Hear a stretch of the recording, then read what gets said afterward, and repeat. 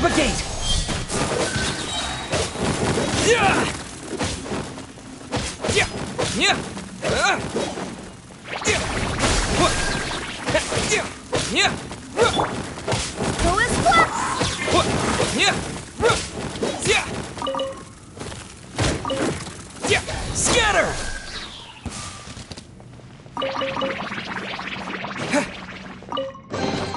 I'll keep this close.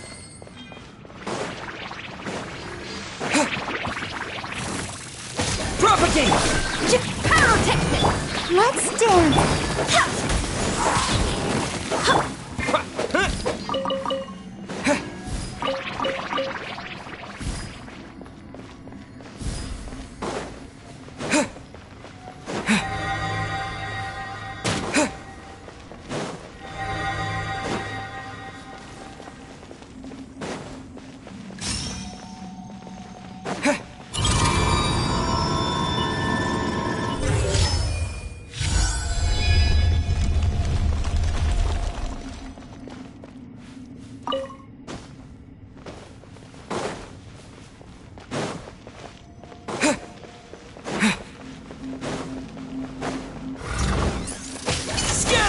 Spring forth! Feel the beat! Strike till I'm dead! Ha! Ha! Yeah! Yeah! Yeah! Yeah!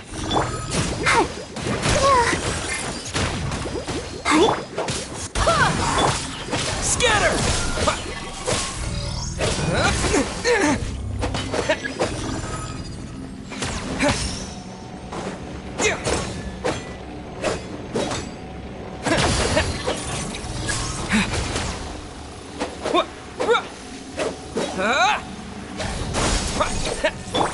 Go as one!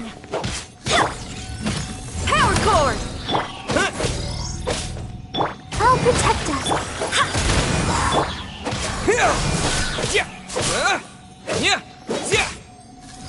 What? Yeah!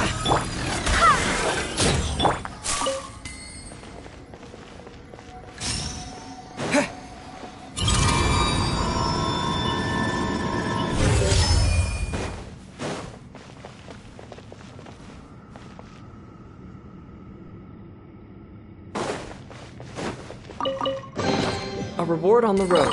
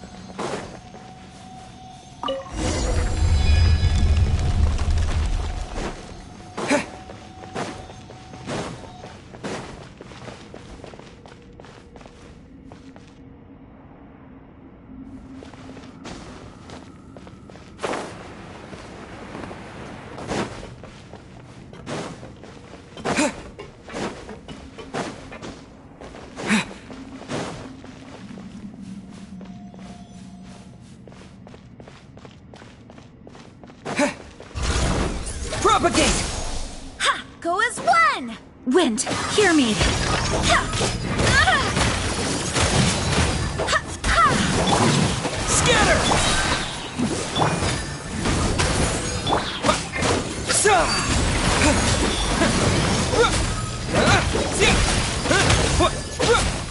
Yeah!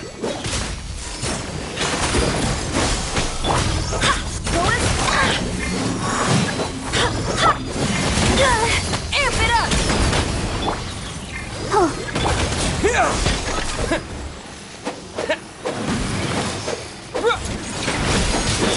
Yeah! Scatter! Pyrotechnics!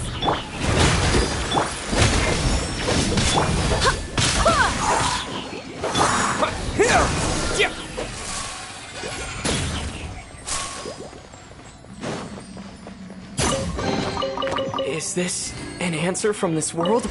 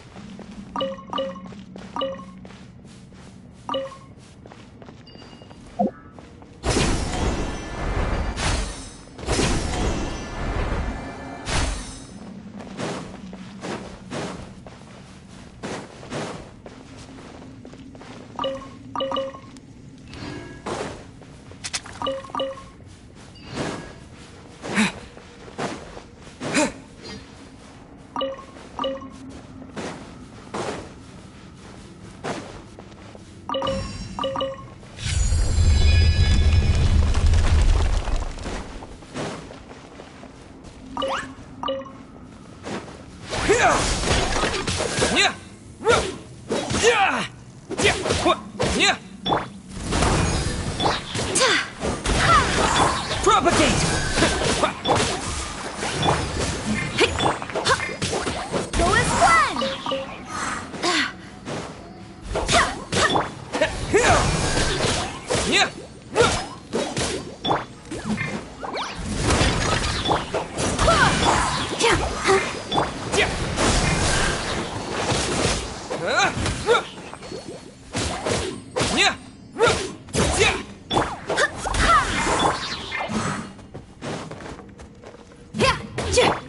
show be...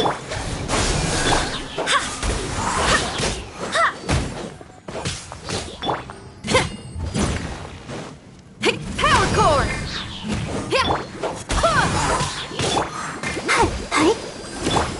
Scatter!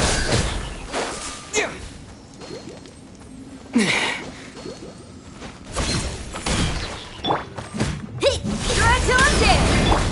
Propagate! I'll protect us. Go as well! Yeah. Yeah.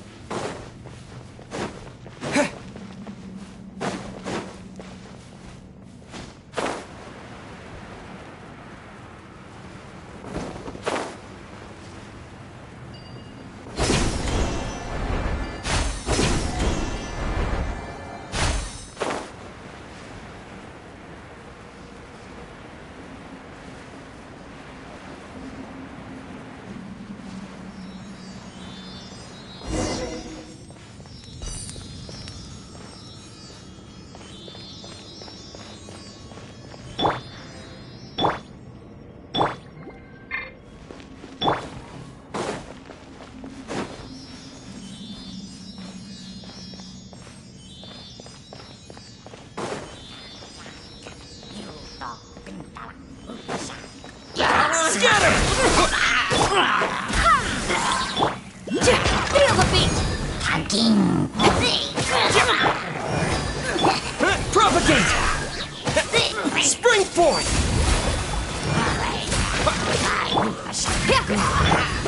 Go as well! Scatter!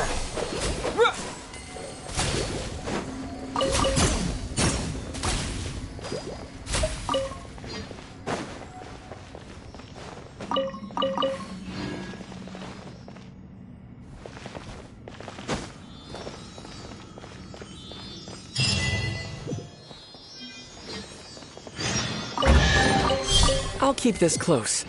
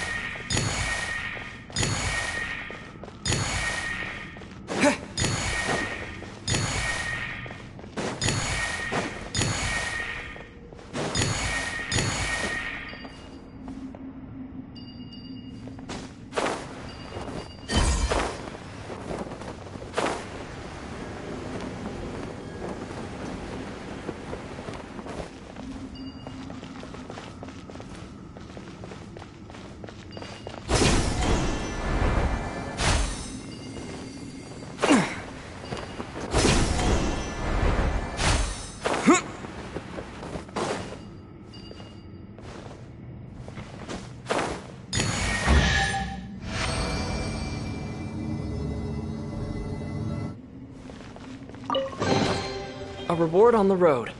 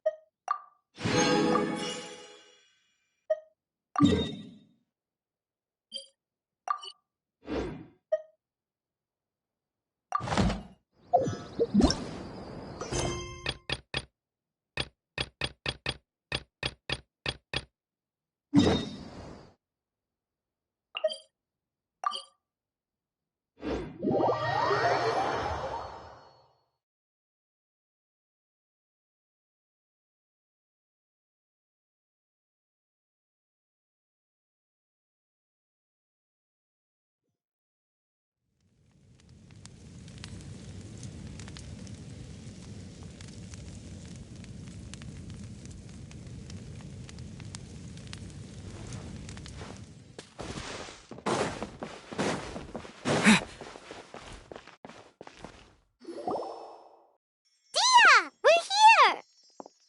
It's about time. Didn't you say our part of the plan is the most important of all? And here you come rolling in late.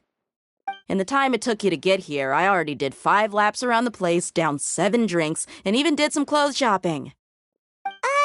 Sorry. We didn't mean to keep you waiting. I just wanted to fix your attitude and rub it in a little. After all, you took your sweet time getting here, and we've got important stuff to take care of. I just like seeing that serious look on your face. All right, I'll stop. All joking aside, I'm glad you're here. Let's get moving and take care of this as soon as possible. But where should we start? Our responsibility is to get a status update on the Fatui Harbinger known as the Doctor. We need to make sure he won't get in our way when we rescue Lesser Lord Kusanali. Dealing with an institution that controls all of Sumeru is already hard enough. If the Doctor were to crash the party, it would be next to impossible for us to achieve our goals. Yeah, we sure don't want him showing up. Ooh, he really gives Paimon the creeps. Right? Hearing his name just reminds me of those stuffy old geezers in the academia. I'd rather not have to deal with someone like that.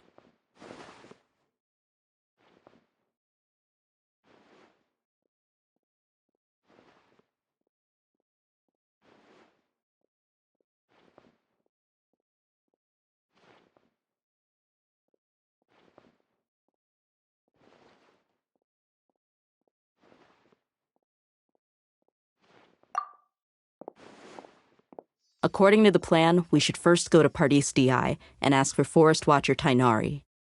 If all Hatham and Sino's sources are solid, then we can be sure that Tighnari still has the Academia's trust. So, we'll find Tighnari and convince him to get us the latest intel on the Doctor. Then, depending on what we learn, we'll make any necessary adjustments to our plan. The sages have placed spies everywhere on the other side of the wall. I'll follow you as a bodyguard.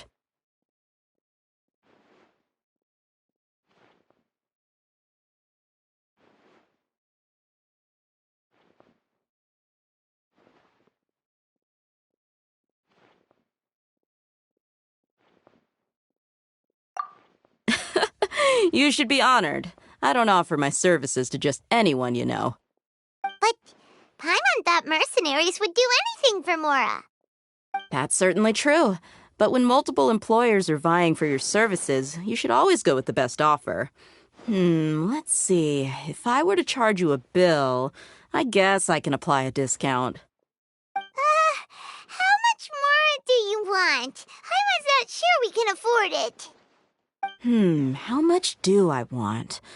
Hey, how about paying me with a smile? What do you say?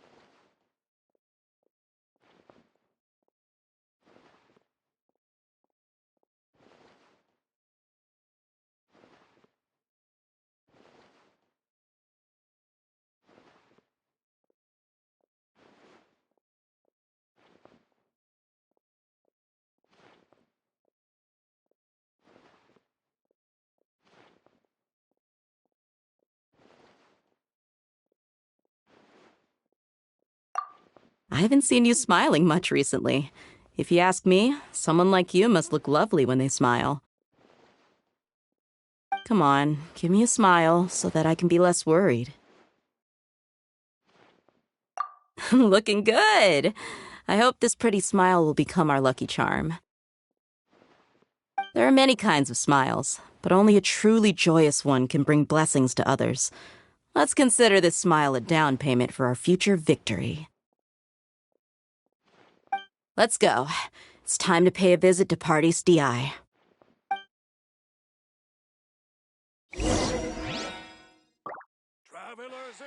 Welcome, weary travelers. All who seek rest will find it here. Start preparing.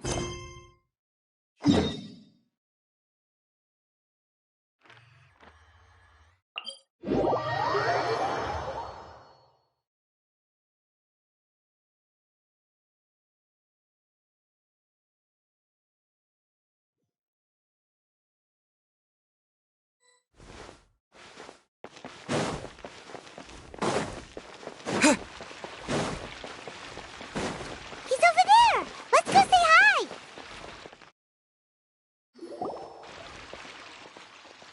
Tighnari! Traveler, Paimon. And you are?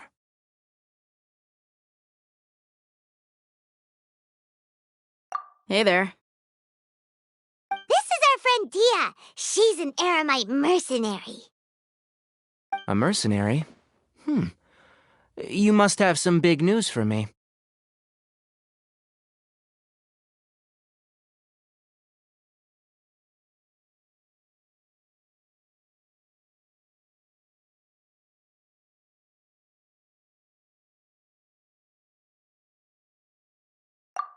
It's something really important. Please help us out. All right. Then follow me.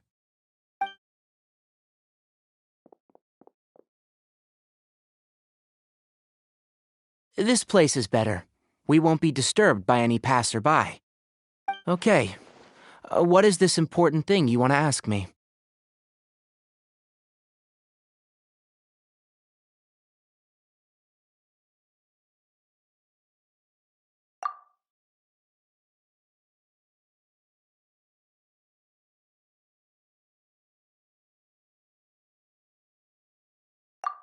The doctor.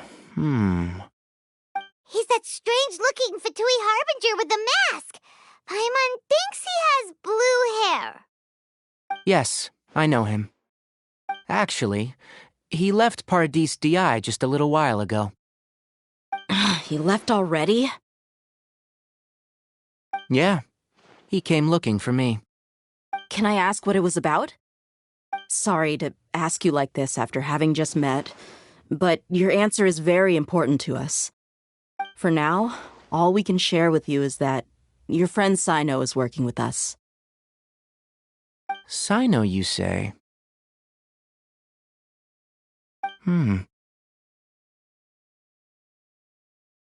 I see. So that's why he hasn't been at the academia. Okay. I'll answer your questions and will assist you any way I can. You don't have to tell me everything that's happened. Sino's name really does work wonders. You're not even a little worried that we might have made it all up? Despite having just met you, I can sense that you're the serious type. Between you, the Traveler, and Sino, none of you strike me as the type that would conspire to deceive me. You don't need to tell me anything you don't want to. I'll also get straight to the point. The Harbinger you mentioned came to me because he wanted to take the scholar Hypatia away with him. Hypatia? Why would he want her?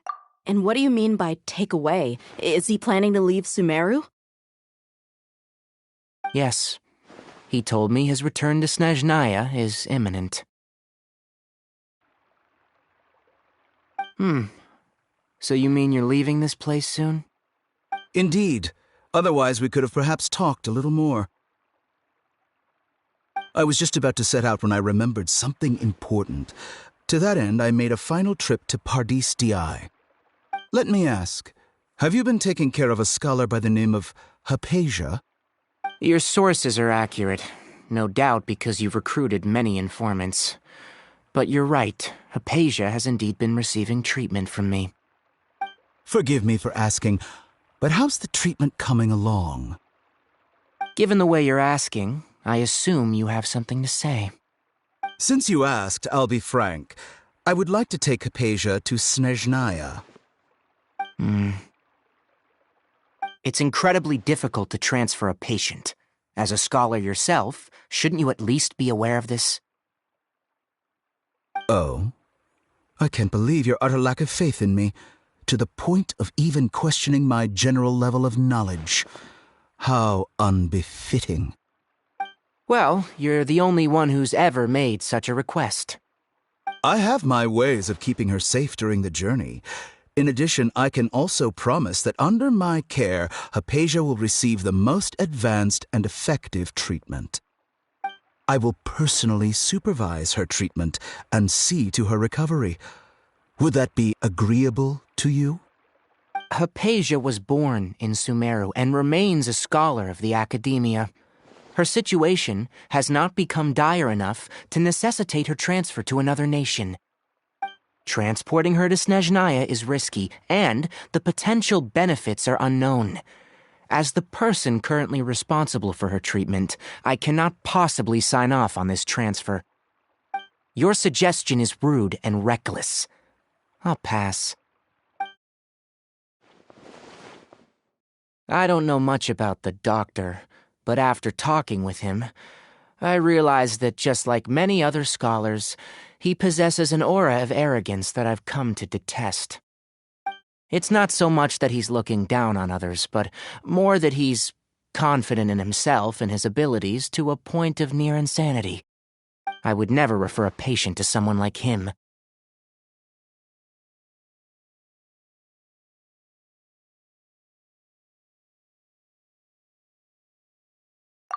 I prepared myself for a protracted battle of wits, and was really surprised to see him just give up on the topic. Still, his reaction really concerned me.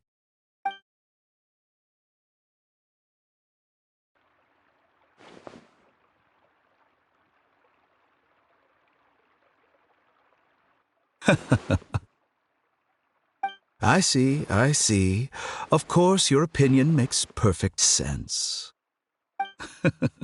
You're still young, but already quite stubborn. I must say, you are not like what I had expected. Under normal circumstances, I wouldn't just let you off the hook like this. But unfortunately, I'm in a hurry today, what with Her Most Noble Majesty the Tsaritsa calling for our return. Luckily, there is still some time left for me to take care of everything before I leave. It's just as the Academia said, you're a responsible and gifted scholar. Sadly, even with all of that, you're still lacking a bit of shrewdness. And that's also why people like you can never realize that sooner or later, everyone must pay the price for what they've learned.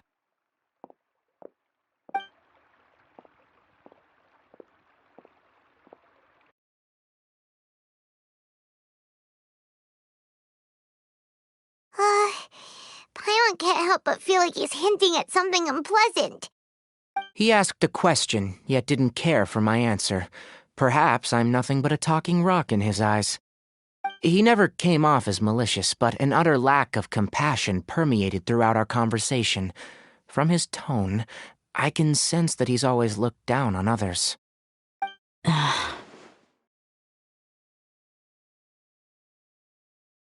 I can barely believe it myself. But if that's true, the situation will be in our favor. I don't think I missed any details. Frankly speaking... Sorry we can't tell you everything. We appreciate that you helped us anyway.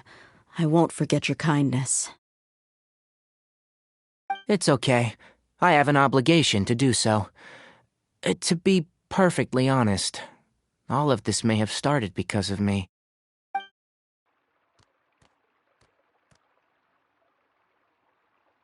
Recently, my master wrote several letters to me, asking me to return to the academia and assist him with his research. Hasn't he already asked you several times before?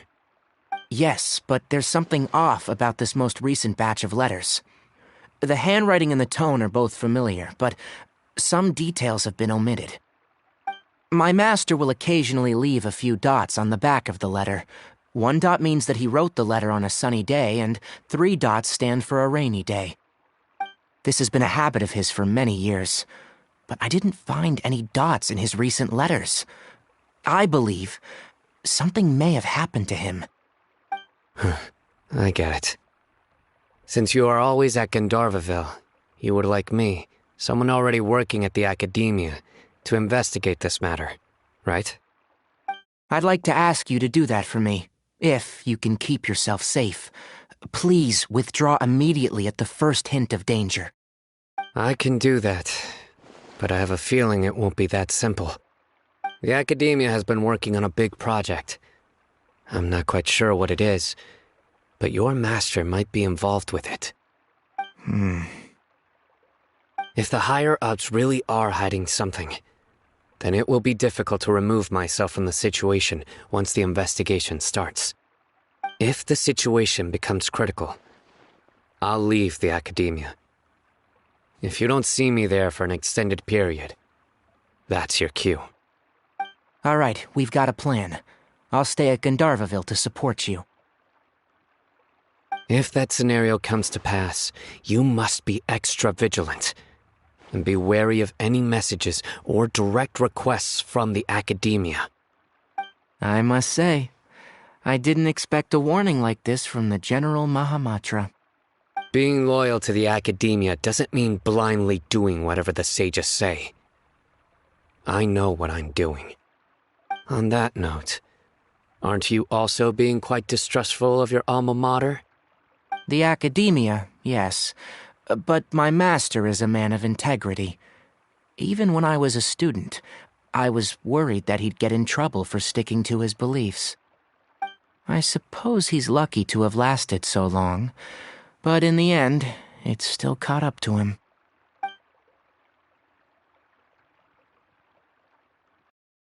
I see. So you noticed something was up with the academia from the very beginning. This may well be how Sino became involved in all of this. In which case, I must keep my promise and help you however I can. Also, if you run into Sino again, please help me pass on a message to him. Trust your own senses and experiences. I think this may be something he needs to hear right now. Okay, we'll find a chance to tell him. Thanks. Right. Now let's go hunt down this Harbinger. Oh, by the way, which way did the doctor go when he left Pardis DI? That way. Gotcha. Thanks so much. We'll be on our way.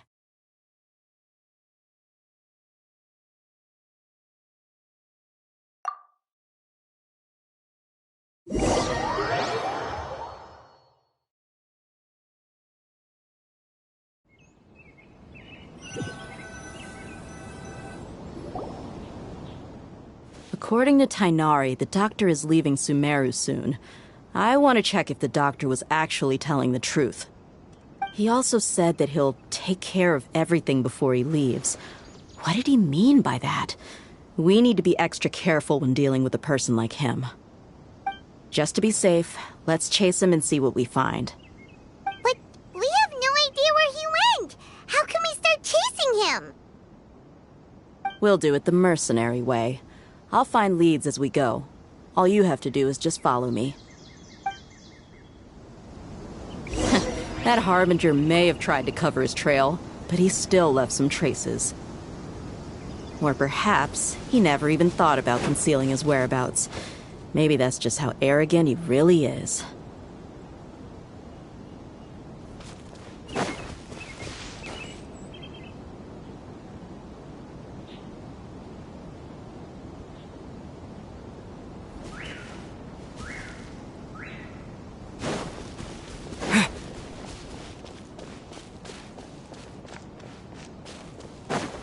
Yep, we're headed in the right direction.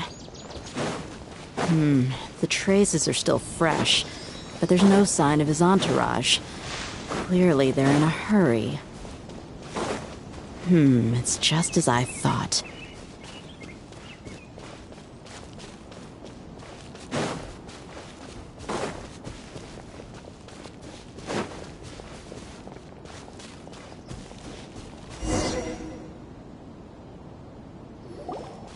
We can stop here. I think I know where the doctor went. To the south of here is Port Ormos, which seems to be where they're headed. Port Ormos? They're going to leave by boat? That's right. Let's go to the port and have a look for ourselves.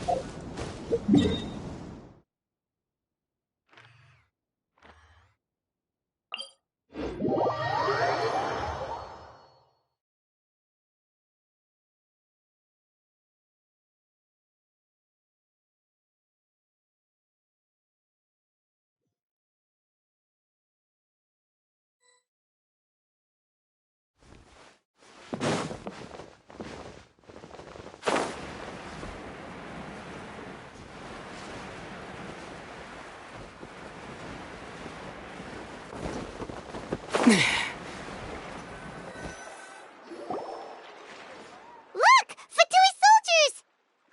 Thanks to Dia's tracking skills, seems we found the right place. Shh! Don't draw their attention. The port is crawling with Fatui soldiers. Let's keep going and see what we can find. Now this is a proper farewell ceremony for a Snezhnayan Harbinger. The Lord Harbinger is leaving. I've still only seen him once or twice. I used to hold a position in our homeland, and back then, the doctor spoke in a very different way from the way he speaks now. Maybe the way people talk in Sumeru has rubbed off on him?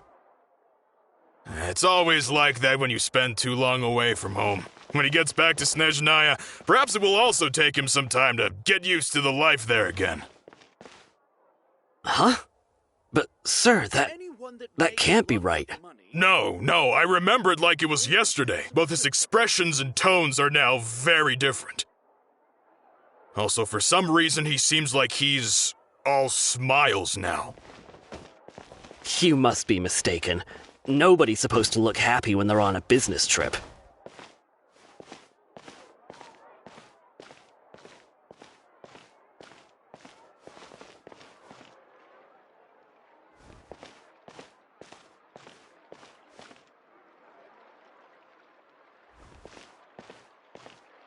The doctor is on that boat. So he told the truth after all. He is actually leaving Sumeru. Let's get closer and find a place to hide so we can observe him.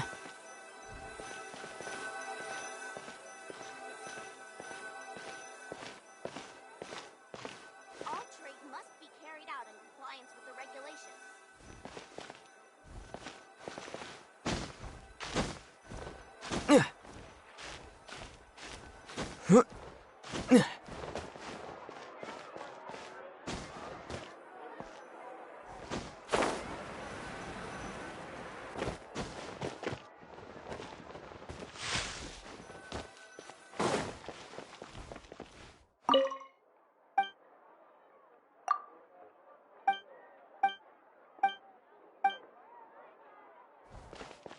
Anyone that makes lots of money.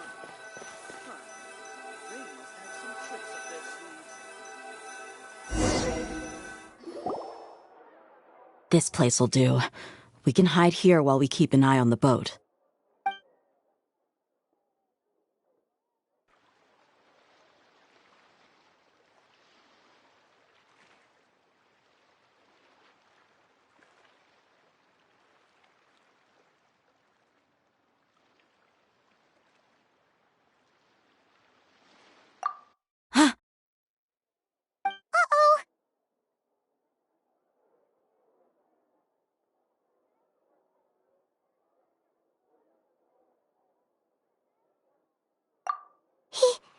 He saw us.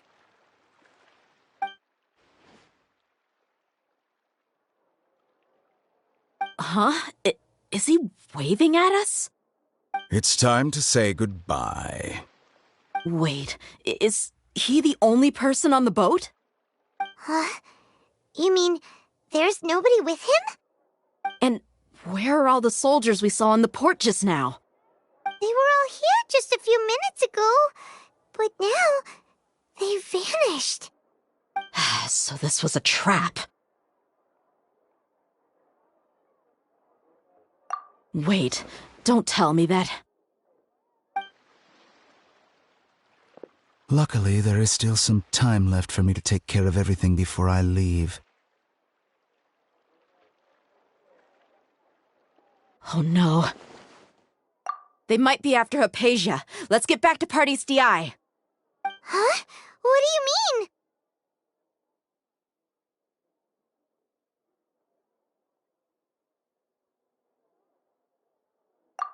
I'm afraid that she's seen something that she wasn't supposed to see.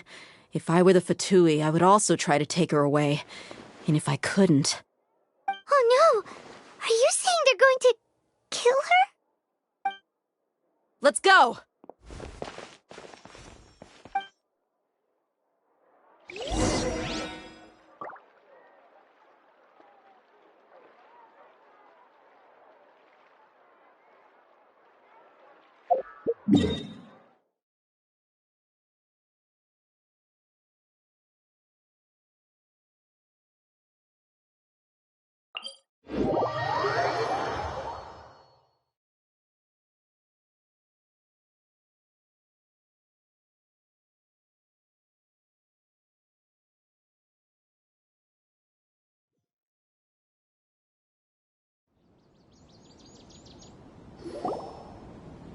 Pardis DI is not a place you Fatui can just show up and do as you please. I believe we've already made ourselves quite clear. Our superior gave us permission to search for and collect medicinal herbs in Pardis DI for research purposes. But you've been in Sumeru for some time already. I find it coincidental that you chose to only come here today. Even the Grand Sage himself may not have the right to question our research, much less an ordinary scholar like yourself. I've done my duty to inform you. Don't make things difficult for yourself. It would seem that my words have fallen on deaf ears. You can keep trying to deny it, but coming to Pardis DI now, I'm pretty sure you're not just looking for herbs. With all due respect, your baseless speculations will only lead to unnecessary trouble. Well, you only have your Harbinger to blame. He knows nothing about keeping a low profile. I may be staying at Pardis DI as a scholar, but that doesn't mean I'm no longer a Forest Watcher. It is still my duty to protect the peace and safety of the scholars who have contributed so much to Sumeru. Then it seems our conversation has hit an impasse. No one will lay a hand on you, Hypatia. Not on my watch. Tighnari! Are you alright? I'm fine. These Fatui have really crossed the line. Time to teach them a lesson.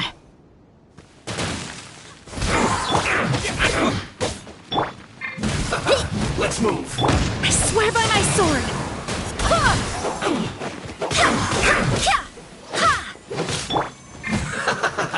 Eat up! Eat up! You need to hurry Power up. cord! Take cover. Propagate! Go as one! This Yeah. was well done. Roast and fry. I must counterattack. Feel the beat! Yeah!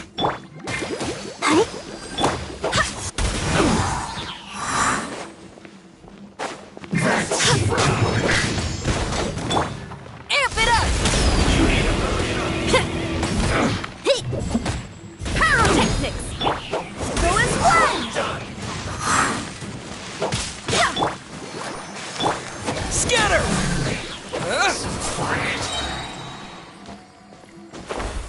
Roast and fry.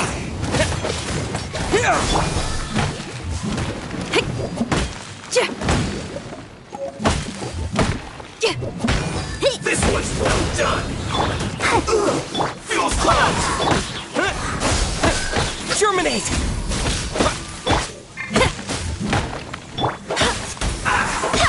Barbados, guide us. Shoot the curse. I'll protect us. Propagate!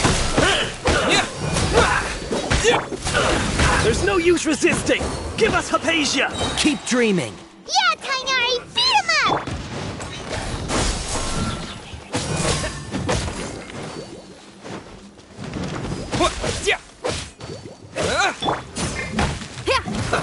Let's move. Right.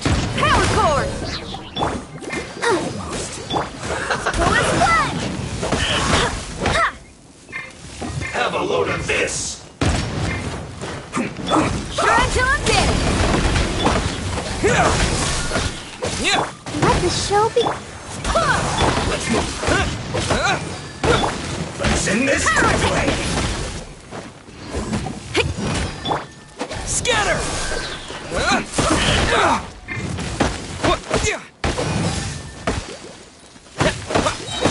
Spring forth! Propagate! This time.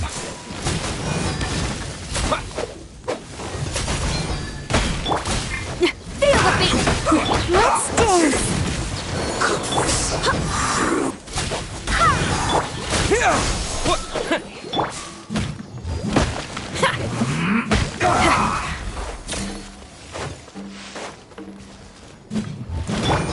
Go as one! Propagate! Let's end this quickly. Ready, steady, go! Let the show begin.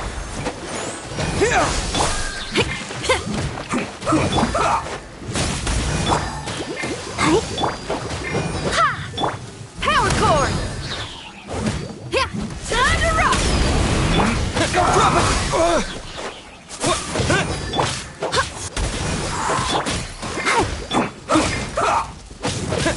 Scatter!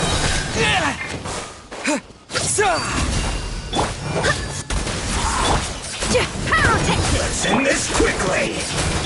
Propagate! Wind, hear me!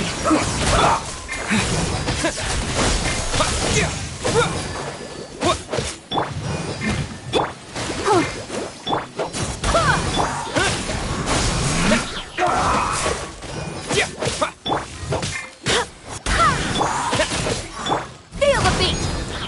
I'll protect us. Go as one! This is bad.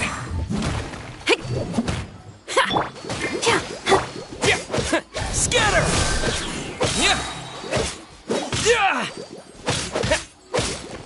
The doctor's orders are absolute. Yeah? You've been someone's lapdog for so long that you don't know anything else now! Let's end this quickly. Leaving so soon. Stay right. Propagate!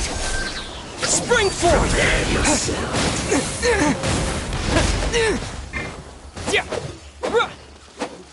No escape. Power chord! Let's dance!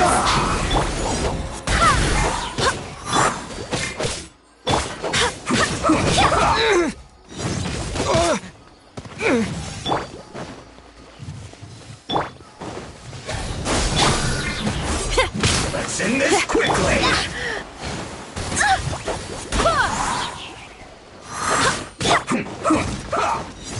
Pyrotechnics! No escape! I'll protect us.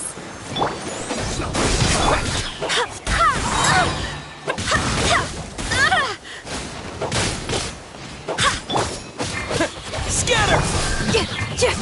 Try till I'm dead!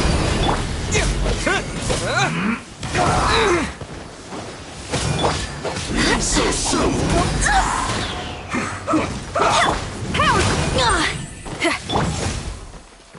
Let's dance! Prepare yourself! Almost. Propagate!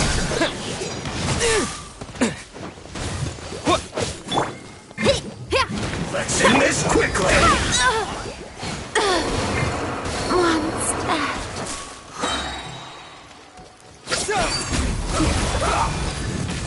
Scatter!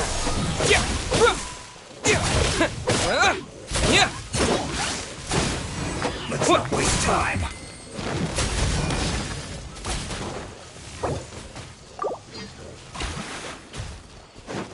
Propagate! Pyrotechnics!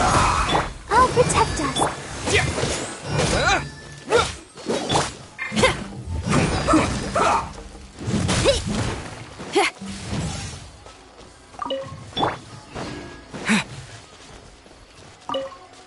Let's end this quickly! Power chord!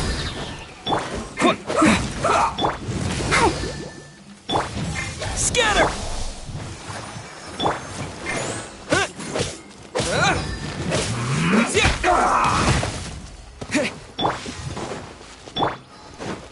Almost.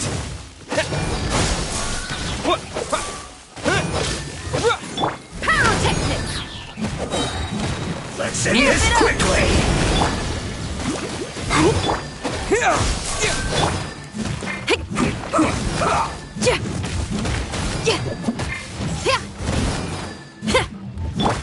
Propagate! Let the show begin. Come on, we can do it. Go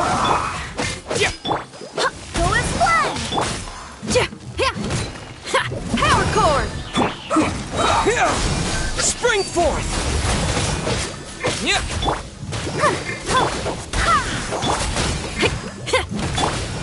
Let's end this quickly!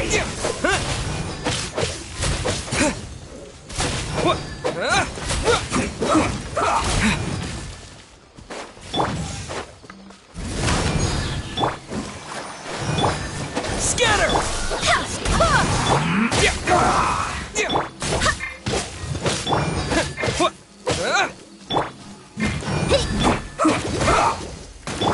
Go as one. Pyrotechnics. Let's end this quickly! Propagate!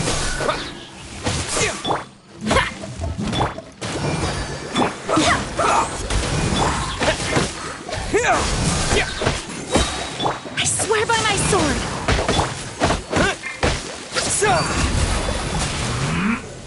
Scatter! Power chord.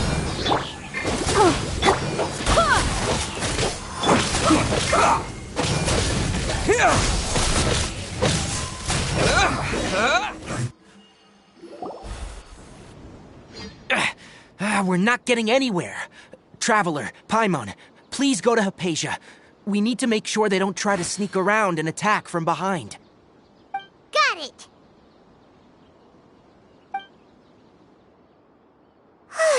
Hypatia's still here. Doesn't look like anyone's broken in.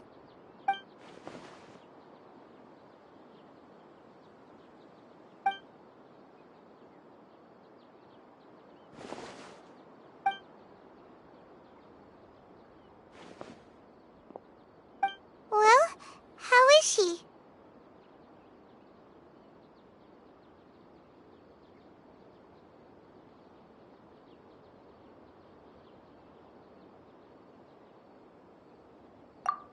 Oh, that's good.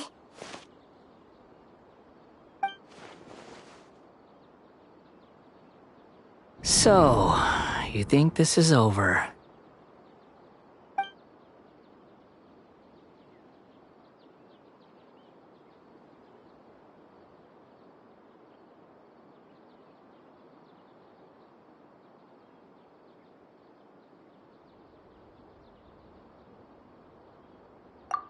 What? The Balladeer is here?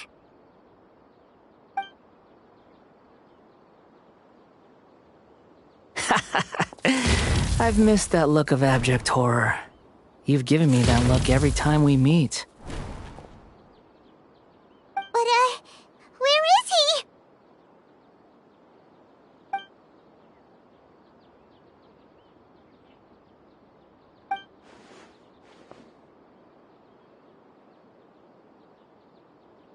I can hear all of your thoughts, you know. Don't you remember? I already saw you the first time you came to Parties DI and made contact with Hypatia.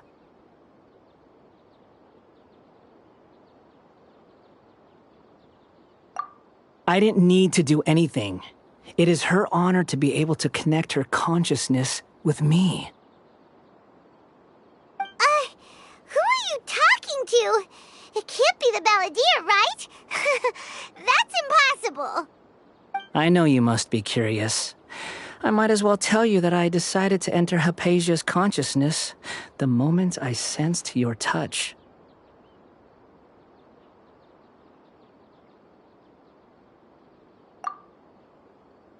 I wanted to observe you on a fool's errand. Hey, Traveler! What are you doing? My deification is nearly complete. All that's left now are just some final details. Do you understand? Even if you manage to rescue Lesser Lord Kusanali, it will be impossible for you to defeat a bona fide god like me.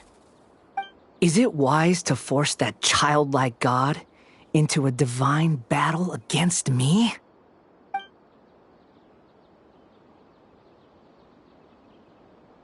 Scholars consider the God of Wisdom to be the sum total of their faith.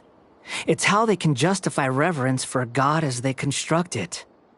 But this also shows that humanity's worship of gods is a combination of blasphemy and exaltation. It's truly laughable.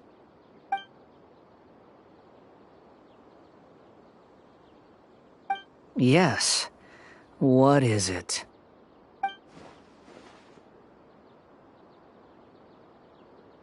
Yeah, I'm in a good mood, which is why I'm talking to you like this.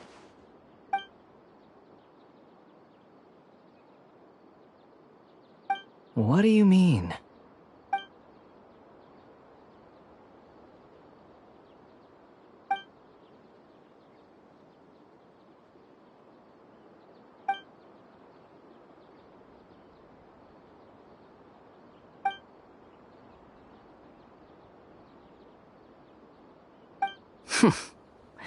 Those words almost make you sound like a friend who actually cares.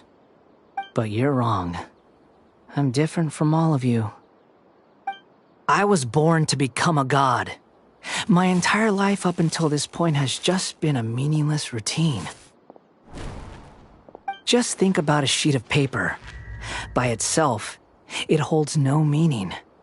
The content recorded on it is what gives it value.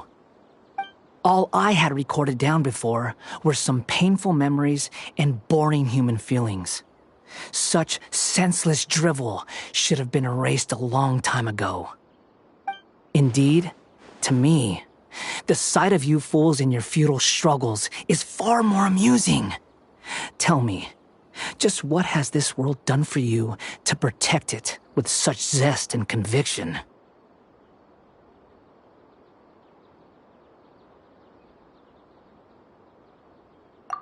I'm connected to your consciousness, so I can hear what you're thinking and sense the depth of your determination. This is a good conversation we're having. So here's a word of advice. Let go of your misguided guardian complex. you know nothing about the truth. It'll be for your own good, as well as everyone else's. Humans are a species that can only find bliss in ignorance.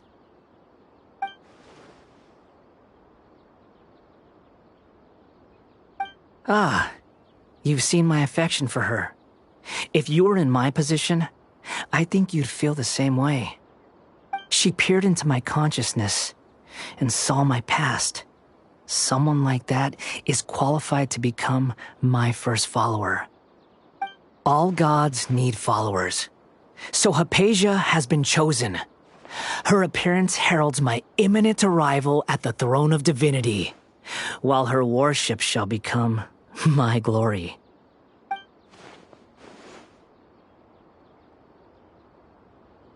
You're doubting me again? No matter. Soon, you'll know what kind of authority you're challenging.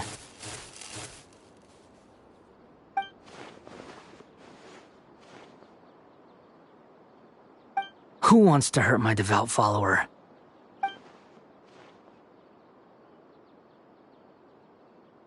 The doctor wants to hurt my first follower?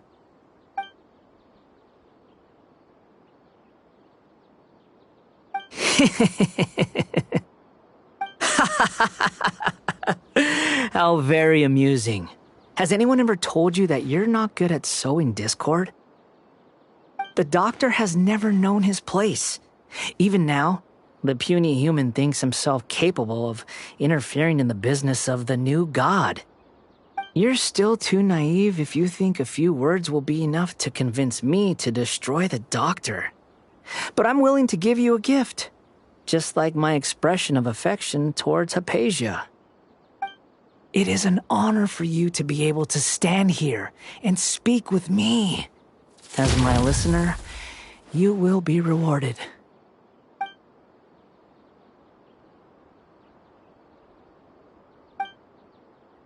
Both good things and bad things can be called gifts. After all, gods have never needed to be reasonable. Ah! Paimon hears thunder!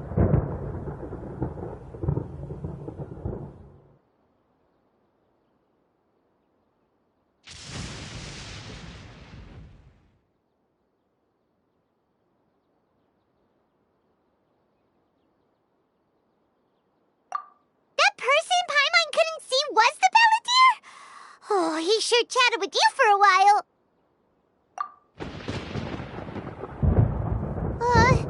Where is the storm headed? That means anyone outside is in danger! Let's go! Tighnari and Dia still must be fighting!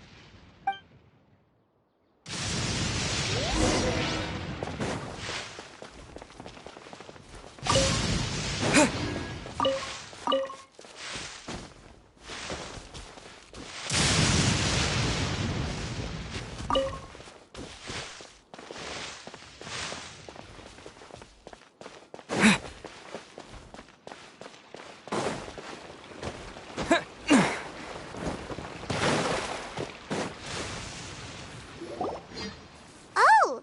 Have the Fatui retreated?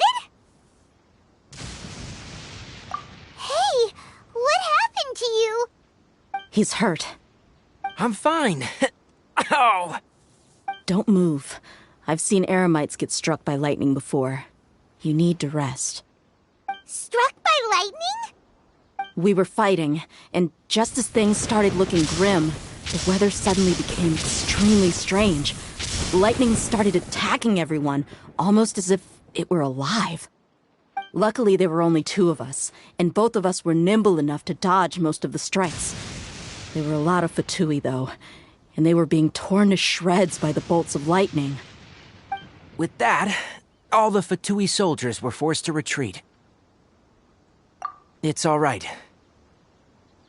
My wound aside, you look like you've seen something unpleasant. Is Hypatia all right?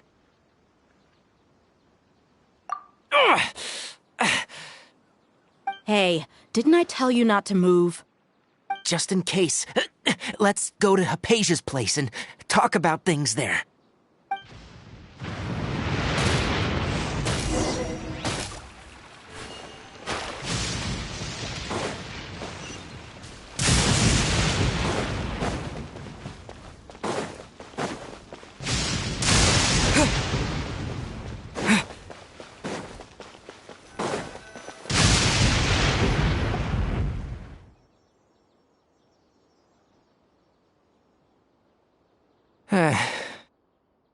Thank goodness, she's fine. Hey, how about taking care of yourself first? I understand my condition. The wound is not fatal. I'll be all right. Ugh.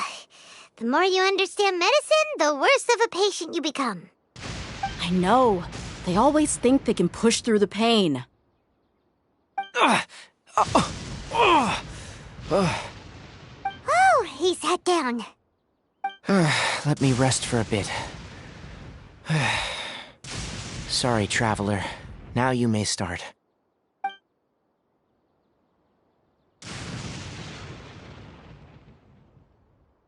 So that's what you were talking to the Balladeer about?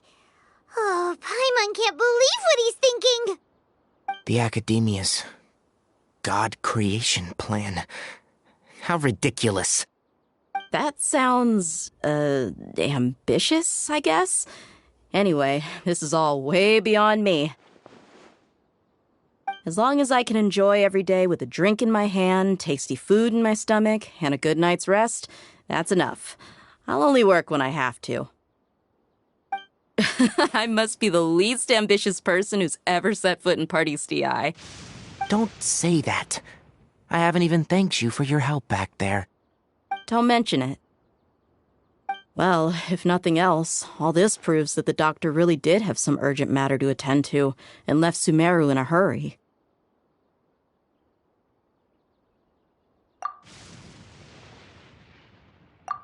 Maybe the Fatui want to cover up some secret of the Balladeer. Is that why they tried to seize Hypatia? You said the Balladeer claimed that Hypatia has seen his past. So, what could be there?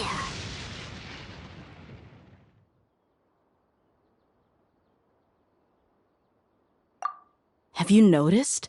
The Balladeer is not happy with the doctor's actions. He thinks the doctor has no right to consider himself as his equal. So, if the doctor was to show up again, would the Balladeer zap him with lightning? Based on what the Traveler has said, I think he would. Having the doctor gone benefits him as well as us. In other words, we've successfully completed this stage of the plan. The doctor is out of the picture now. Yay! That's a big accomplishment!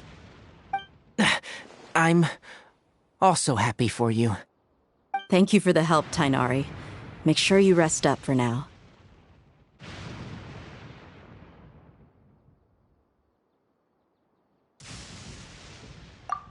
Yeah, all right. Okay, that wraps things up for us here at Parties DI. Traveler, it's about time we rendezvous with the others at the Grand Bazaar. Let's continue to keep a low profile. You can head there once you're ready.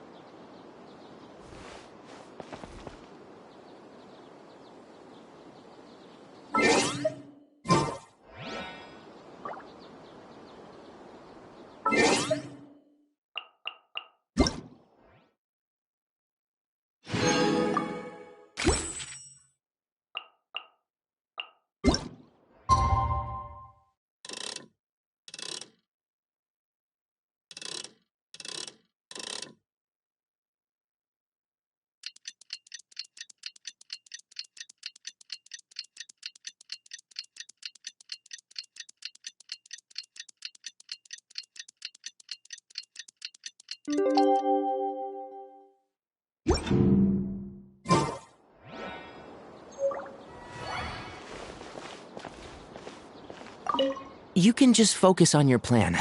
My wound is not going to get in the way.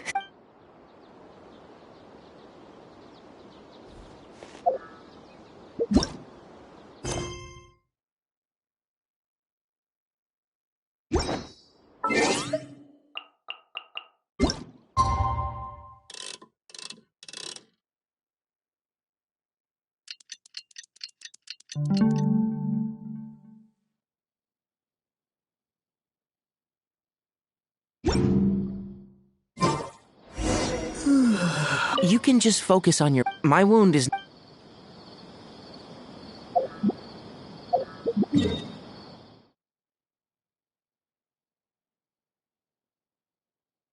Welcome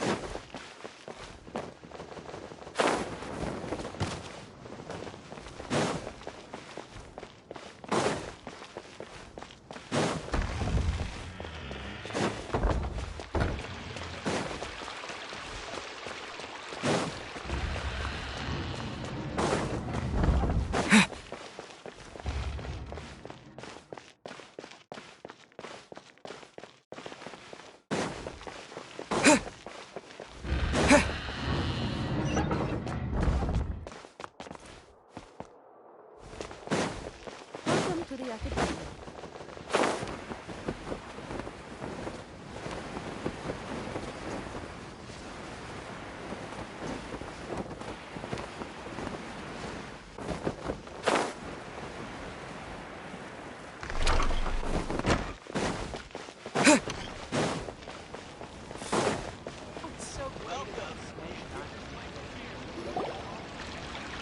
All right, everyone is here. How did everything go? Any luck with your missions? Let's report back one by one. I'll start first. We've made the necessary modifications to the Akasha terminal. In addition, the props required are also ready. I'll go next. The Traveler and I went to Parties DI. The situation was a bit complicated, but we found Tighnari. Unfortunately, he was wounded during a fight. Who was behind it? Well, that's the tough part. What should I say, Traveler? The Fatui or the Balladeer?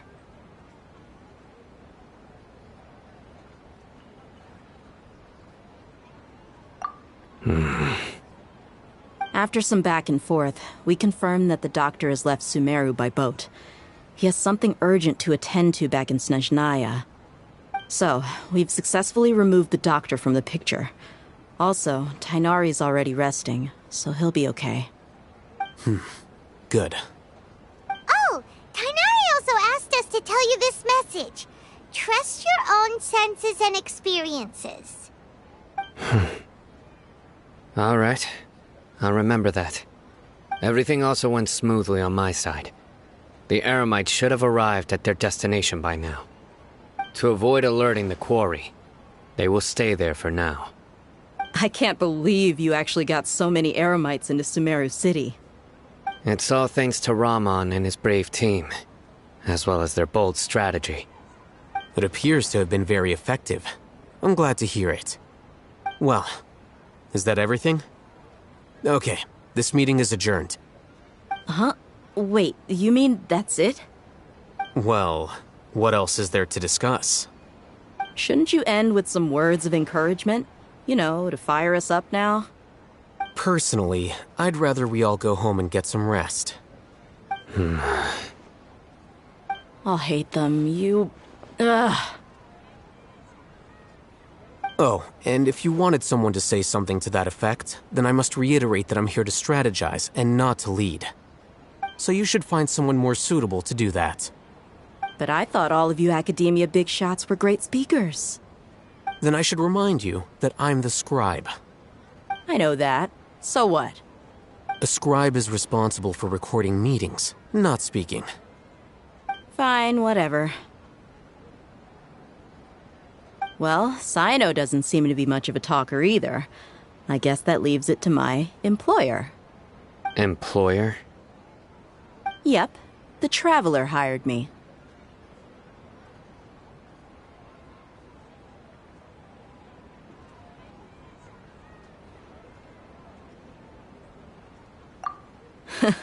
That's right. So come on, boss. What do you have to say for the team?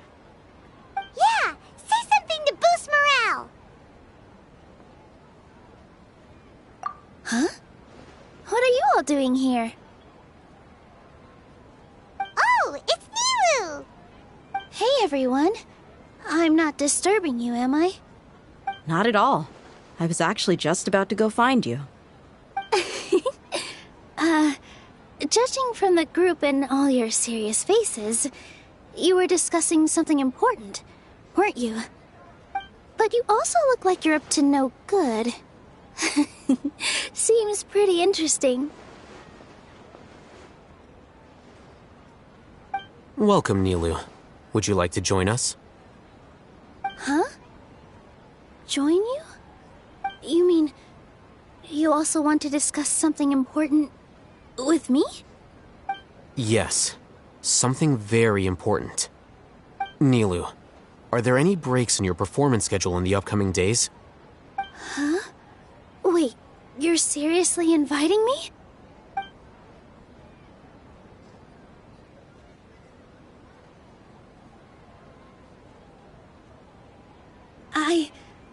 I can't believe my ears. You are truly the bravest and most passionate people of Sumeru, well, that I've ever met. Ahem. Oh, right. The Traveler and Paimon are not from Sumeru, but you are awesome as well. That's right. I must admit that I'm a little scared. But I'll try my best for Lesser Lord Kusanali. If I can somehow use my abilities to help you, then count me in. Remember, believe in yourself. Okay. I'll get my friends at the Grand Bazaar to help us tomorrow. Just remember not to say too much. Be discreet. Yep, you got it. All the preparations are done. Now, can we finally conclude this meeting? So, have you thought up what you'd like to say, boss?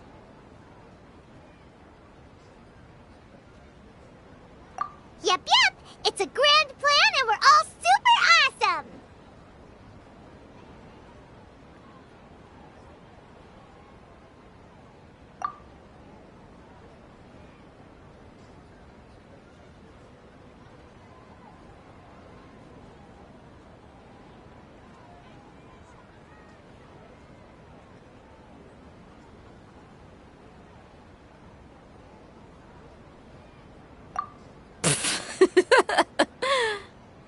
Well said.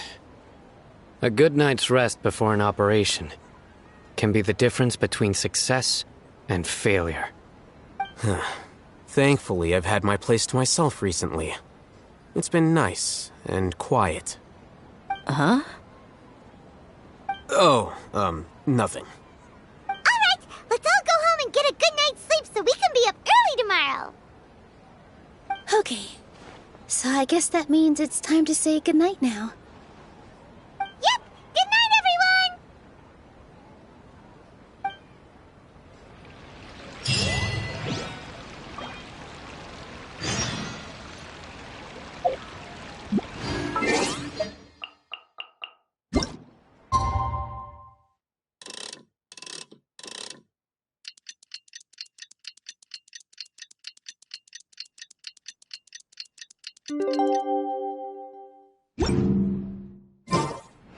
Today is the Academia's Nia Garbaha Day.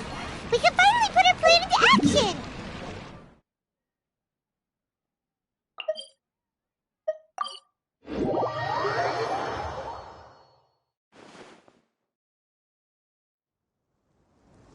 Hello, you two. Sleep well? Not really. Paimon got too nervous thinking about today and didn't fall asleep until the sun was almost up. What about you all, Hatham?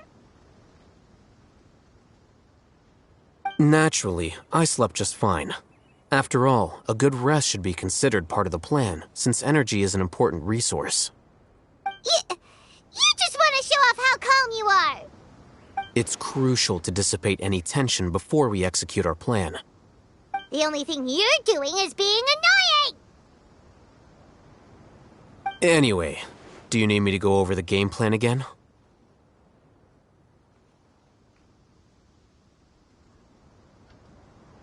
Our target is Grand Sage Azar's office. Everyone in the Academia knows that's where the Grand Sage's console is. Only they can operate it. Many restricted commands and operations are executed via that console. I'm sure that console has a way to free Lesser Lord Kusanali. You know, Paimon's been thinking, what kind of technology could let the sages imprison even a god? That isn't something they could have accomplished with their scholarly talents alone. In the Sanctuary of Suristhana, there's a device of Greater Lord Rukkhadevata's that she once used to isolate herself while meditating. 500 years ago, the Grand Sage at the time modified the device so that it can no longer be controlled from the inside. They were effectively trapping one god with the power of another. So, how are we gonna get to the Grand Sage's office? Don't forget, today is Nyagarbha Day, arguably the most important day to the Academia. The sages and core Academia personnel are busy loading the latest batch of research developments and legal decrees into knowledge capsules so that they can be entered into the Akasha. All the Darshan's researchers have their noses to the grindstone, and the Academia's grounds are flowing with all sorts of people. It's the perfect time for an infiltration. When the Grand Sage leaves his office to supervise the entering process, that's our cue to access the console and free the Dendro Archon.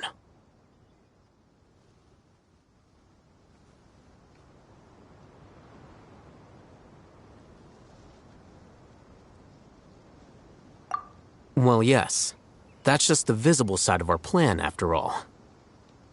If precedence holds, the Academia should have already started preparing for Nyagarbha Day. Everyone should be in position. All that's left is for us to lead the charge. Let's go. So are we just gonna walk in through the front door, or...? Yes. Were you expecting a stealthier approach? Paimon can't think of a good comeback. Alright, it's all on Alhaitham if things go south.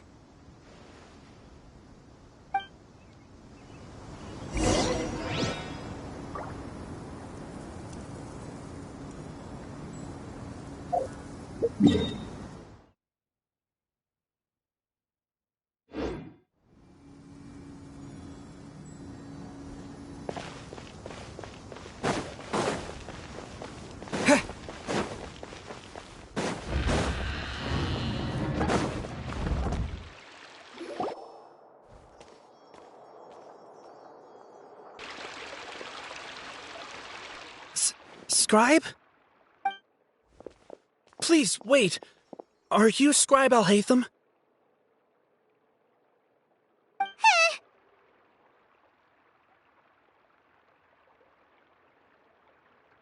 That's me. Is something the matter? I'm in a hurry.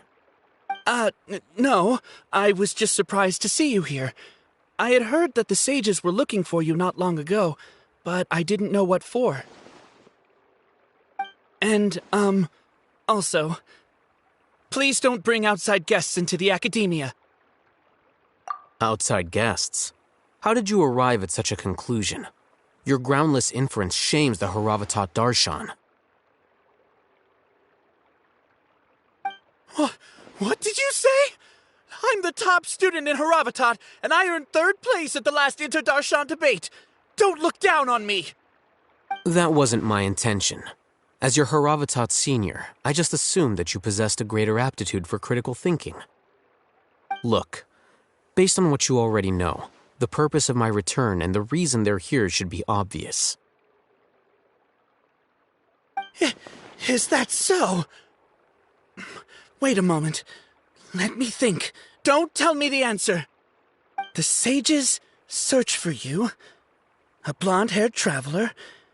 Outside guests. So, from the start, the sages weren't looking for you, but this traveler? And you were gone from the academia for so long because... Hey, shh. Yes, you've proven yourself as the top student in Haravatat. I surmise you've arrived at the correct conclusion.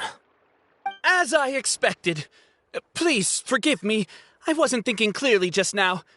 Thank you for getting me back on track. It's nothing. We'll be on our way then. All right. Thank you for your contributions to the academia, Scribe.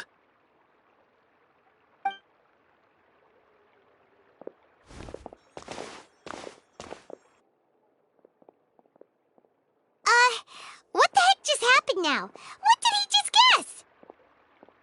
I'm afraid I don't know either. You have no idea? Mm-hmm. He convinced himself of whatever truth he came up with. That is the so-called pride of a scholar. If someone questions their academic facility, they will instantly feign understanding to keep up appearances. Nowadays, the academia is rampant with this type of scholar. Their obvious farces of intellect only serve to highlight themselves as fools. Wow, so there are special ways to deal with smart people. We don't even need to make up our own excuses. We shouldn't waste any more time. It would be problematic if we missed our window of opportunity. Let's go.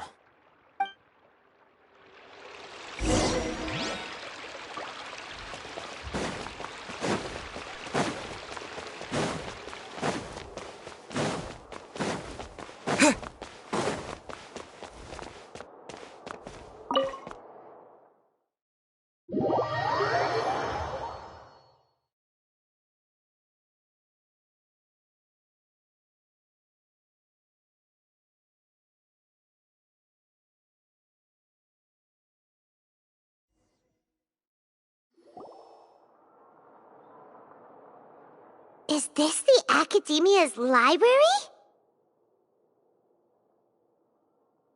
Indeed. Known as the House of Dana, it is quite possibly the most extensive special collections library in Teyvat. There are a lot of students going through here. Is it really okay just to waltz right in? The Academia marches to a fast beat, especially since it's Nagarbaha Day. They're all occupied with their own matters. Just act natural. Now, hurry along.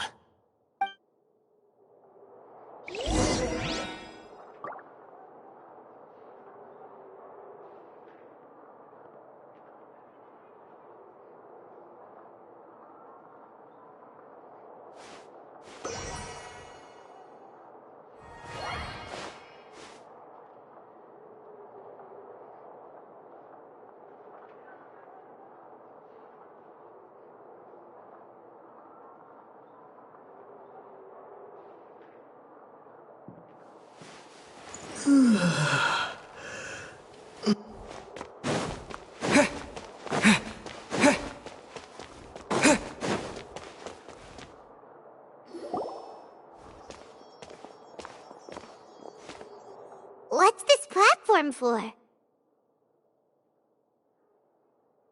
It's a lift that Academia personnel use to access higher floors. Are we gonna take it then? The Grand Sage's office is up there somewhere. No, not right now. We can't guarantee that we won't run into the Grand Sage. Let's step back and observe for now.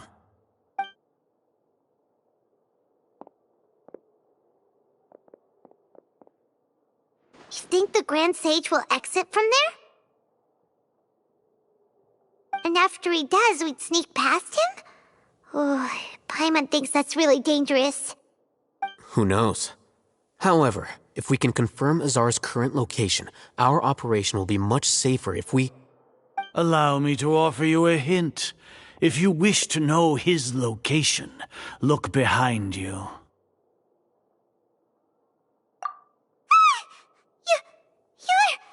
What's Grand Sage Azar doing here?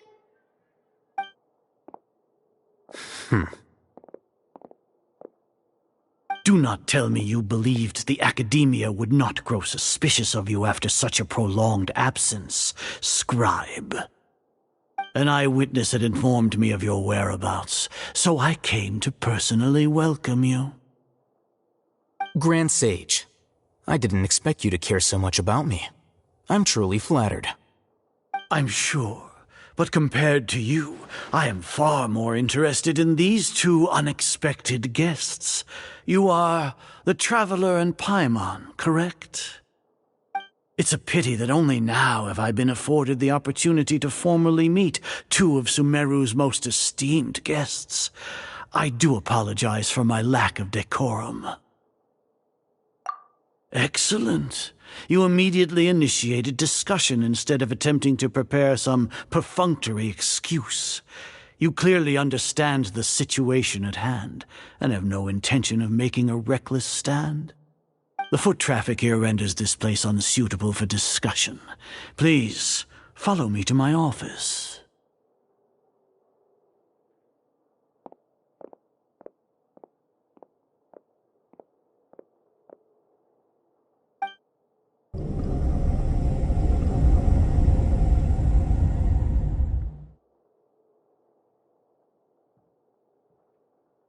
This place is crawling with guards. There's no way out for us. All right then, Traveler. What did you wish to discuss with me? Today is Niagarbaha Day, so I still have many responsibilities to attend to. There is little time for idle chit-chat before I detain you all.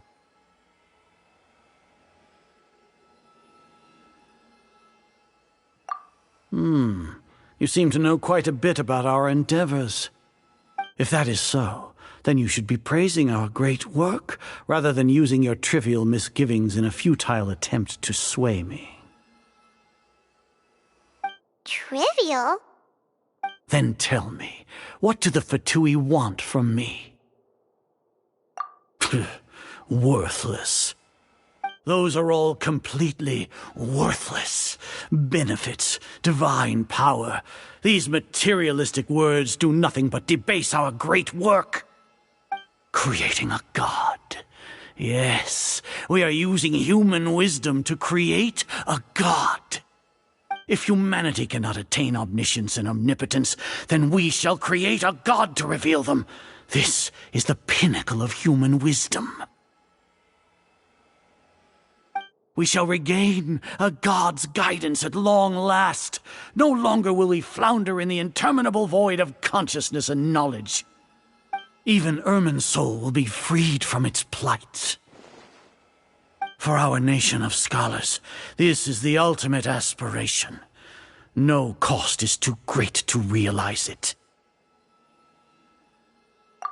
You will never understand the rapture of having a god be born within your very hands. With your degree of knowledge, you cannot even comprehend such an emotion. Gods exist on a plane that far eclipses humanity's. Lesser Lord Kusanali, what can she even do? Care for the people? Fend off sandstorms? Fabricate silly fairy tales? These are but child's play for the academia. Does that make us equal to the gods? We are a people favored by Greater Lord Rukkhadevata. Though I may have personally not seen it, our forefathers bore witness to true wisdom. The ascension of the Lesser Lord has brought nothing but bewilderment to the scholars. They all ask, is that truly what true wisdom is supposed to look like? With that in mind, it is better to keep her isolated in the sanctuary of Suristhana, so our academy will not become embroiled in turmoil. What a pathetic justification! Do you really think that only the super smart or powerful should be able to call themselves gods?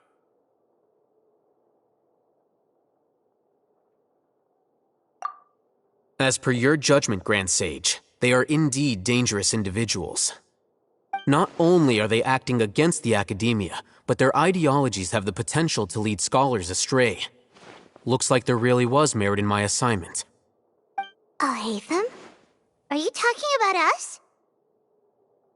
Anyway, I've brought them to the academia as ordered, but it took some time and trouble. Oh, that reminds me.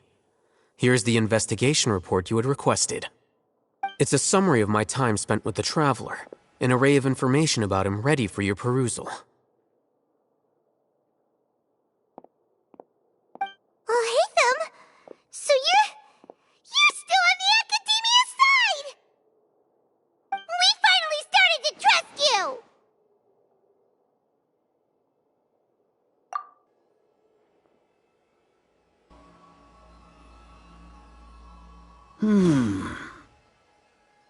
Excellent. Detailed contents with no errors. I would expect nothing less than an immaculate report from the scribe. As it is Niagarbaha Day, I'll enter the information on you into the Akasha. Surely you know what that means. We'll be monitored, just like Sino. With the Akasha's calculation prowess, all of your actions will be predicted with an accuracy of at least 98%. Furthermore, your data will be updated in real time whenever new information presents itself. To put it into words you can understand, wherever you go, you will be walking under an invisible leash. This is Sumeru's greatest penalty for dishonest persons.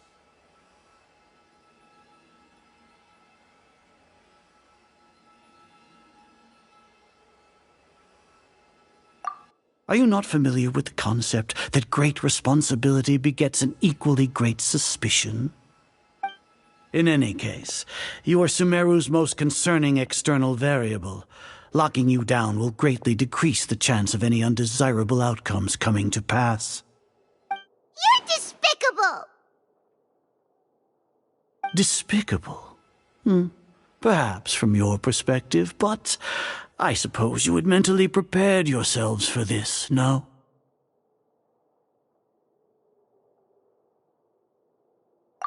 Your ploy was to sacrifice the Traveler here, was it not? Lord Azar, I know what you're trying to say, but I've been following your plan this entire time. Why are you doubting me at this juncture? Must I delineate your entire plan? Very well, I will spell things out. First off, I received an eyewitness report that you were spotted with the Traveler at Caravan Ribat. However, you immediately departed for the desert and escaped surveillance range. Judging by the time, you all likely encountered the truant General Mahamatra in the desert. Am I correct? Maybe Paimon shouldn't have mentioned Sino just now. The Academia had not received correspondence from its scribe for a prolonged time. You were also in the company of the Traveler, a close associate of Lesser Lord Kusanali and General Mahamatra Sino, who had defected from the Academia. With their instigation, what was the probability that you would betray the Academia? Rationally speaking, 50%? 70%? What do you think? Regardless, that's only a guess. The facts are that I've brought the Traveler right before you, and I gave you my report. Indeed, your boldness deserves praise. To think that despite status as an outlander, the Traveler is still willing to sacrifice for the sake of your plan. If I'm correct, you have a contingency plan to save Lesser Lord Kusanali and ruin our great work.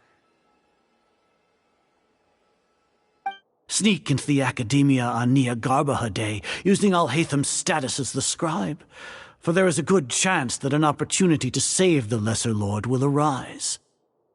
Should your intentions be discovered, Alhaitham will turn traitor and sacrifice the Traveler, thus proving his innocence. He can then stay inside the Academia and continue searching for a way to proceed forward. As for Sino, according to the Akasha's calculations, he will soon return to the Academia and confront me in person. I suppose this is also a part of your plan?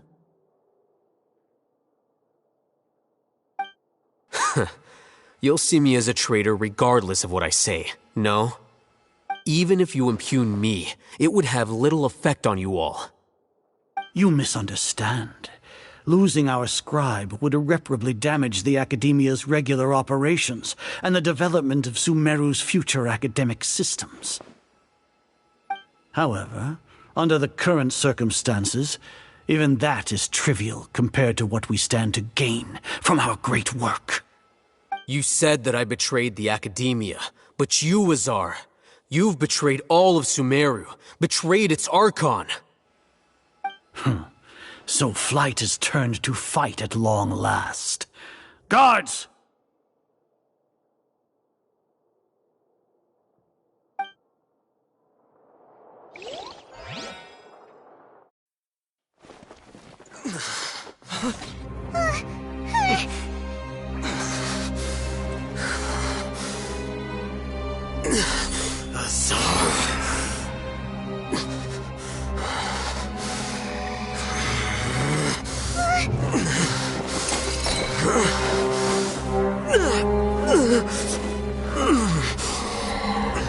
Well, what do we have here?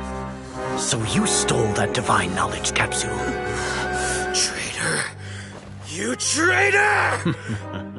Even the most rational scholar will yearn for the power of a god in a moment of desperation. Aren't you doing the exact same thing as me, Alhaitham? Unfortunately for you, no god will lend you their power. Azar!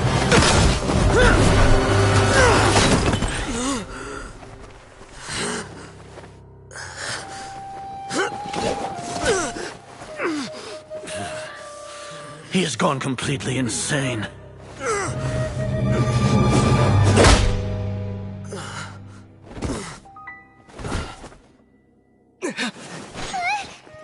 Take him to the Matra and exile him to Aru village. Then find someone to take these two to the confinement room. I'll deal with them later. Grand Sage, we've finished all required preparations for Nyargarbaha Day. We may begin to enter the capsules now. Excellent. You may begin.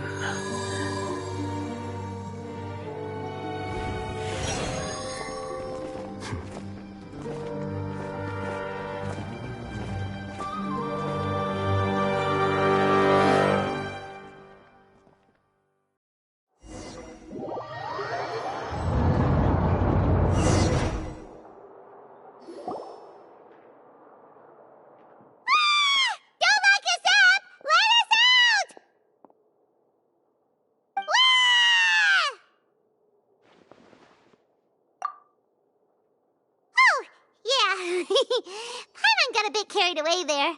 How was Paimon acting just now? Great, huh?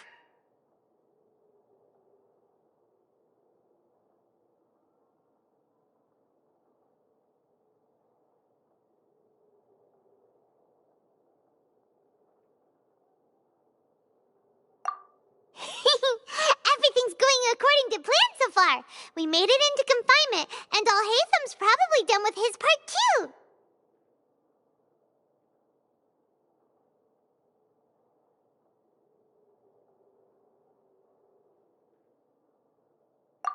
We even managed to trick Grand Sage Azar! Alhaitham sure knows how to cook up a plan! What are we doing next? Paimon has trouble remembering things when she's worked up.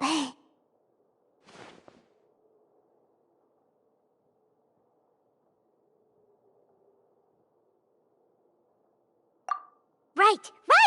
Paimon thinks it went something like this. Apart from that, we still have yet another goal in the first stage of our operation, which is to send the Traveler to the confinement room. What? Why do we want to get him locked up on purpose? He's always been the person the sages are most afraid of, as well as the greatest obstacle to their successful implementation of their plan. They are very aware of the risk he poses to them. Once the Traveler is imprisoned, the sages will likely think that everything is under control.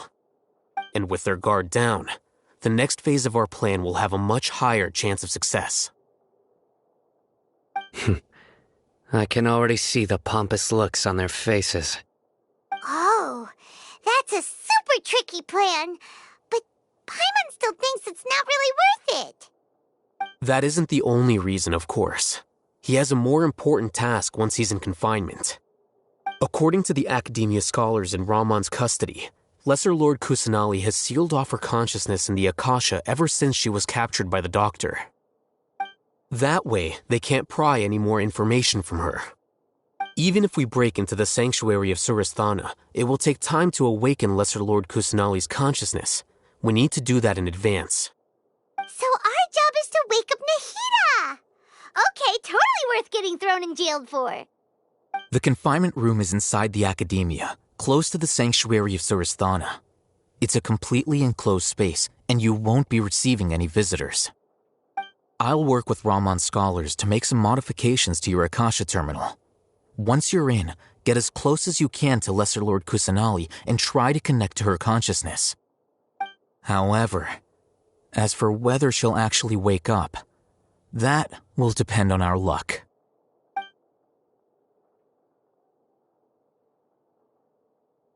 Oh, no wonder you've been wearing your Akasha terminal today. It's the one that Al-Haytham modified. Paimon thought they'd take our Akasha terminals when they locked us up in here.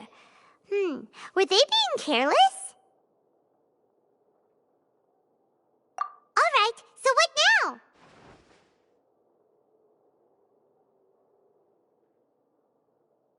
Sounds easy enough. We can finally talk with Nahida after all this time. Let's do it.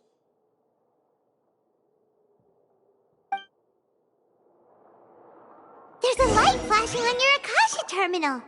It's almost like... the faster it blinks, the better the signal.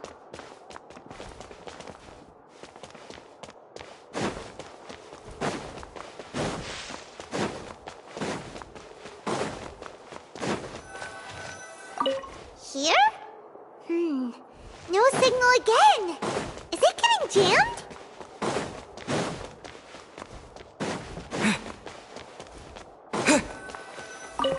Whoa, it's Mora! Ooh, Mora! No, Paimon, we're not here to hunt for treasure.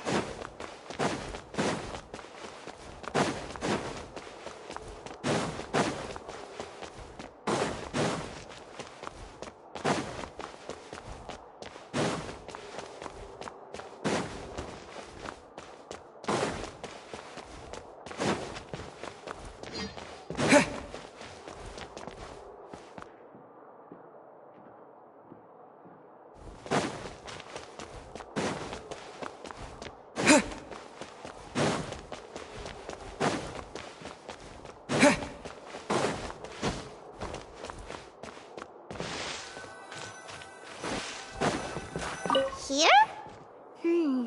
No signal again. Is it getting jammed?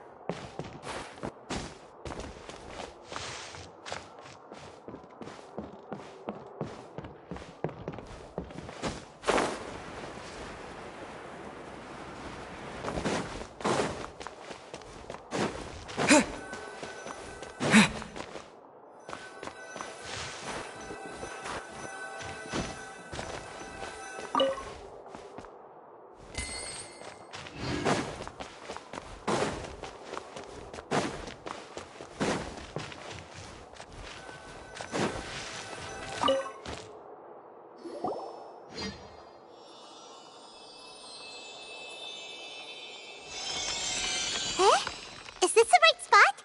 Are you getting anything?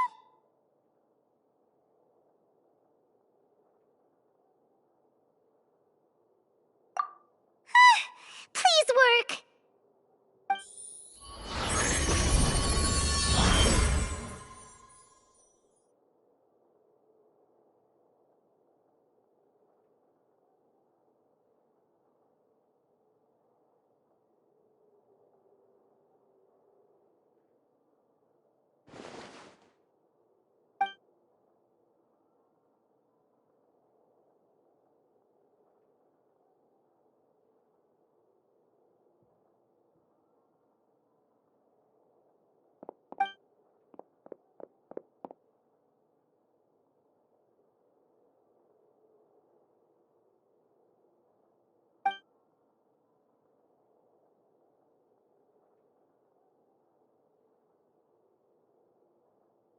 Nahida!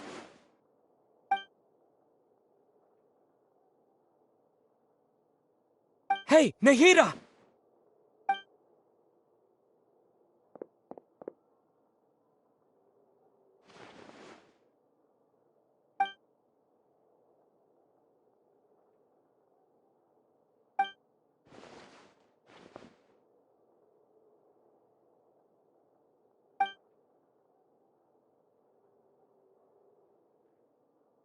When did it first start? Oh, right.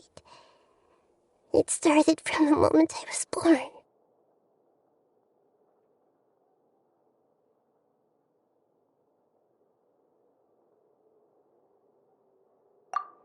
I want to become a worthy Archon. So I've kept studying.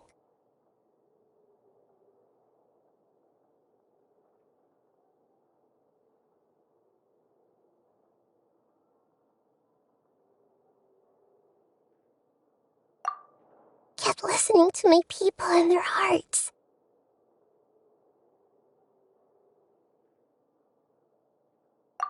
Kept looking for a way to save Irminsul. So I can catch up. Catch up to Greater Lord Rukkhadevata. But I'm stuck in the sanctuary of Surasthana.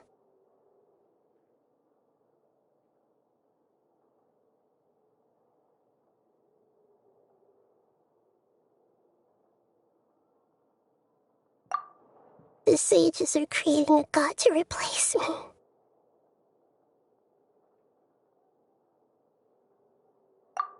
And I'm forced to lock my consciousness in this boundless darkness. Nahida!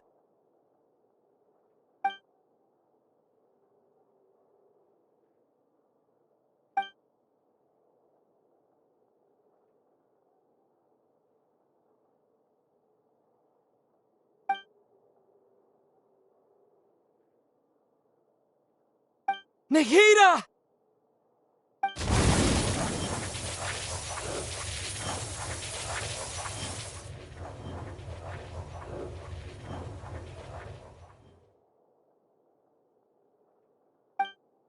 It's so quiet here.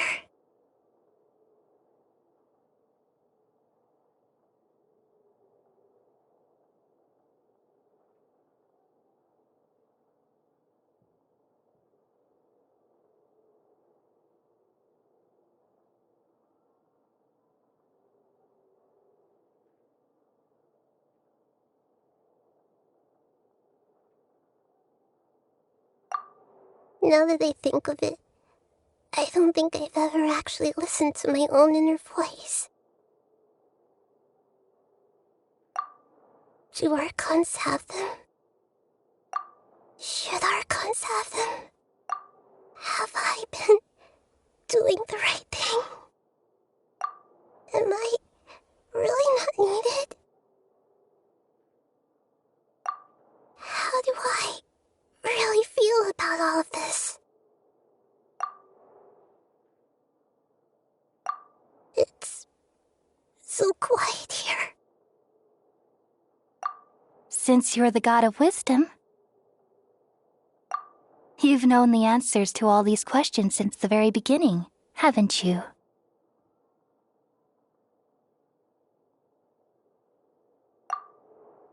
Who are you? Whose voice is that? It sounds familiar.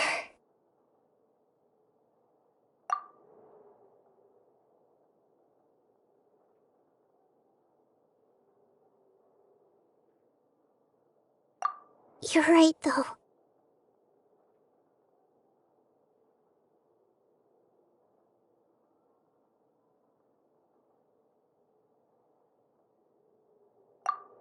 I won't.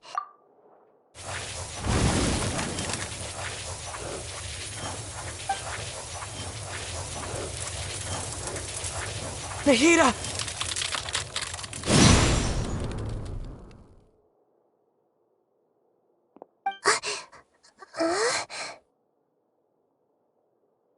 Nahida? Did you wake me up? Thank you. Why are you here? We're here to rescue you. Are you alright? I'm fine. It's just... when I think of everything that's happened to me, I feel really angry now.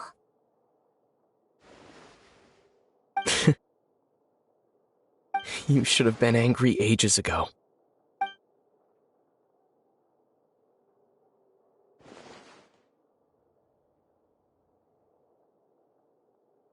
Huh? Oh, you're back! How's everything?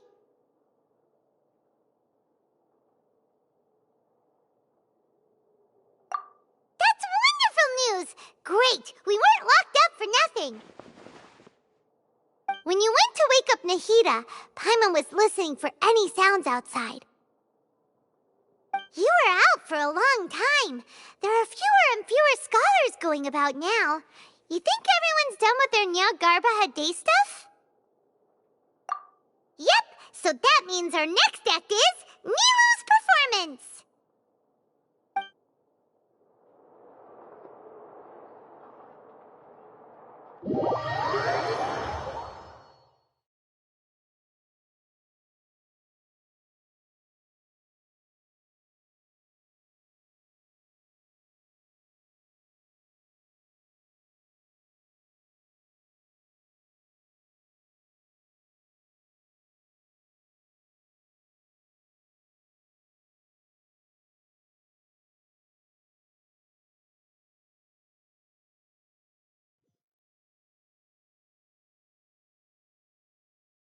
Nilou, are you sure about this?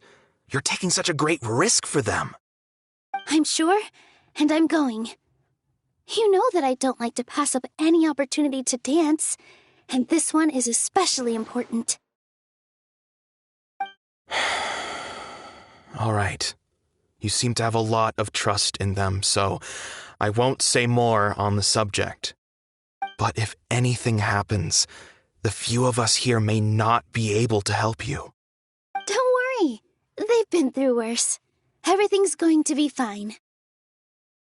All right. You know, if you really do get arrested, we'll do everything we can to get you back.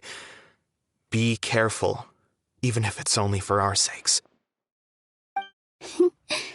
Thanks, Mr. Zubair. You're so very kind.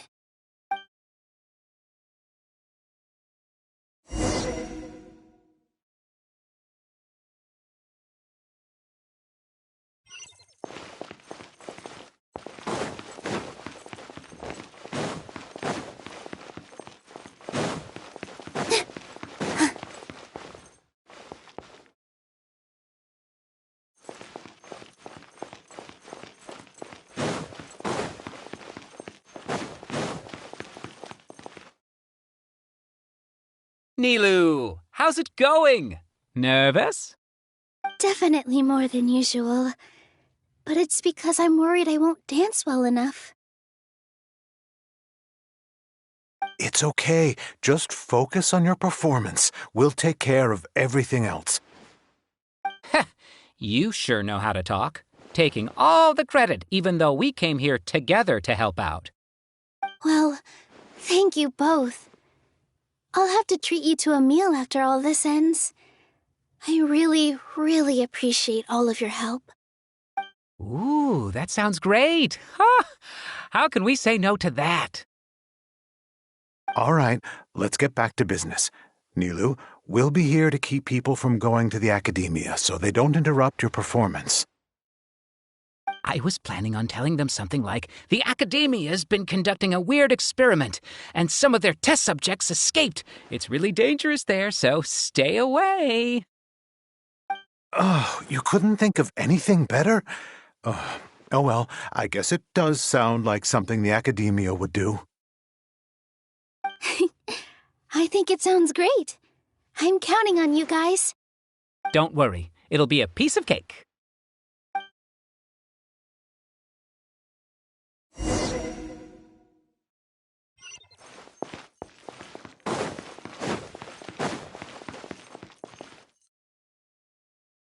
Hey, Nilu! Sorry, it's great to see you, but I'm really busy right now. Our Bait People Away with Yalda Candies plan is working beautifully. Do you want some candy? We have more than we can give out. Vihar, thank you so much for doing all of this. And even dressed up as the Knight of Flowers, no less. I'll pass on the candy, though. I cut back on sweets in the period leading up to a performance, and I'm about to start one. You have a point. The stage is cleared and everything's ready, so you can start your performance at any time. Yeah, thanks to you. I'm really grateful. All right, time to hit the stage. You're welcome. The honor's all mine, since I'll have such a great view of the show.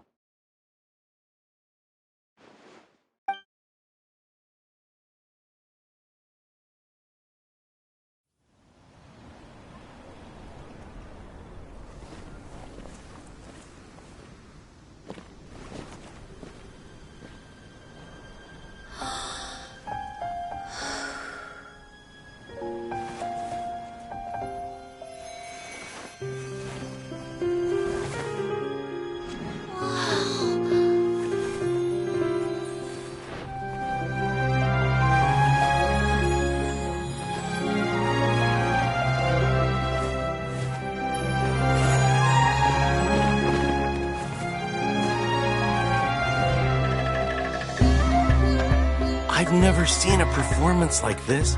This is incredible. Yeah, but I heard that public performances like these have been banned. I can't believe she's doing this here.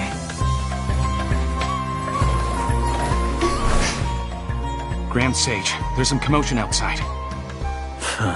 How uninteresting. Issue the new Prohibition Act from the Akasha to the guards. They'll know what to do. Do you think we should, stop her? Let's just watch for a little bit longer.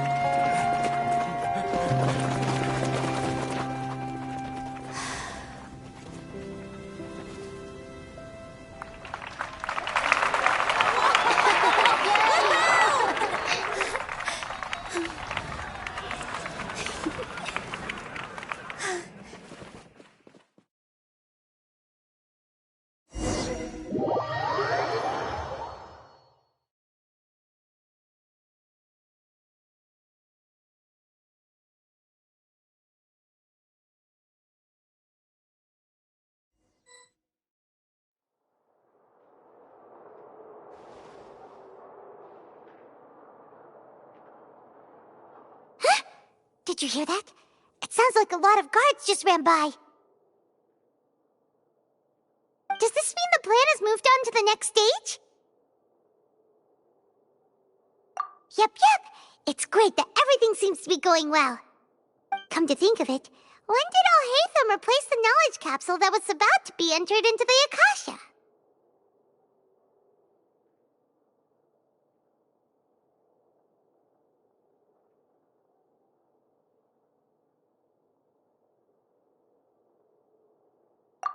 Oh, so that's when he did it!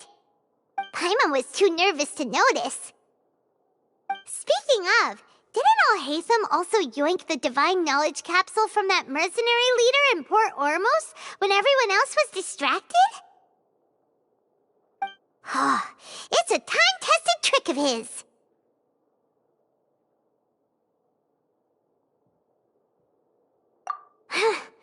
Why are we complimenting him? Yeah, he's smart and all, but he still makes Paimon's blood boil. Let's review our plan for this stage again. It's not like we have anything else to do right now anyway, and it'll help us feel more confident. Paimon remembers that Nilu's task was supposed to go a bit like this. Now that Lesser Lord Kusanali's consciousness has been forcefully sealed, The core figures of the Academia and their guards have started to wear their Akasha terminals again. With the doctor's technological support, they think they have nothing to fear. How despicable of them to rely on such a person.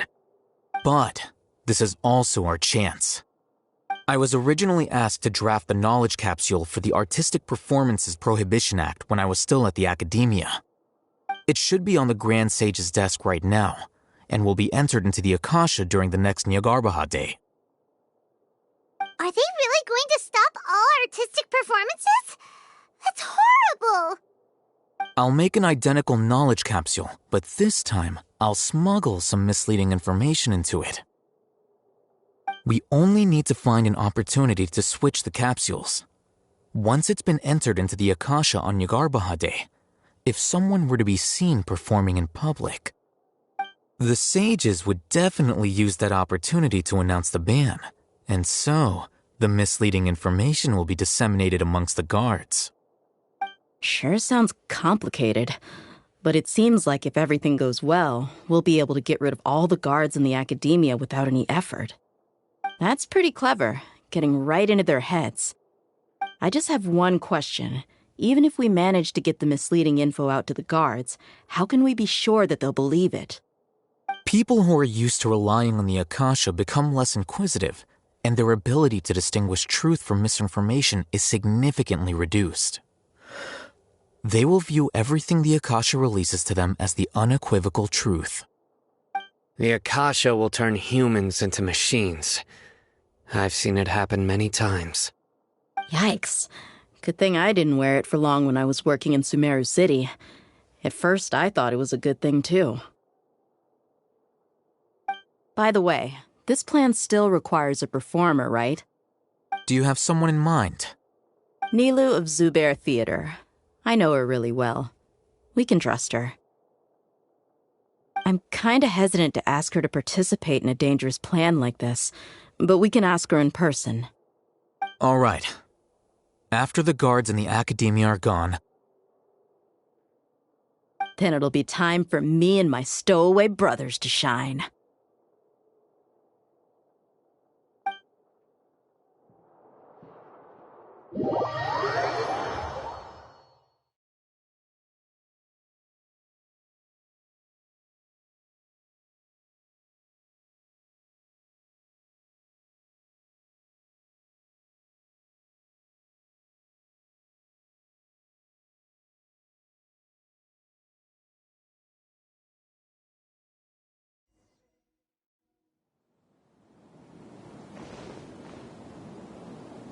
Here they come. Did you see that, Raman? They came out from the Academia in droves.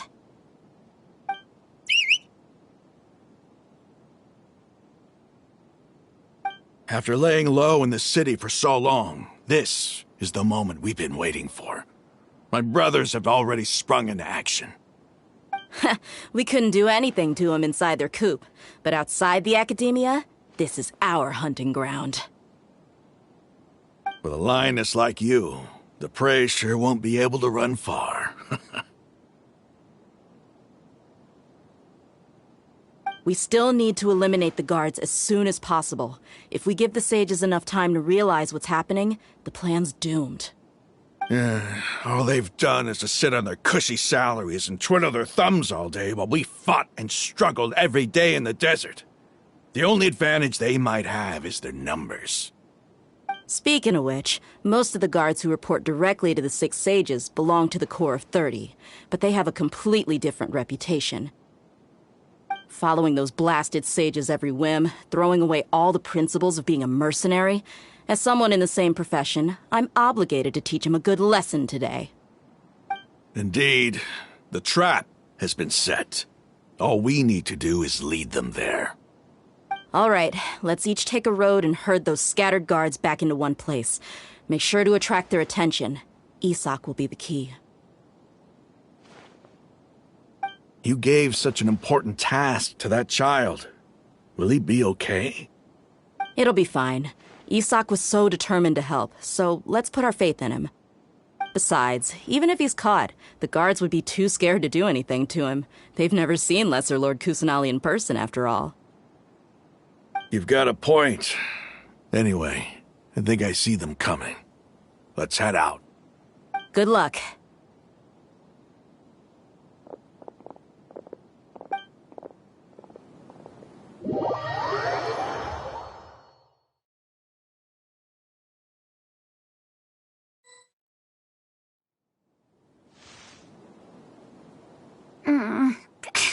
This outfit. Hey, do you remember what you need to do, Isaac? When the guards get here, you'll pretend to be Lesser Lord Kusanali and run away from them. Oh, yeah, I remember. Of course I do. I'm just a little nervous. Relax. Don't think about getting caught. Even if that happens, we won't leave you behind. You only need to think about getting the guards' attention and leading them to the Grand Bazaar. Leave the rest to us. Okay, got it. I'm here to pay back Lesser Lord Kusanali for helping Grandpa. I won't get cold feet. Hey, they're here. I can see the Academia guards.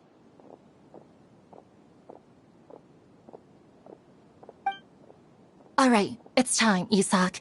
Take a deep breath and go. You can do this.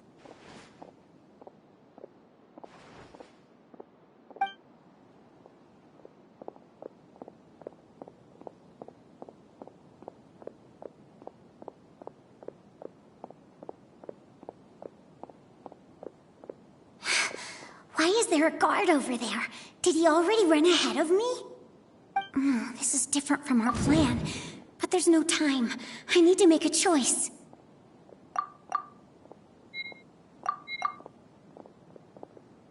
Huh? Did I just see something dart by? I'd better go have a look.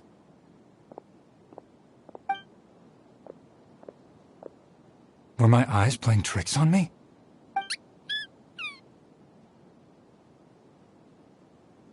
I should go check to see if someone's hiding over there. There seems to be nothing here. Just to be safe. Good thing they didn't find me. That was close. I'd better hurry and keep going.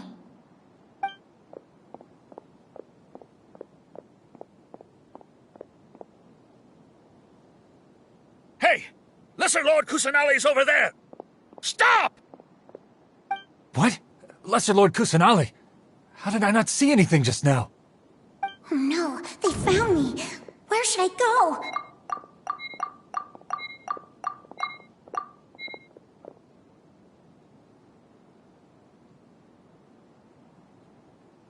Hey! Lesser Lord Kusanali's over there! Stop! What? Lesser Lord Kusanali? Oh no, they found me. Where should I go?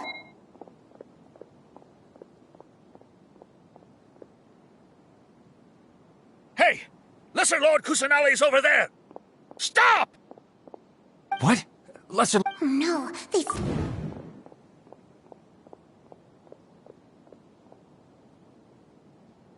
Hey! Lesser Lord Kusanali's over there! Stop! What? Lesser... Oh no, they found me. Where should I go? How is this possible? There are also Academia guards here.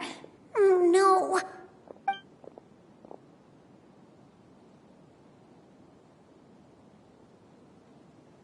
Hey! Lesser Lord Kusanali's over there! Stop! What? Lesser Lord... Oh no, they found me. Where should I... The target suspected to be Lesser Lord Kusanali has escaped into the Grand Bazaar. Assemble and arrest her!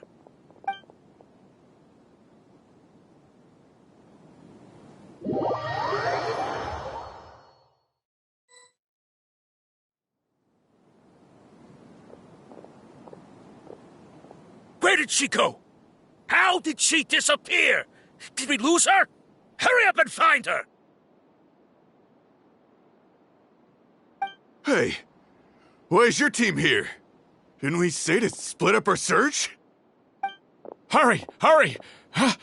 This place is... Why are you all here? Yeah, isn't it one heck of a coincidence? Everybody's here. What on earth is going on? I suppose that's all of you? Who are you? Did you set us up? What are you planning? Phew, that was rough. I almost got caught. Little brat! So you're not actually Lesser Lord Kusanali. Who exactly are you all? Eremites from the desert? Just some colleagues. Think of this as a business competition, or a personal grudge. After stepping into our traps, stop thinking of yourselves as hunters. Behave like the prey you are.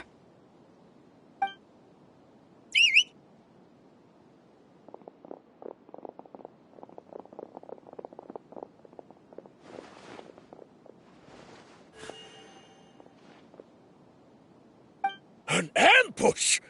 How's that possible? This is Sumeru City, but mercenaries from the desert somehow ambushed us! You've spent all your time hiding away in the academia. This place has long since become our hunting ground. Brace yourselves!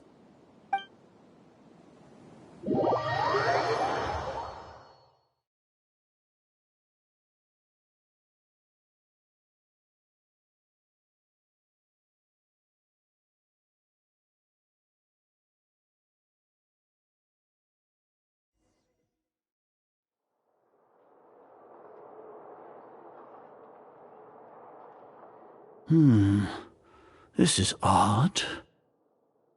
The Academia has quieted down after the conclusion of the Nyagarbha Day ceremonies, but it's much quieter than usual. Where are the guards? Why have I not seen a single one? Guards?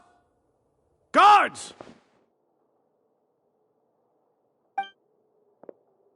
Grand Sage, how may I be of assistance? I called for the guards. Why did you come? My apologies, Grand Sage. Right now, all Academia guards have entered the city to perform the ordered arrest. I thought you knew. Arrest? Who is there to arrest? I have an ominous feeling. Arrest Lesser Lord Kusanali, right? Is that not what the order was? Lesser Lord Kusanali? You mean she has disappeared? Yes. I wouldn't dare make up something like that.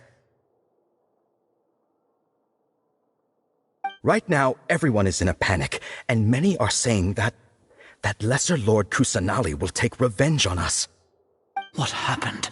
Just what is going on? Lesser Lord Kusanali somehow escaped? Was it Alhaitham and his party that freed her? That's impossible.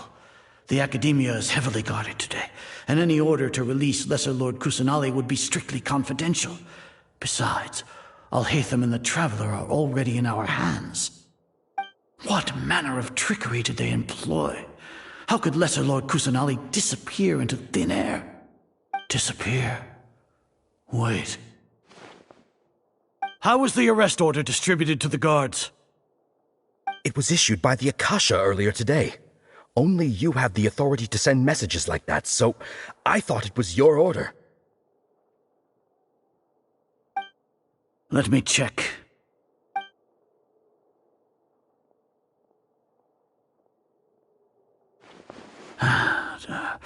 Here.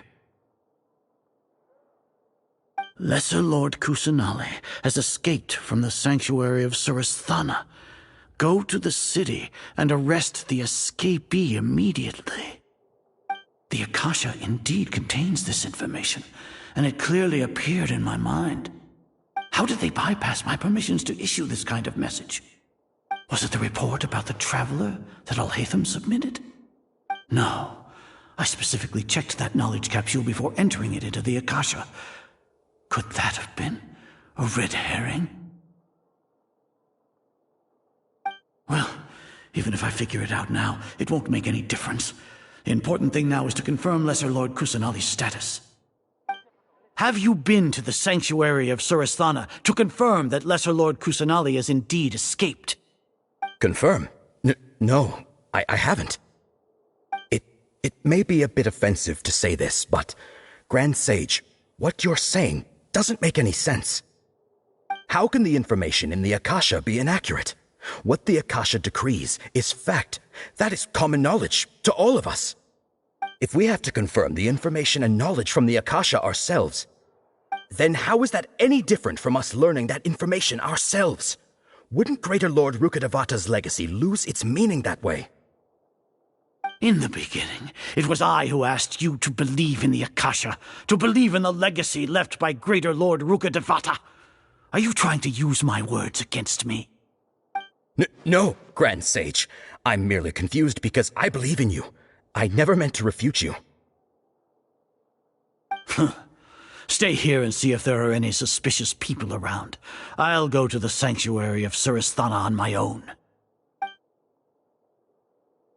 Yes, Grand Sage.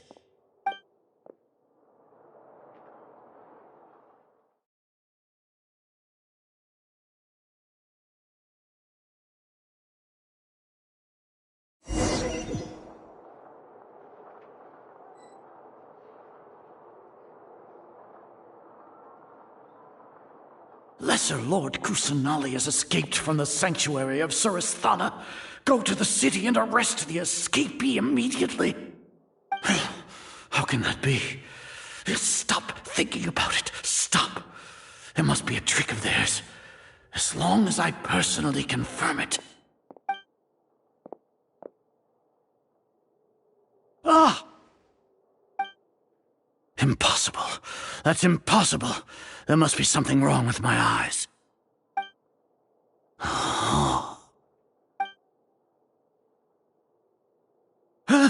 She really appeared again? What is the meaning of this? What a comical sight, Azar. Once the Akasha has put certain thoughts into your head, even the Grand Sage can no longer see what's right in front of him.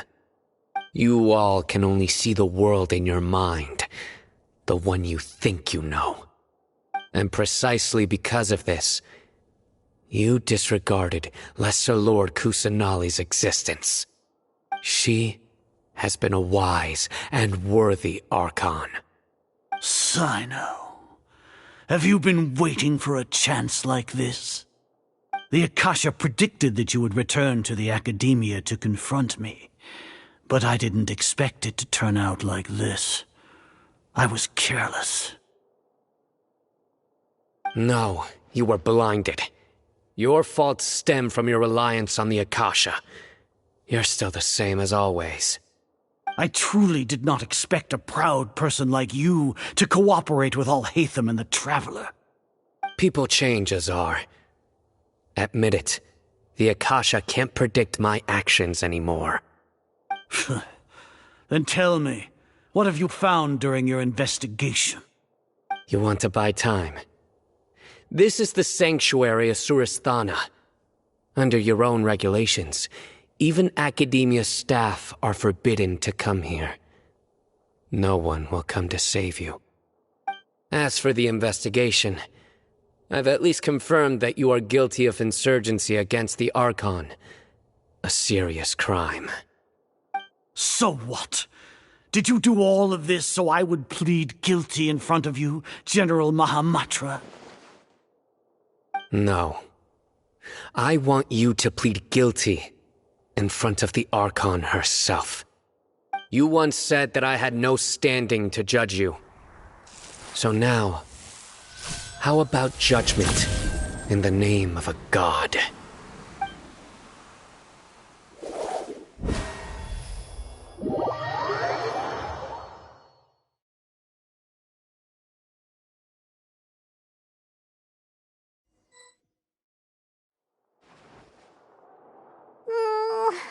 How long do we have to wait?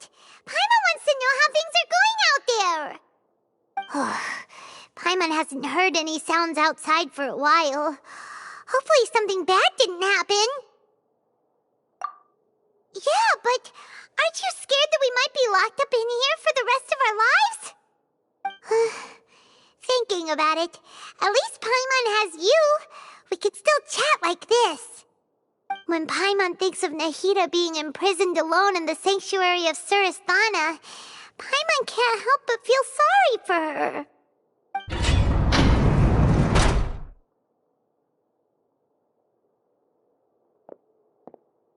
Here comes your savior.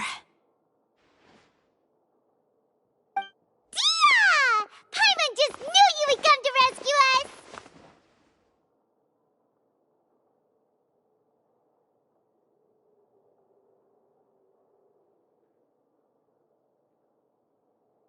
You two really owe me some big thanks.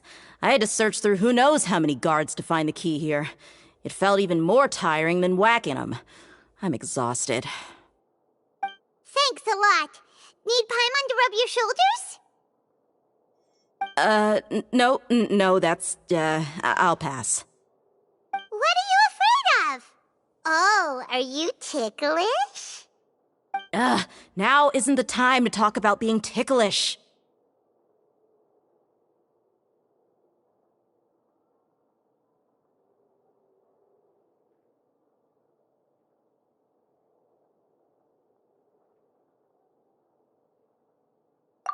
Things in the city and on Cyno's side are both going well. The guards that stormed out of the Academia are all taken care of. The Corps of 30 is in charge of the city's defenses, but we already talked to Asfand. They've been fed up with the sages bossing them around.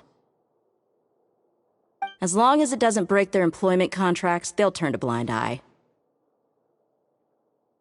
That's probably because you've been super great friends with them for a long time. So, how's Cyno doing?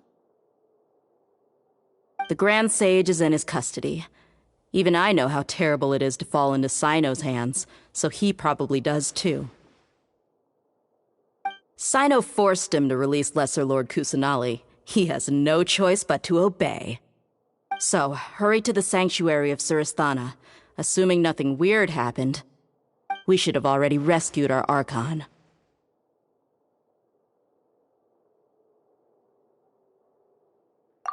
Honestly, I didn't expect our ragtag bunch to do this well.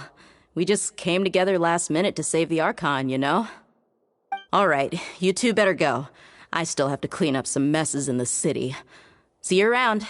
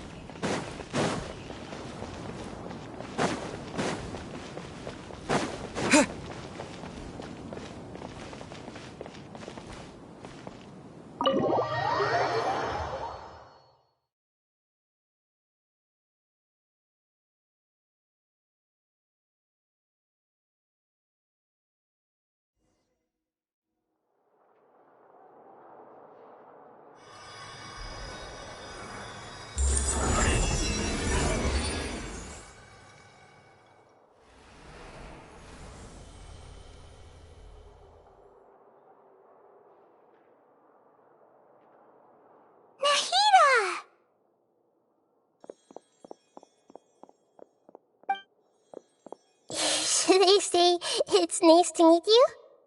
This is the first time we've met in real life. Before, we've only met in dreams, consciousness, or when I was in someone else's body.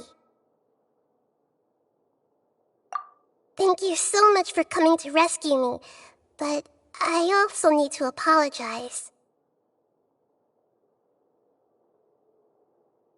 During this time, I did some self-reflection. My sense of inferiority and yielding to the Academia led to all of this, and created so much trouble for you all.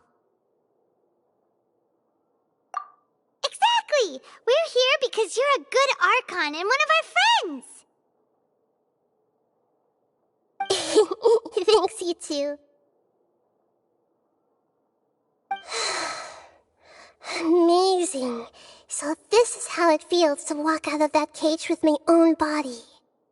It's like I just had an endlessly long dream. I can't even tell if I just woke up or was only now born into this world. My concept of self has become so clear. But now doesn't seem to be the time to indulge in this feeling.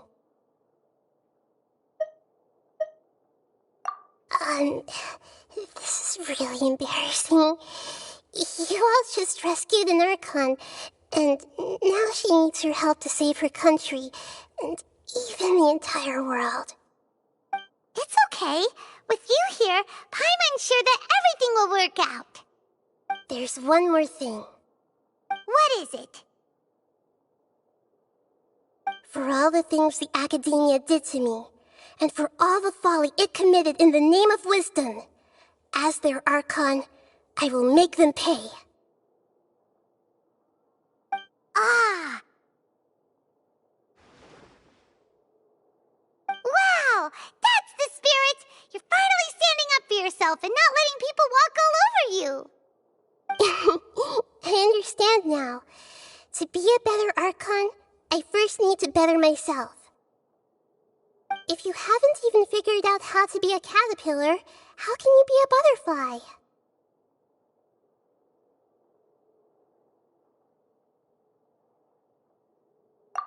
Yes, true. That reminds me. I wonder how far along the Academia is with their god creation plan. We need to hurry and prevent the birth of that false god. I need to make some preparations.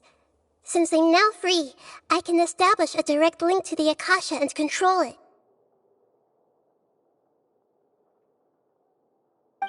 First things first, I need to remove the restrictions that the doctor put on me in the Akasha. After that, I'll make some adjustments and revoke the sage's permissions. The Akasha will then be like how it originally was, only operable by the Archon. After all, the Academia betrayed Greater Lord Rukkhadevata's trust. This might take some time. In the meantime, you should also work on your own preparations. If we don't stop the god creation plan in time, we'll be in for a tough fight.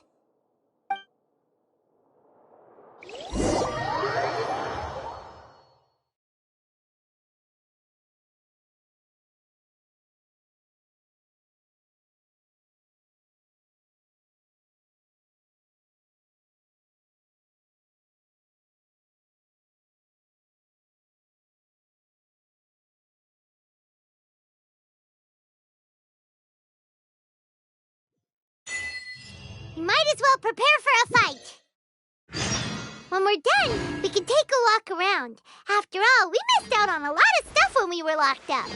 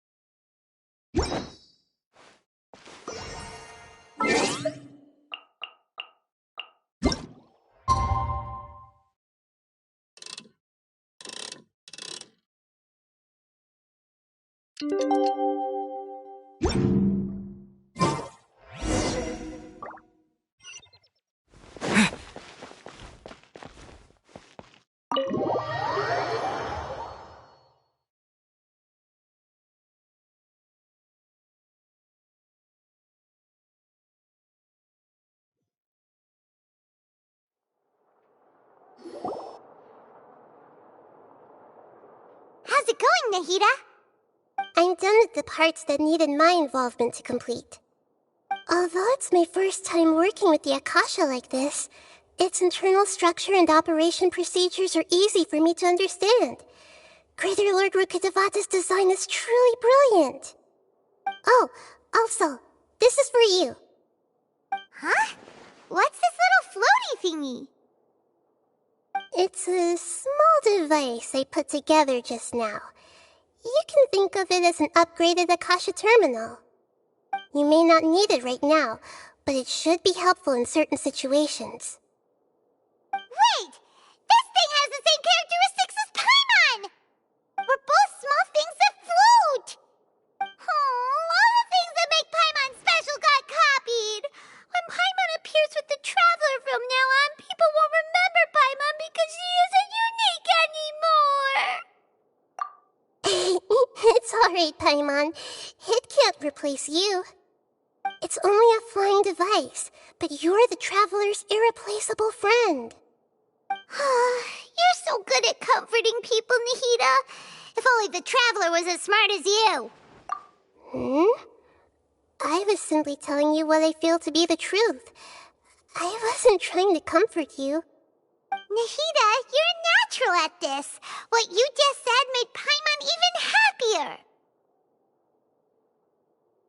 By the way, there's something I need to confess. Even though I'm the Archon and in control of myself again, I'm not very good at fighting. You may have heard that an Archon's power is derived from their people's faith. However, I'm not as well loved as Greater Lord Rukkhadevata. If we get into a situation where combat is our only option, I'll have to count on you, and I'll do my best to provide support.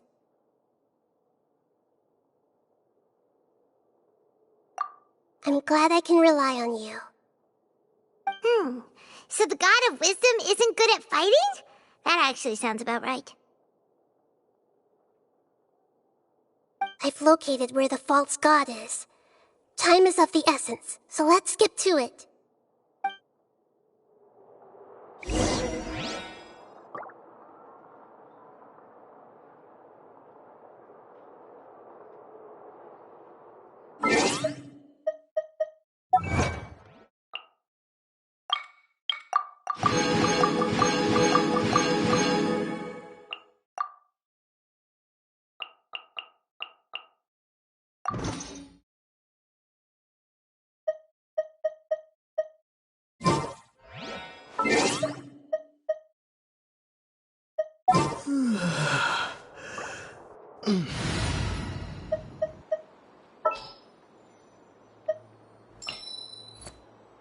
Ready when you are.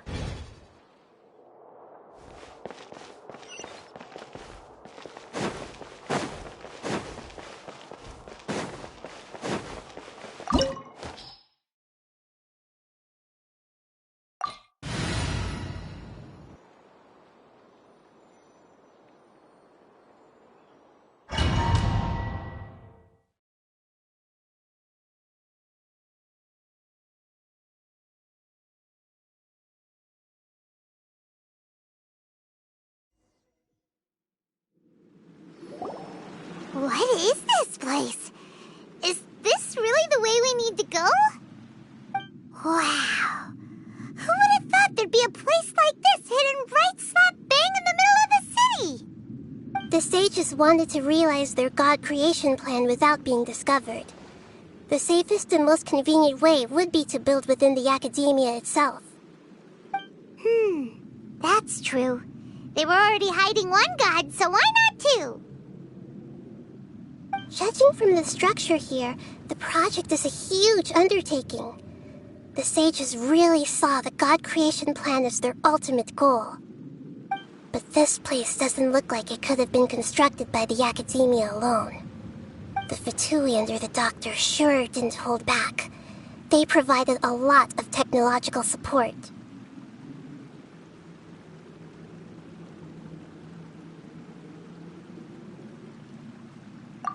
Yeah, or else they wouldn't have been that generous. Is that it, though? I've always felt that this Doctor is different from the Academia sages. He doesn't seem to share their sense of urgency. Instead of being interested in the end product, it's like he's enjoying the experimental process. The Fatui Harbingers are all such weirdos. So, the Doctor being weird is actually normal. So, this Fatui that they're trying to turn into a god is called the Balladeer? We had previously come into contact with his consciousness. He harbors particularly strong obsessions. One is the desire for a gnosis, since he was created to be the vessel for one. The other obsession is probably related to his past. I can't quite explain it. Paimon knows that he was a prototype puppet for the Raiden Shogun before he became a Fatui Harbinger. That's why he wants a gnosis so badly. There's no way he'd willingly be a test subject. Not with that temper and ego of his. It sounds like you know the Balladeer quite well. I see. Tell me more about him and what he's like. The more we know now, the better we can plan for and react to any future situation.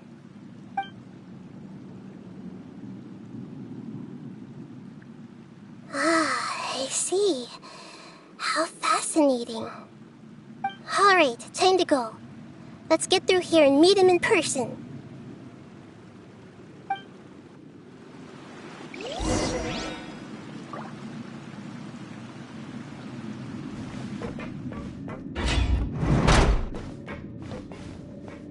Time to work. Let's get to work time. Put your fight into it. Dodge this! Strike till I'm dead! This moment will be frozen in time. Propagate! Time to fulfill my duties. Send this quickly! Cool it! Stay right there. No slacking off. Power cord!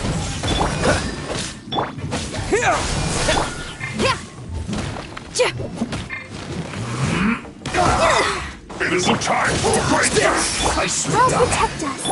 Scatter!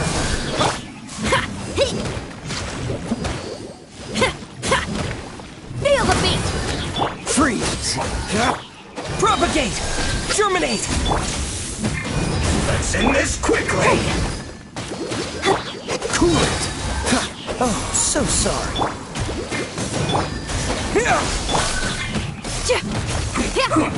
Hey, not the guitar! Power cord! Freeze! Propagate! Let the show be... Yeah! Dodge this!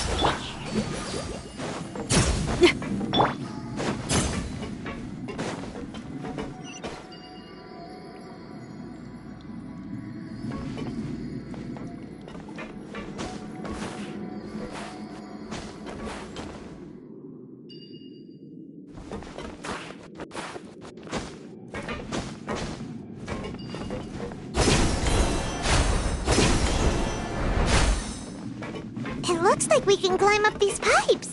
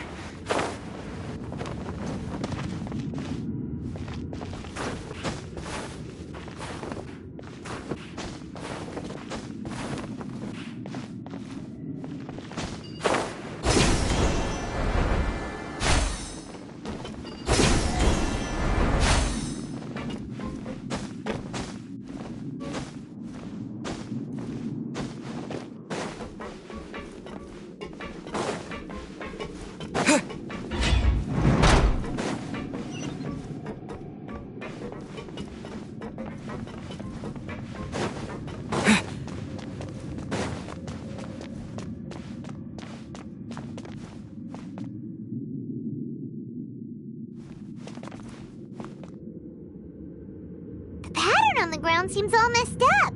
Let's go around and see if there's a way to fix it.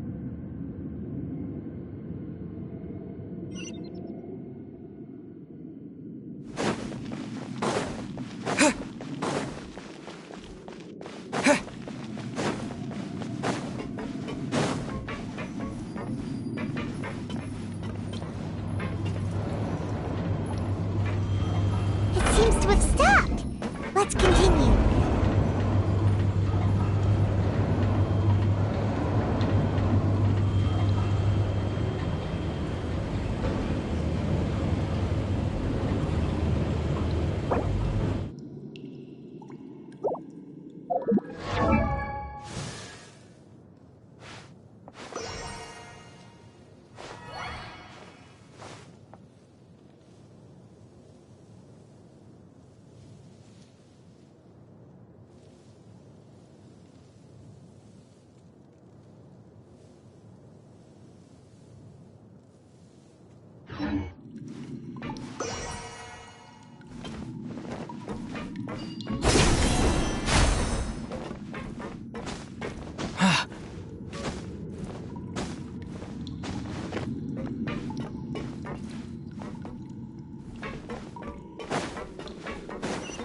Feel the beat! No more words. Let's dance. Freeze!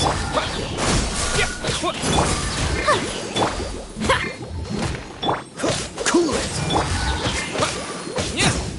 Scatter!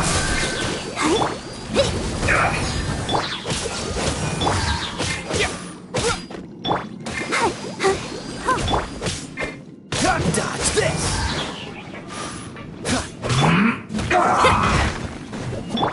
Propagate! Let the show be. Stay right there. Power cord! I guess this is it.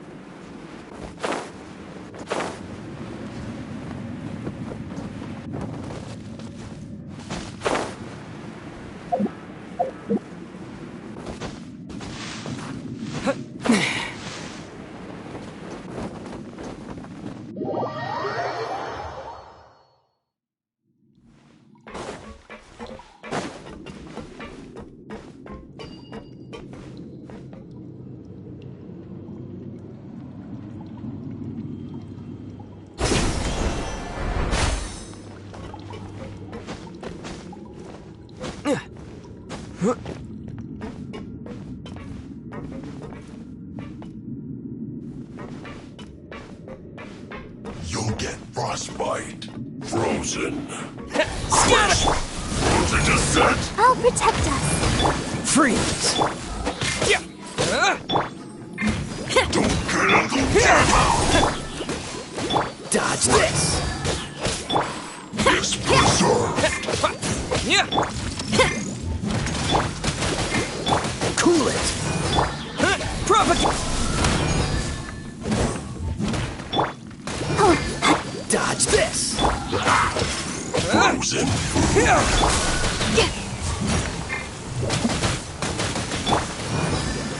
Cool it!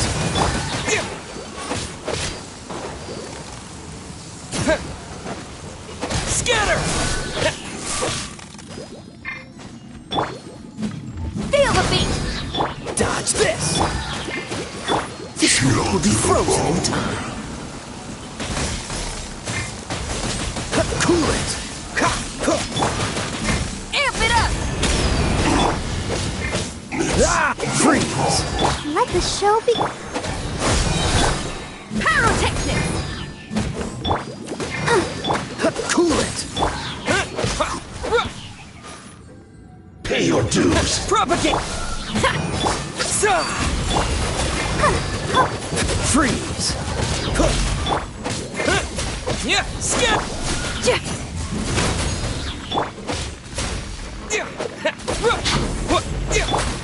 Cool it!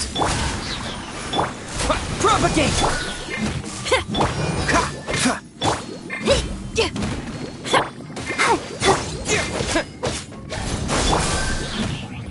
Power cord! run from debt.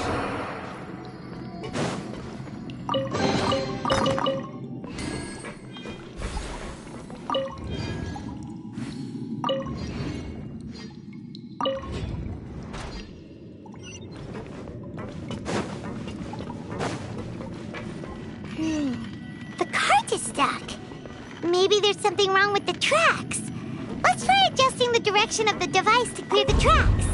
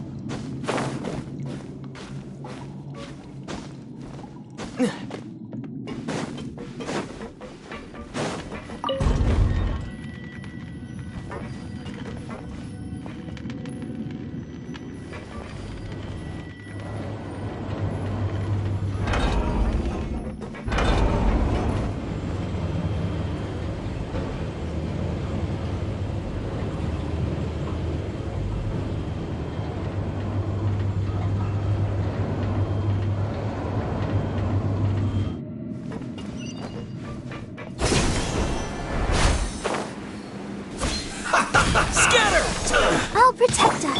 Pyrotechnics! Freeze!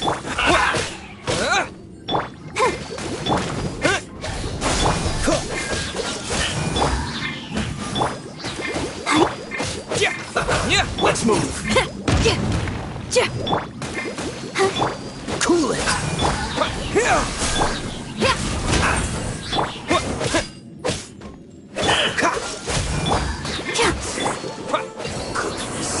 Through.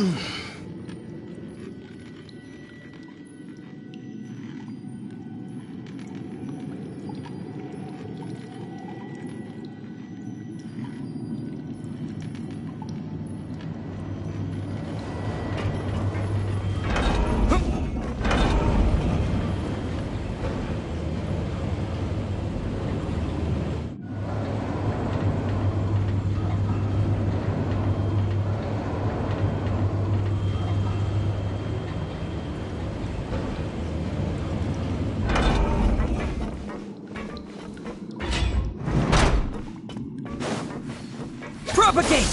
Let's Feel the go. beat! Let the show be. Dodge this! Scatter! Stay right there. Propagate! Dodge this! Power cord!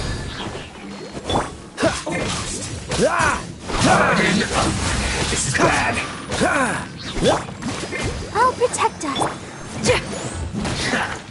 Cool it!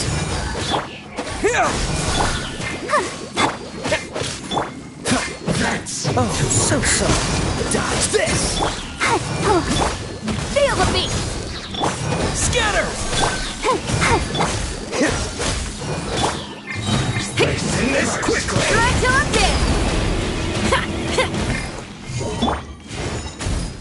Freeze! Propagate! Counterattack. Let's dance.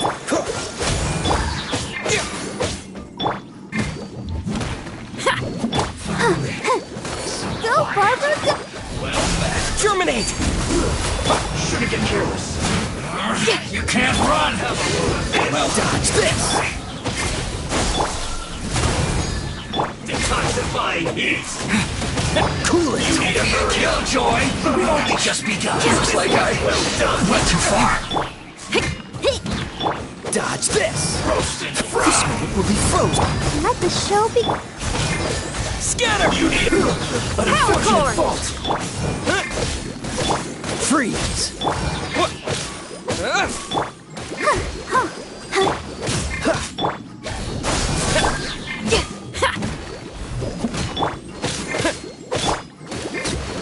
Dodge this! Through. My princess! Time to rock! Feel the beat! Let's dance. Freeze! Propagate!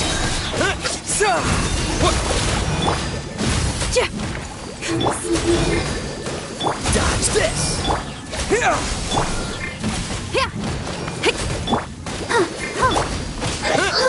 Pyrotechnic! Freeze! Propagate! Dodge this! Protect us.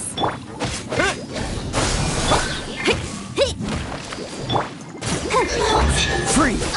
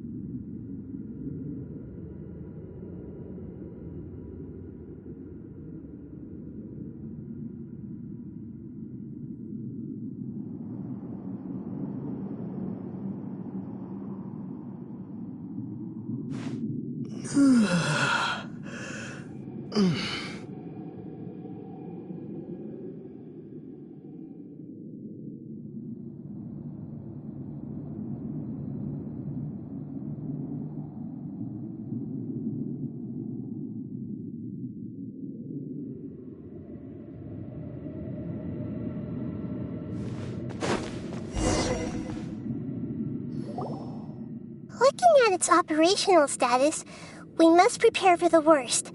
The god they wanted to create is likely close to completion or already completed.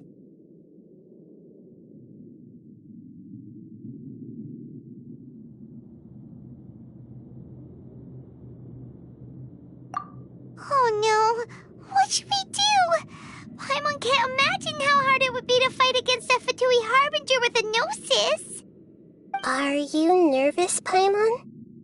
If you really want to know, of course Paimon's nervous. Aren't you too, Nahida? Yes, I am. This is probably the first time I faced with a calamity of this degree since my birth. I feel not just nervous, but curious as well. Curious? Curious about what? Curious about our fate. To me, everything we perceive in this world, everything we learn, and everything that happens to us is considered knowledge. And if it's a form of knowledge, then it can be understood. However, only fate is about that which has yet to occur, so it has always drawn my curiosity. So to me, fate is the ultimate knowledge. That's also why I love observing humans and all the things that happen to them. It all brings me great satisfaction. And now, at long last, I'm not just an observer anymore.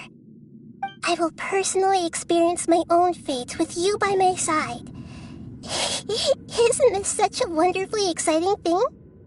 Ah, so that's what you mean. Paimon thinks she understands what you're feeling.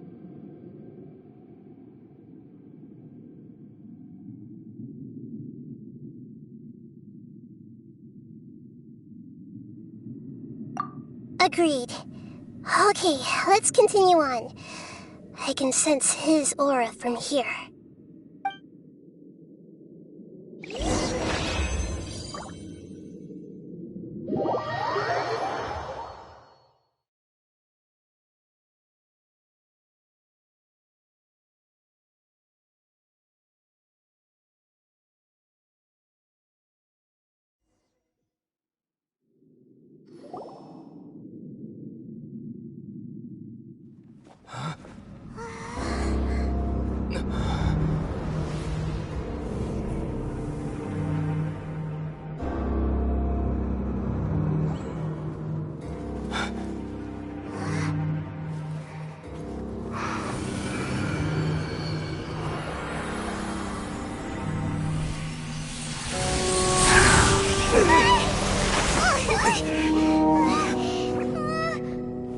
Who would have thought the world would be so eager for my birth? I remember you, Booer, the god of wisdom, and standing beside you, the traveler. Is he all-knowing and powerful now like Greater Lord Rukkhadevata? No, I can't feel the same kind of divinity I felt from the Greater Lord. It seems that the sages didn't get the chance to infuse the divine knowledge capsules into him. But even still, he has undoubtedly become a true god now. So we're too late? The Balladeer has already become a god? The Balladeer. A long bygone title. When my spirit ascended to divinity, I felt as if I had existed for the same number of epochs as heaven and earth. Looking back, the existence of what once called itself Kunikazushi appears infinitely small and ugly.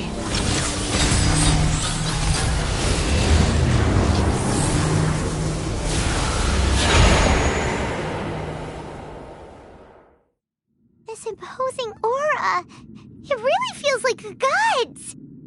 A body that capitalizes on the Balladeer's original construction as a mechanical puppet, with the Gnosis serving as a constant power supply. How much effort and resources did the sages put into this? From a purely technological perspective, it's a commendable achievement indeed. It's no exaggeration to say, this is the culmination of human wisdom. You sure are something! Dishing out compliments at a time like this? But I don't think he's reached the spiritual height of a god.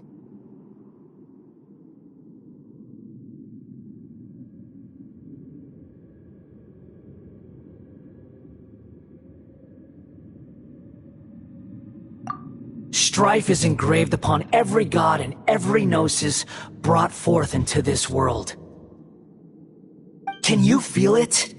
The exhilaration of such power, and the thrill of anticipation for our contention.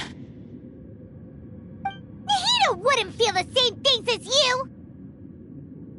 Do you not realize that you are interrupting a conversation between gods? Lowly creature, know your place!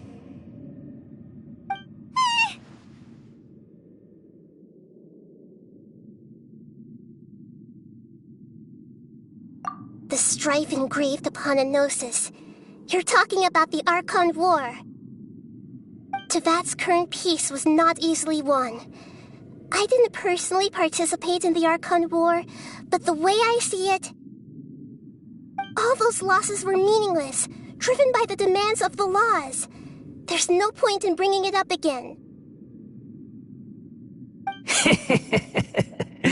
Is that so? Yet I am deeply disappointed that I was never allowed the fortuity to personally participate in the Archon War. This is a first. Encountering a god in this world who does not crave power. No wonder your own people have abandoned you, God of Wisdom. Your judgment is as your existence. Unsubstantial. This is where everything ends, Booer, the God of Wisdom. You should know that wisdom cannot solve every problem. Like now, where your only option is to face me in combat.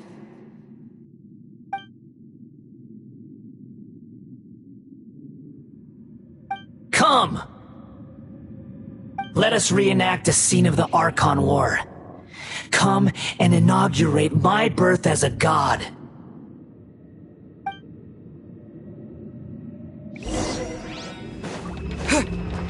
Feeble human!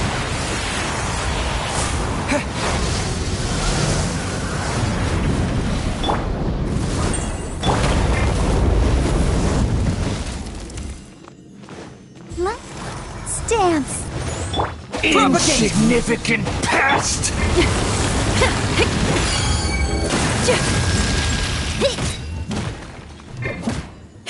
Cool it! Yeah! Germinate!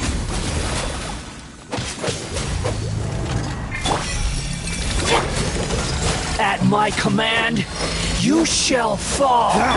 Propagate! Power core!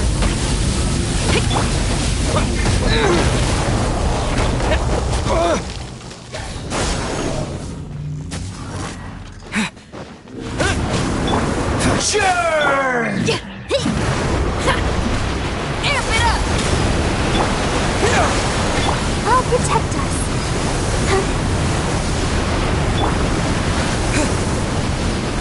Insignificant pest! Ready, steady, go! Dodge this! Oh, so sorry.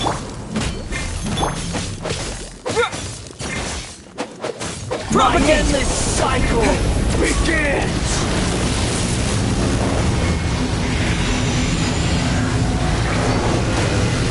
Scatter! Pyrotechnics! Let's dance. Feeble human!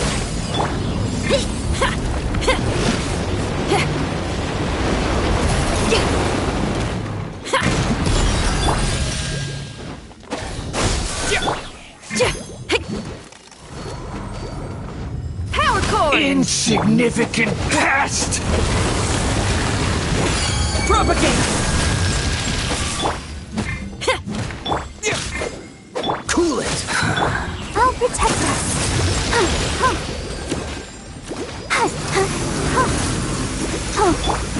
Perish! Springboard! Freeze! Propagate! At my command, you shall fall! Let the show...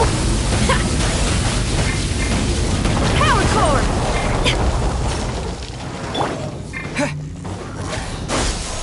Feeble human!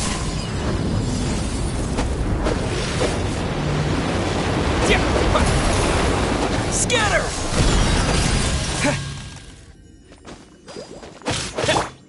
Pyrotechnics! Insignificant pest!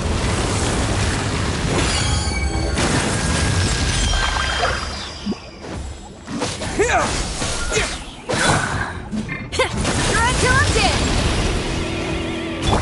My endless cycle! Propagate! Dodge this!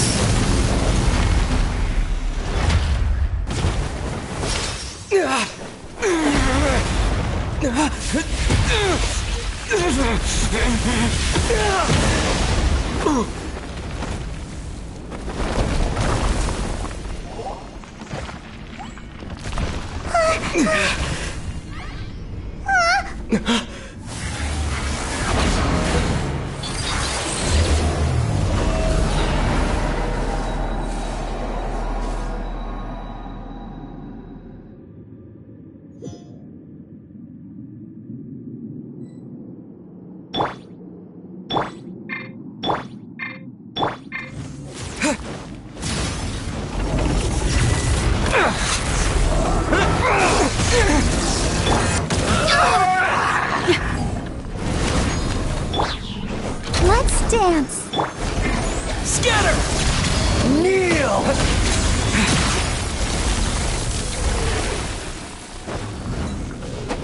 Propagate!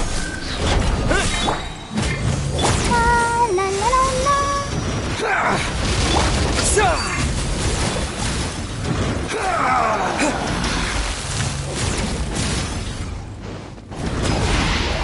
Burn to oblivion! Let the show begin. Cool it! Kneel!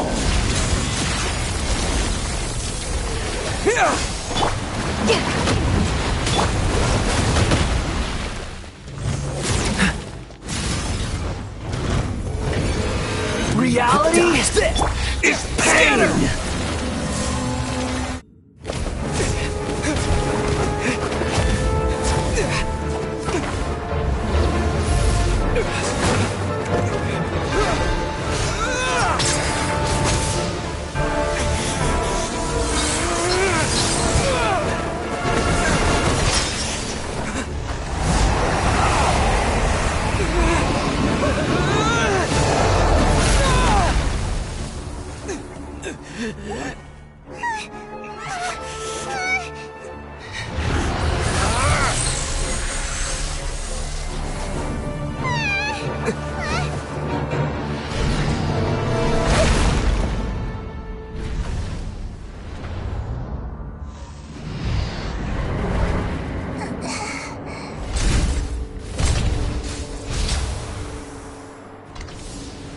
This is supposed to be a battle between gods, yet you choose to hide behind a mortal. And now, you're acting like you'd sacrifice yourself for a human. Are you having fun proving a false sense of heroism to yourself, Booer?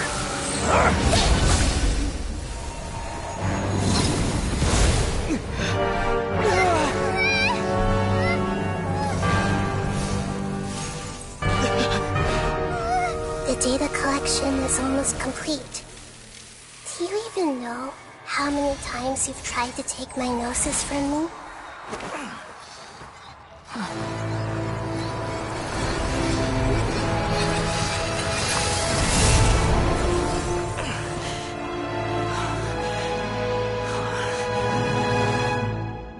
We just concluded the 168th loop. Did you know that in the effort to create you, the people of Sumeru were forced to live through the exact same number of Sabzeruz festivals and Samsara cycles? The power of dreams. When did you use it on me?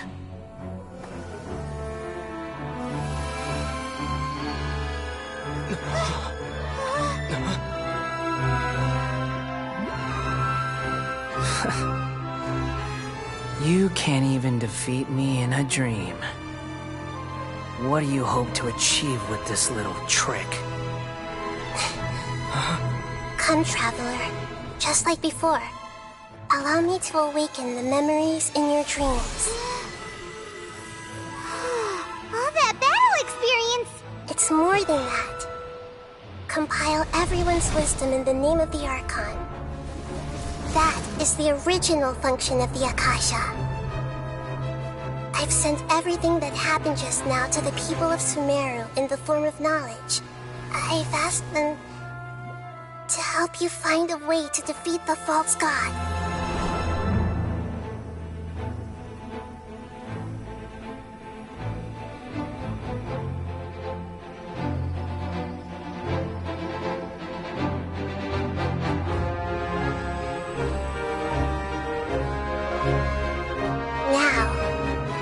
Sumeru's wisdom is at your disposal. Meaningless tricks won't save you.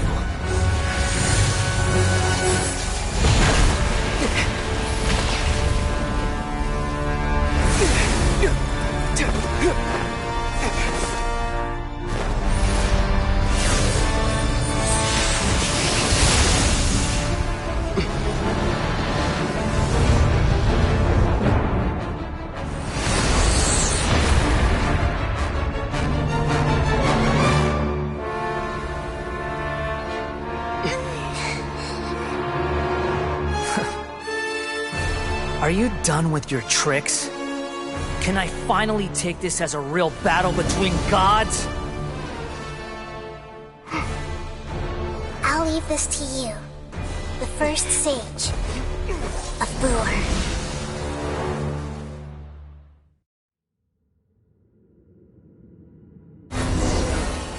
1,000 eons, mine to dominate!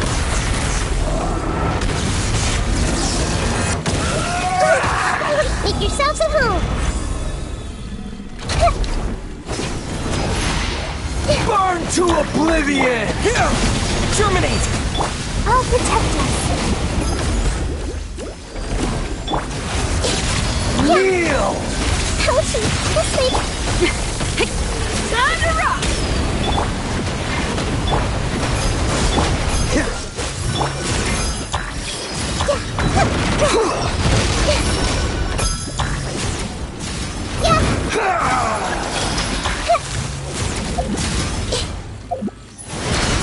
Tremble! Committed to memory!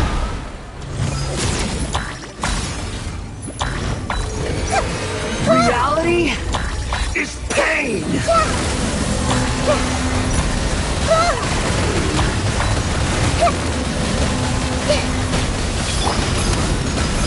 Let the show begin! Propagate! Good riddance, cruel world!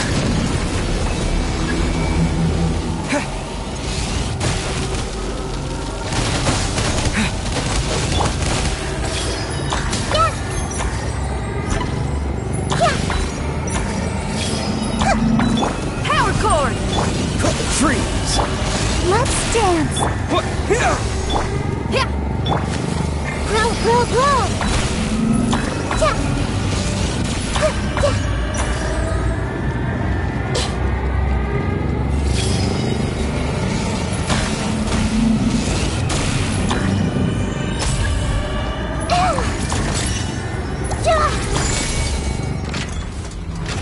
Your new god awakens! Withering. Now, your eyes have been opened. Propagate!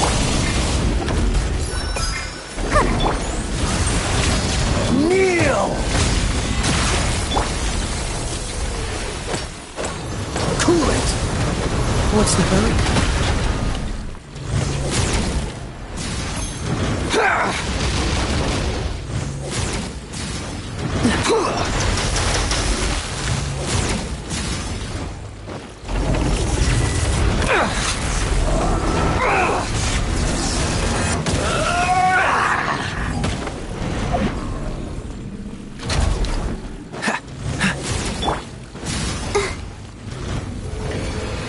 reality is pain!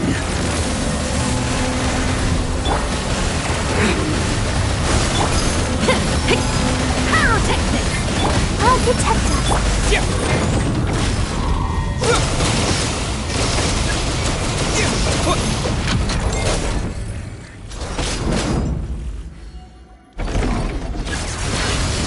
Kneel!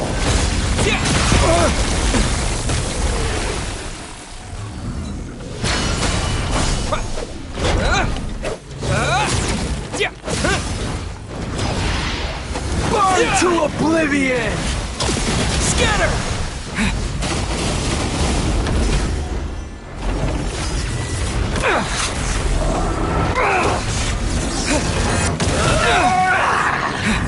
Propagate! Feel the beat! Freeze! Kneel!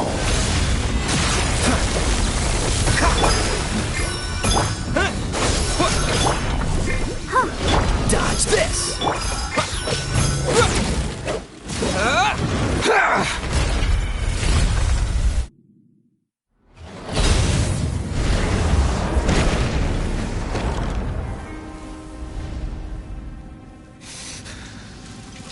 Humans. Filthy humans.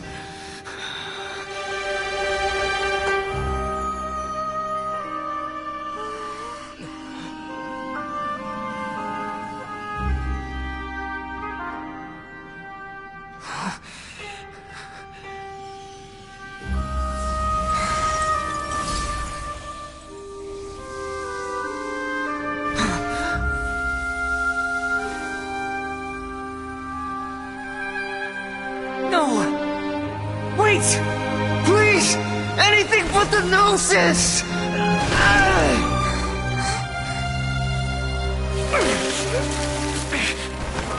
That's mine! Don't even try! I'll never go back!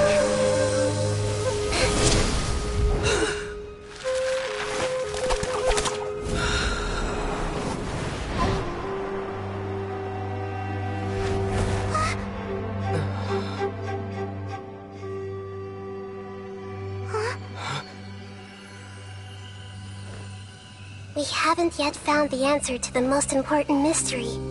Irminsul is still waiting to be saved. With the power of another Gnosis, we may now finally understand the last memory of Greater Lord Rukkhadevata.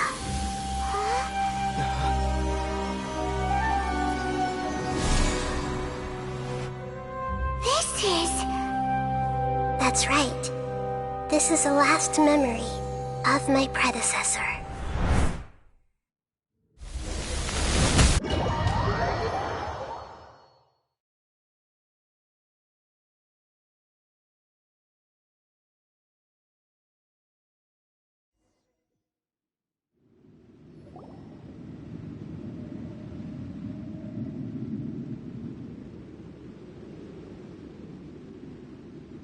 Huh. This sure seems very different from what Paimon imagined. Shouldn't Irminsul be in this realm of consciousness? Yes, that is our destination. But I didn't expect the remaining consciousness of Greater Lord Rukkhadevata to be as polluted as this.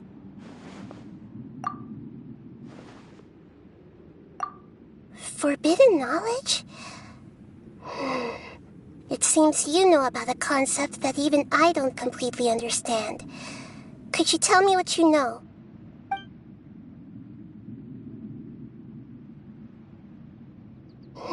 Your inference seems logical enough. Forbidden knowledge once polluted the desert thousands of years ago, but was successfully repelled thanks to King Deshret's self-sacrifice, and Greater Lord Rukkhadevata nearly exhausting her power.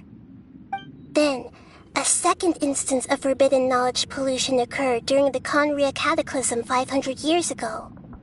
But I'm afraid it is much more serious this time, with Irminsul itself already in danger. So, if we're in the remaining consciousness of Greater Lord Rukkhadevata, and it's also been affected by forbidden knowledge pollution, then does that mean, in order to save us, Greater Lord Rukkhadevata... Yes. It's very possible that she sacrificed her life in the fight against forbidden knowledge. She didn't completely eradicate forbidden knowledge, but if it weren't for her actions, the pollution would have been far more rampant over these past 500 years.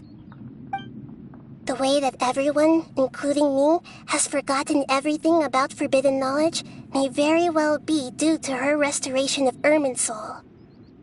Aww. Do you feel sad, Nahida? I'm just sharing her pain. The pollution of her consciousness here is severe. There is madness, chaos, and pain all around us. Did she fight to resist the forbidden knowledge pollution in such terrible conditions, all the way up to her last breath? She even used her last remnant of lucid consciousness to leave a clue for us to follow. Yes, her words were distorted by forbidden knowledge, so that's all we could hear. But now, we have a chance to find the answer to this mystery. We can cross the polluted consciousness until we found the right path to meet with her lucid consciousness. And then, we'll let Greater Lord Rukkhadevata tell us the truth in person. Each of us need to be mindful of the state of our own consciousness while we are here. Even with the Gnosis' protection, we must always keep a clear mind. Otherwise, we could go mad at any moment. That's so scary. Don't worry. It should be easy enough for you to keep that mind of yours clear, Paimon. Let's go.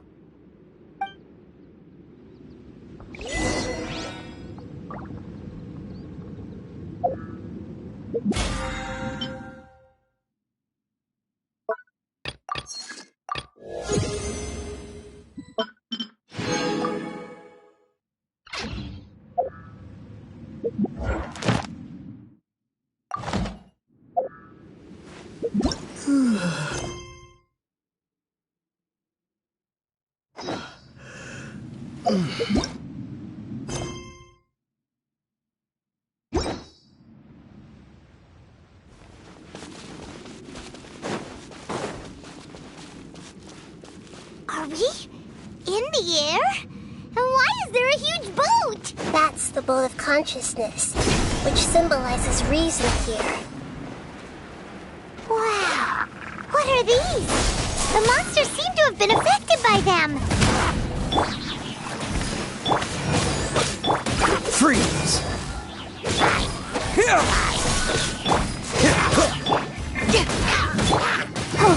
Dodge this! Propagate!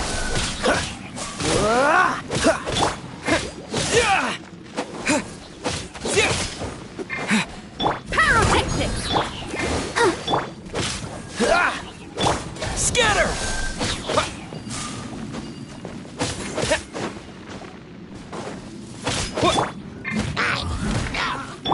Cool it!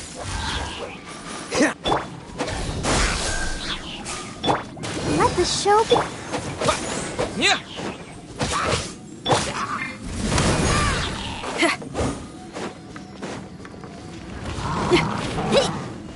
Amp it up!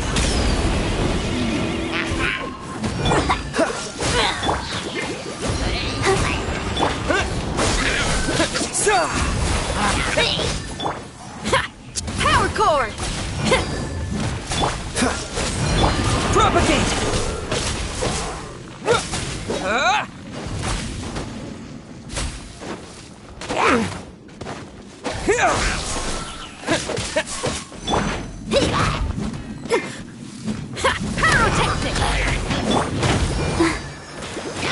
Scatter!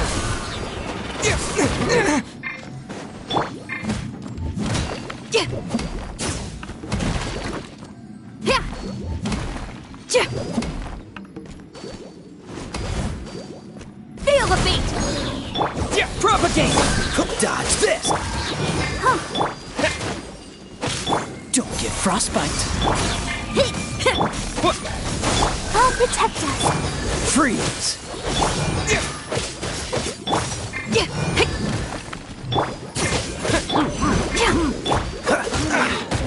push your luck.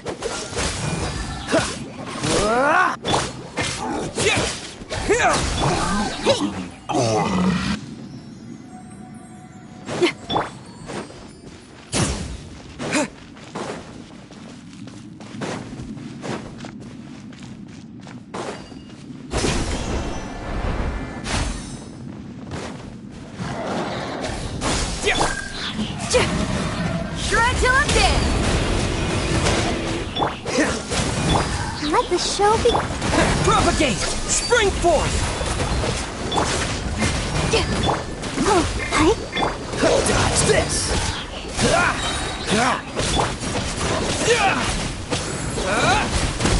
Scatter! Power cord! Cool it!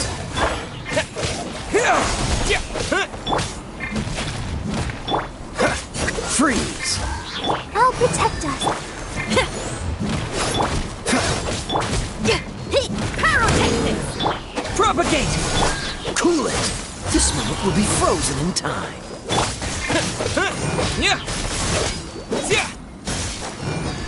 Scatter!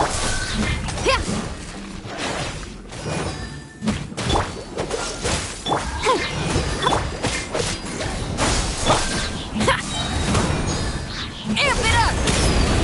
Freeze! Let's dance. Ready, steady, go! Dodge this! Scatter! Germinate! Freeze! Feel the beat! Propagate! Cool it!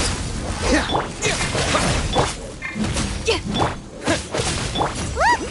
Swirling sigils have appeared in the sky!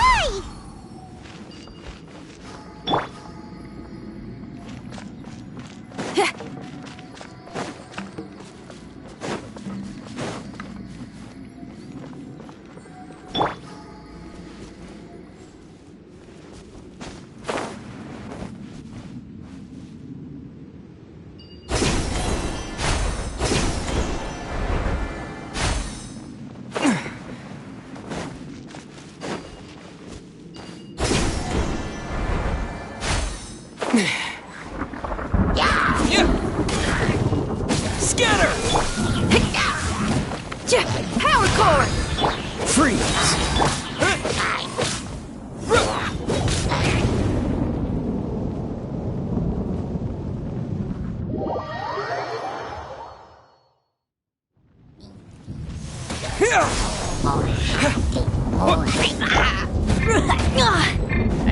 Pyrotechnics! Scatter!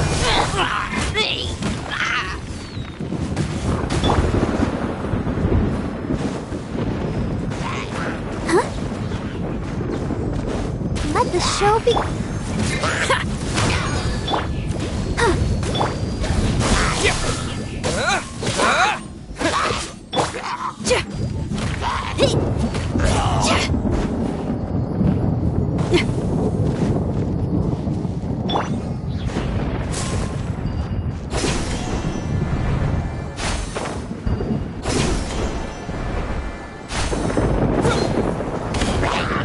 Propagate! Power cord! Cool it!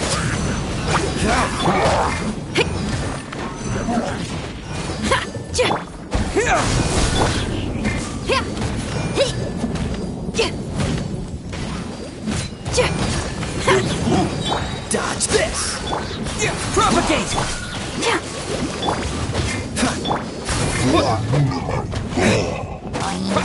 Some!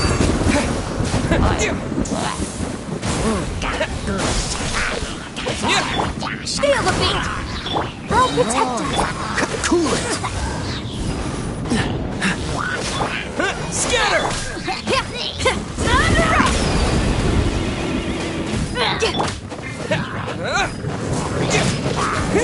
Dodge this! Power cord!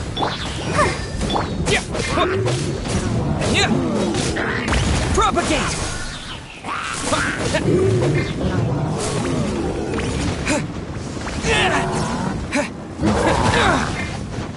Scatter!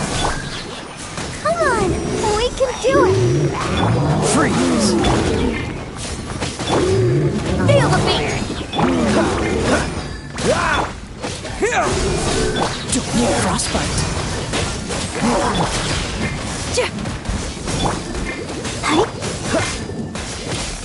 Dodge this! Propagate! Germinate!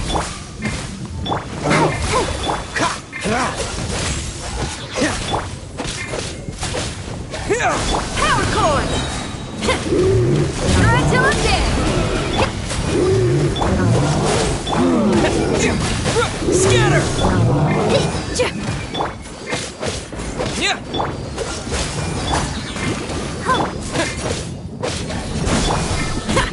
Oh, so sorry. Freeze! Feel the beat! Dodge this! Let's dance. Cool it! Propagate! To control the boat of consciousness, we need to find the helm first.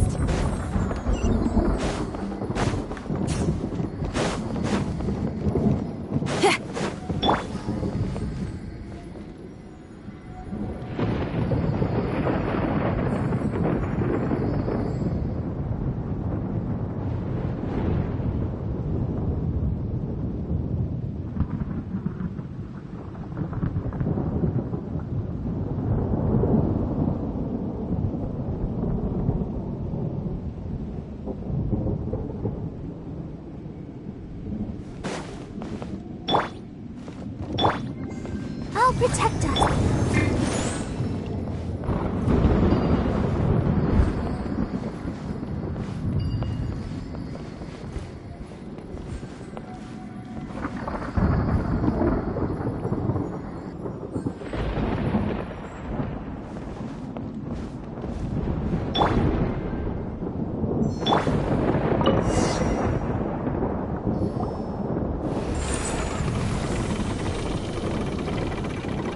We changed direction. Are we still going the right way, Nahida? Mm-hmm. Judging from the current route, the boat of consciousness will soon take us out of here.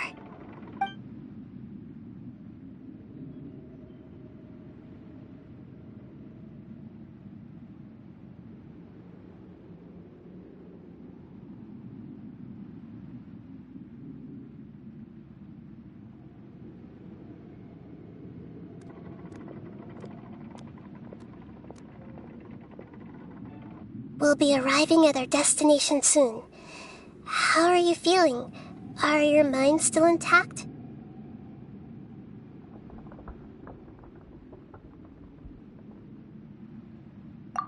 Huh?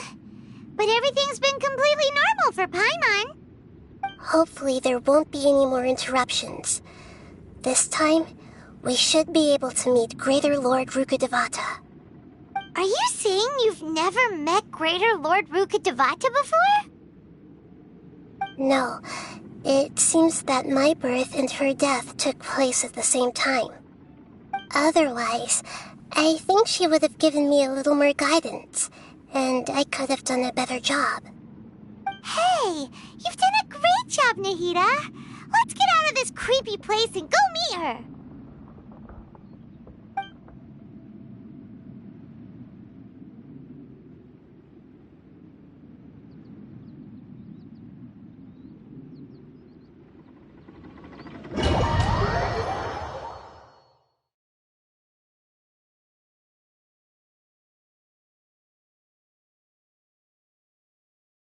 So, is this the place you were talking about? The base of Irminsul?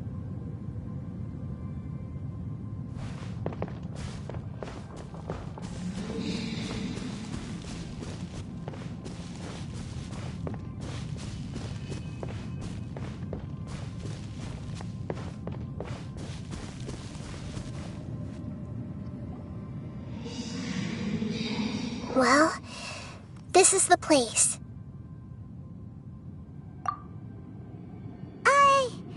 We're here to find Greater Lord Rukkhadevata, right? But the one standing over there is... Is that... me? She looks exactly like me. Are you Greater Lord Rukkhadevata? Yes, that's me. Are you surprised by my appearance? Irminsul and the surrounding lands have been reproduced here as they were years ago. But this is just a realm of consciousness. We are manifestations of the same nature, hence why we would appear exactly the same. We're of the same nature? Why? Because you are me, and I am you. You are me in the new samsara. The new samsara? As Greater Lord Rukkhadevata, I'm the avatar of Irminsul, and you are the purest branch snapped from Irminsul. Imagine it this way. Even if a tree dies, its branches will eventually take root and grow, continuing the tree's life in another form. I'm merely the remaining consciousness of Greater Lord Rukkhadevata. The real me has presumably died a long time ago.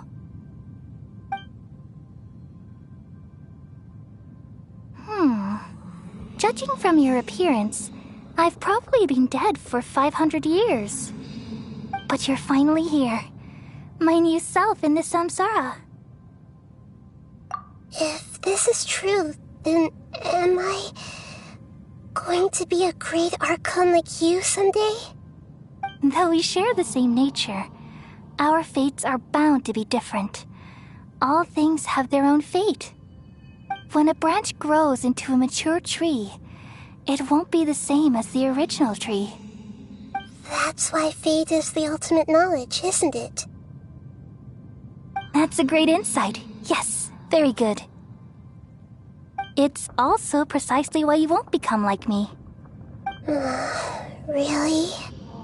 But perhaps you may become an even greater Archon than I. I already see a determination in you that I didn't possess in my time, and the future that it leads you to will be yours alone. Along with the blessings from your past experiences. Don't worry. The growth of wisdom is like that of a plant. You only need to wait quietly for the flower to bloom. Come to think of it, the sages never had the faintest inkling of the meaning of wisdom. Thank you. Nothing makes me happier than discovering that the Archon I always admired was in fact myself in another fate. It's so nice to speak with you, Greater Lord Rukkhadevata. I've always wanted to meet you. The feeling is mutual. From the moment I snapped the branch off Irminsul and created you, I've also looked forward to talking with you. Could you tell me why you wanted to create me? And what exactly happened when you died? Ah, I see. You're here seeking answers, right? Everything that day, even the sky itself, changed into a color like this. At that time, the seven were all summoned to the nation of Conria. Except for me. I had a more important task to attend to. I had to protect Irminsul. The disaster occurred together with the pollution of forbidden knowledge. At that very moment, with my consciousness connected to Irminsul, I sensed something was wrong. The pain started to torment my mind. By the time I reached Irminsul, it was already displaying signs of corruption. Had I not repelled the pollution of forbidden knowledge with King Deshret thousands of years ago, I might have felt even more hopeless and lost. So what exactly is forbidden knowledge? It's a kind of knowledge that doesn't belong to this world, and a form of truth that can't be understood. It came from the very bottom of the abyss. Even I could never understand it. The world is constantly rejecting it, leading to all kinds of bad phenomena. If we allow forbidden knowledge to pollute Irminsul, I'm afraid the entirety of Teyvat could fall apart. So, there's knowledge that even the God of Wisdom can't understand? At that time, I knew I couldn't repel the forbidden knowledge with my strength alone. Which is why I created a device that compiled human wisdom and named it the Akasha. It's truly the world's most amazing invention. Thank you. For a long time, I thought dreams were the fruit of human wisdom. Though it was selfish to do so, I borrowed people's dreams using the Akasha. Then I compiled their wisdom and all of my own power. Well, did it work?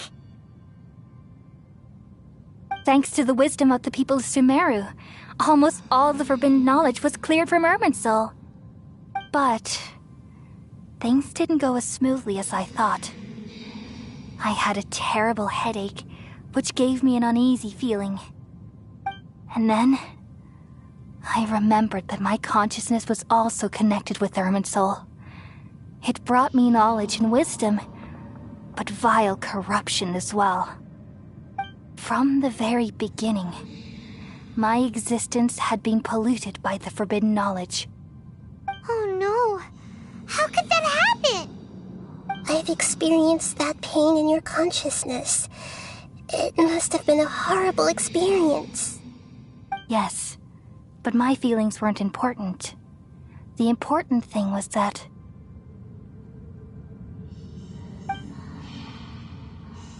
even if I died, my existence and everything related to me would continue to exist in Irminsul as memories and knowledge, meaning that the forbidden knowledge couldn't ever be permanently eradicated. And there's no way for me to eliminate myself. It would be a sort of paradox. So, I took the purest branch of Irminsul as my incarnation in the next samsara, and left a trail of clues. All in hopes that you would come here and remove me and my pollution from Irminsul forever. Wait, no, I can't. So you realize what that implies? You are very smart indeed. Irminsul has all the knowledge and memories of this world. And as you've realized just now, removing me from Irminsul means I essentially will never have existed in this world. But this is the only way to save Irminsul. People love you so much, and they've missed you so much over the past 500 years. I am exactly the same. So how can we just forget you like this? Is there really no other way? There must be something else I can do. You're the god of wisdom, Buer. You should know that there is no other way. But this is so cruel. I don't want to forget you. No need to feel so sad, Buer. As someone who delights in wisdom, you should feel joy at finally finding the answer. These are the words in their entirety, the answer you've been seeking all along. Let the world completely forget me.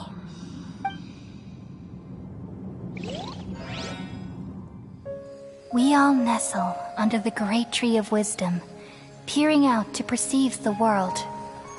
From the earth and from the rain, we perceive its wonders, until we become a white bird to perch atop a branch, and finally snap off the most important leaf.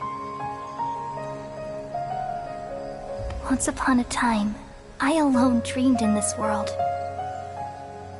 In my dreams, everybody would also dream after they fell asleep. wild and wonderful thoughts would emerge from their minds. Some tumbled to the ground, and others floated to the sky, connecting all things in the world into one dazzling net.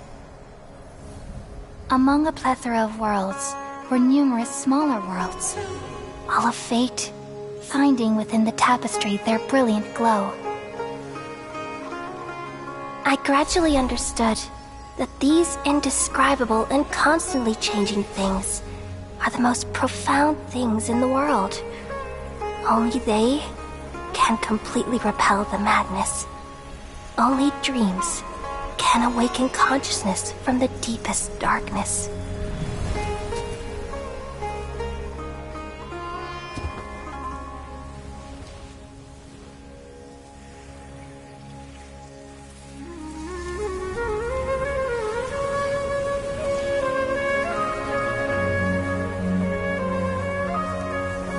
I'm the one who posed this question, yet also the one who sought a solution. Saving the world with the dreams of the people used to be my answer. And now, you've also found your own answer, and I shall return all the dreams to the people.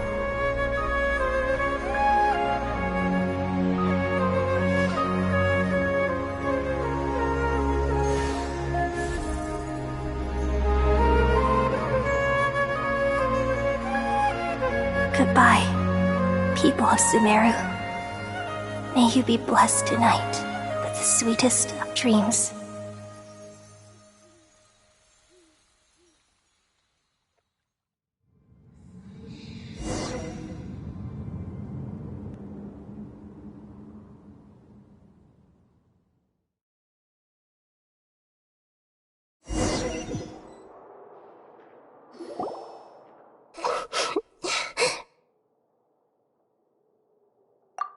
I'm alright.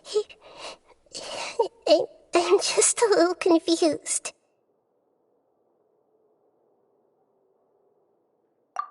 We've just saved the world, right? So why am I crying?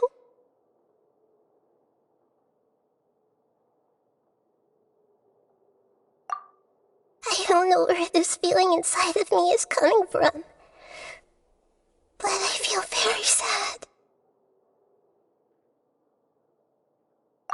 Just now, we used the power of two Gnosis to successfully connect with the Irminsul consciousness from 500 years ago. Then, we removed the remaining pollution from Irminsul.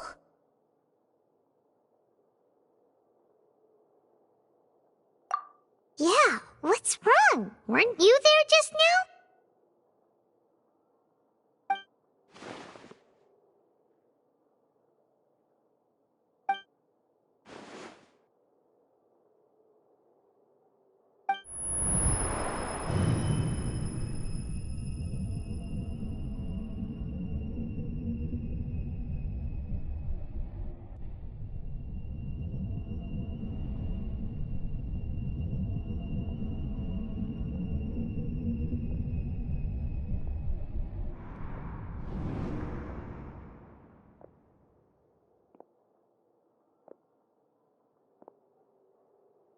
Huh?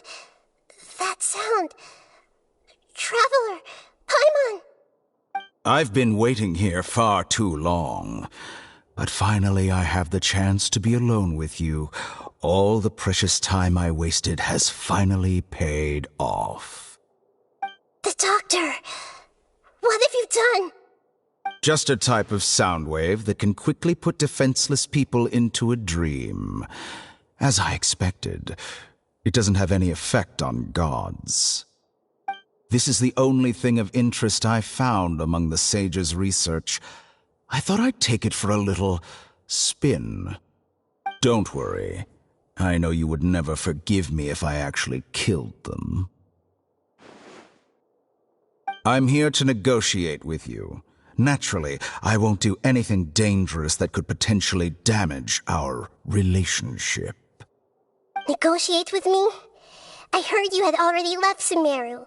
Why are you here again now? I left Sumeru, But I also stayed in Sumeru. Even the God of Wisdom is restricted by the habits of cognition. How disappointing. You mean there are many different versions of you in this world? An astute guess. Even the same individual will have different cognitions at different ages. A long time ago, I made a major decision in hopes of preserving all my perspectives of how I observe the world. Observation is the first step of any experiment, but observing the current world doesn't satisfy me. It lacks an important dimension, that of time.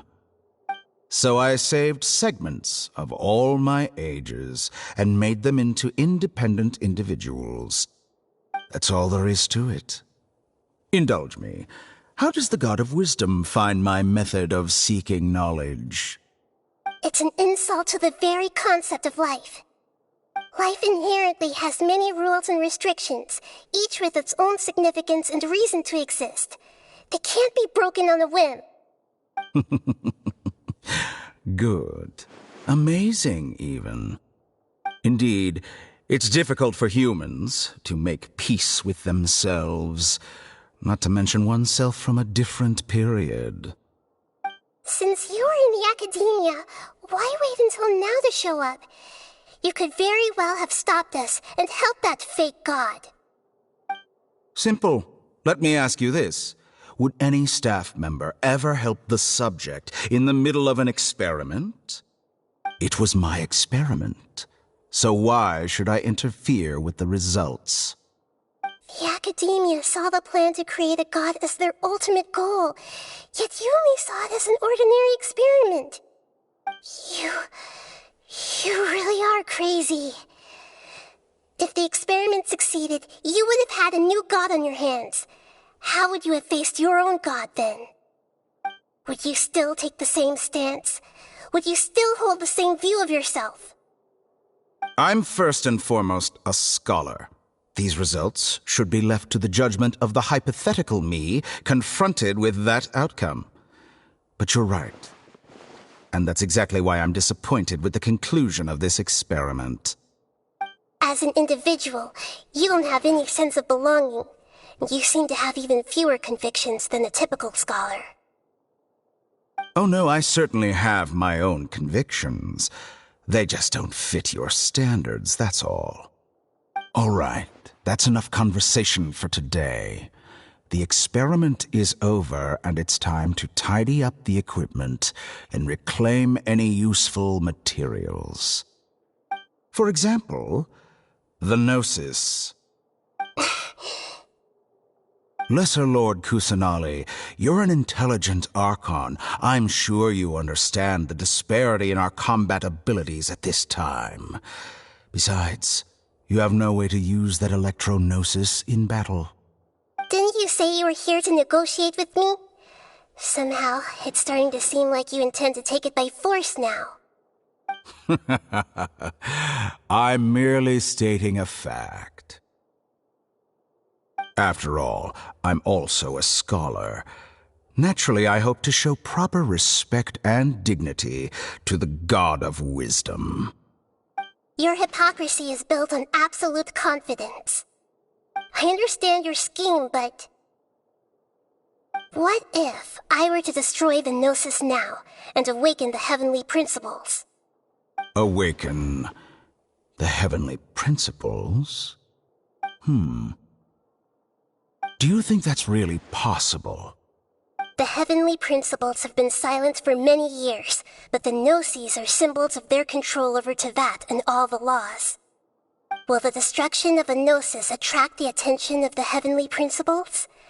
And if so, how do the Fatui plan to deal with the consequences? Do you dare to gamble such a possibility with me? Gamble? How surprising. I thought you would show evidence or use rigorous reasoning to prove your point. The word gamble is the last thing I expected to hear from the God of Wisdom. But this is a clever move. You must have seen through me when I first captured your consciousness. As a scholar, I respect all possibilities. This has always been my principle and is an essential trait as an experimenter. Indeed, I can't ignore this possibility. So tell me then, what are your conditions? This foreign gnosis will only lead to disaster if it stays in Sumeru. But this electro-gnosis is the prize I obtained after defeating one of your fellow harbingers. Now, as the one who initiated this cascade of events, shouldn't you pay the corresponding price? Price? Interesting. What price would you have me pay? How about erasing all your other segments? So this is how you wish to restrict me, the most threatening opponent of the Nation of Wisdom. What you request of me is like plucking out the eyes I have placed in the dimension of time. Segments are extraordinarily difficult to make. They require extremely rare resources and enormous amounts of time and effort, requiring me to destroy them all here and now. Bravo. A suitably wise decision on your part. Yes, how very interesting. Can I assume that you have long been wary of me? Among all the versions of me, this segment you see now is the most selfish. If it weren't me, your idea wouldn't have worked. What did you see when you were imprisoned? You were observing me, and that's how you know I've long grown tired of their doubts and endless arguments. Like you said, it's difficult to make peace with yourself. Being as smart as you are, have you managed to do that? I see. If you think all those versions of me are worth a gnosis, then deal. You sure didn't hesitate much. Is the relationship between all the versions of you really that bad? I don't think there's any need to dwell on that. The surplus versions of me can be exchanged for a gnosis. Do you think anyone can offer themselves at a higher price? Besides, with my abilities, it's only a matter of time until I find better perspectives. Perhaps it's best to say, you're just temporarily ahead. But what I'd like to know is, how can you be sure that I've really erased them? I can see your remaining honesty.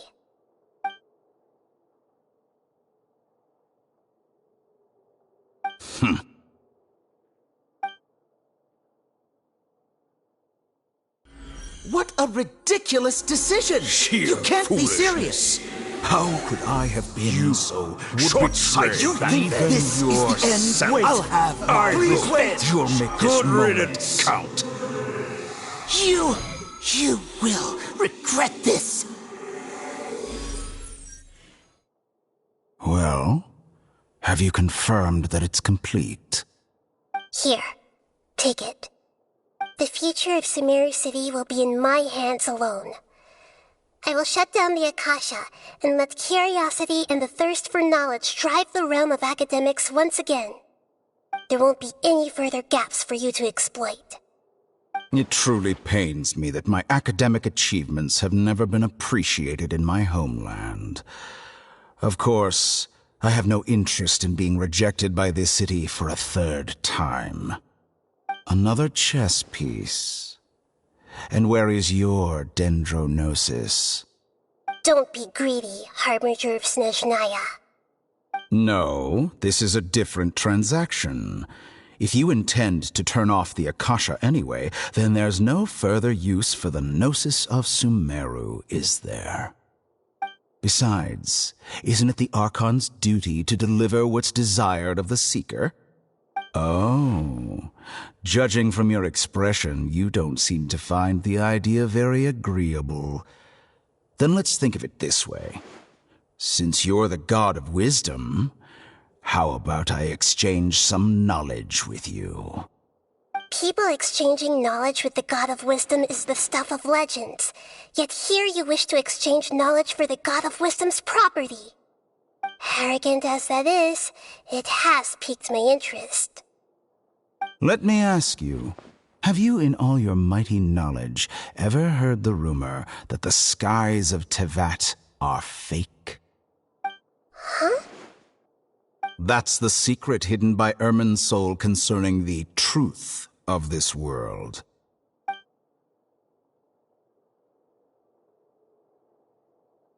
Once I finish telling you about this, it will be time for me to say goodbye. With negotiations, we've all gotten what we wanted. I'm very glad I got to meet you like this. Your arrogance may know no bounds, and convictions may mean nothing to you. But I'll still listen to what you have to say.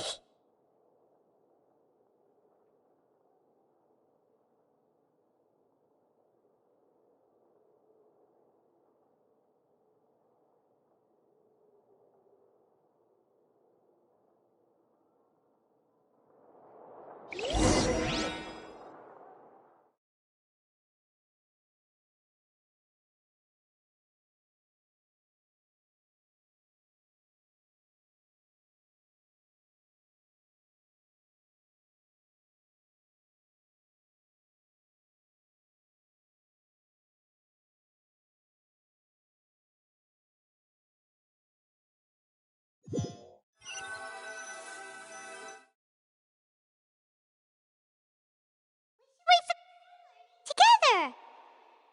Okay. Wake him up.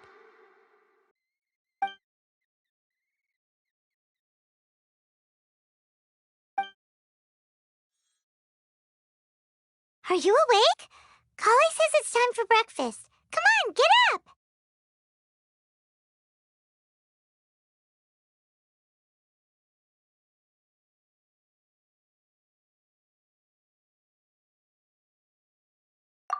Good morning! How are you feeling today?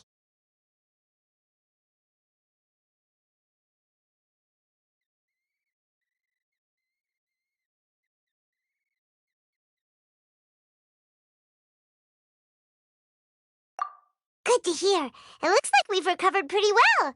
Not even Tighnari could stop us from going out now, right?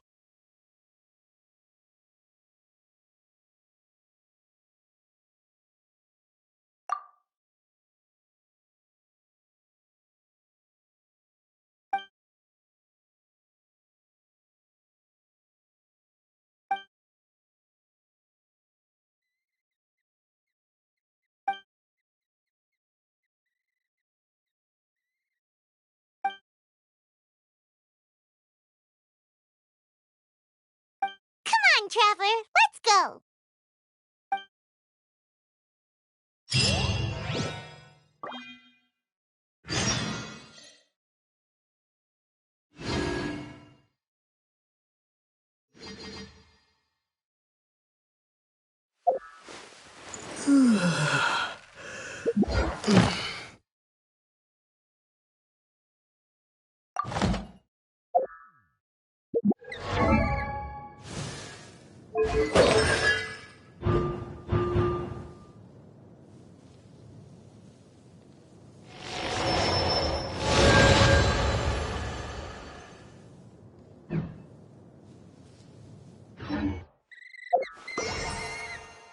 Surely that little...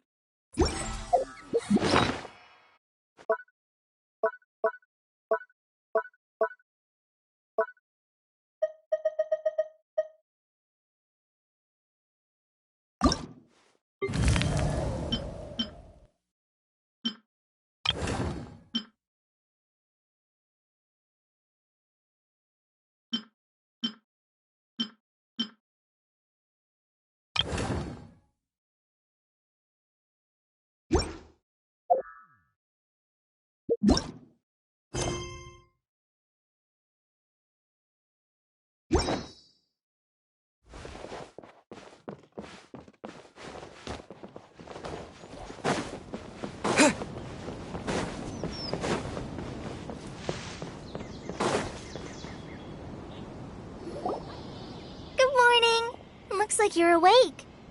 Yep, yep.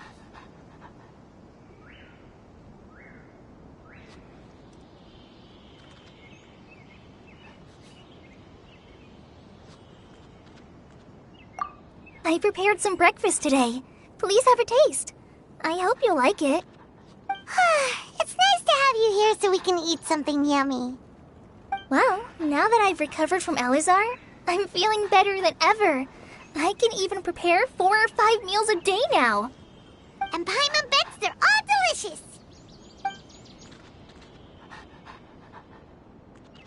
Oh, by the way, someone brought a letter for you after you went to sleep last night. Nope. Paimon wanted to read the letter with you after you woke up, so Paimon didn't open it. All right, let's read it now. Oh, it's from Nilou. Ahem. We're going to hold a feast at the Grand Bazaar and celebrate Cyno's reinstatement as the General Mahamatra. As heroes of Sumeru, please be sure to attend. I'll wait for you. The date of the banquet is written on the back. It's in 2 days. Oh, I've also heard that you've become heroes here as well. That's amazing.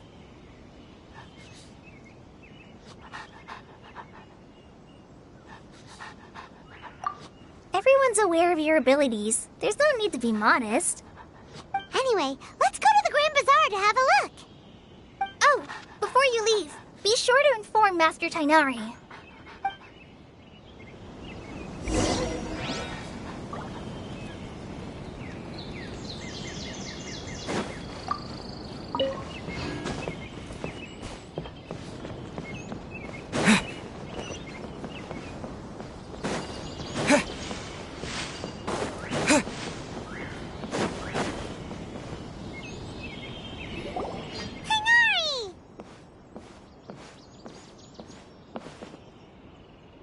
Ah, good morning. How do you feel today? We feel much better. How about you?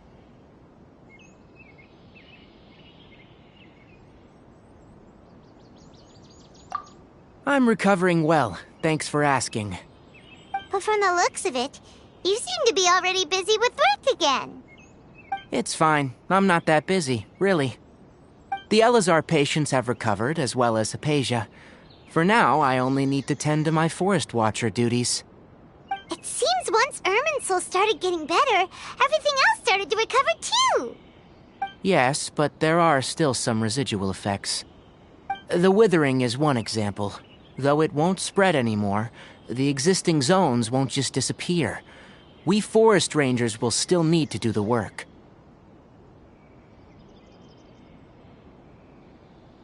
By the way, we have some good news. Cyno got his position back. This news is hardly new. He had already mentioned it to me before. Huh? You mean he was already here? Why didn't he come to say hi to us?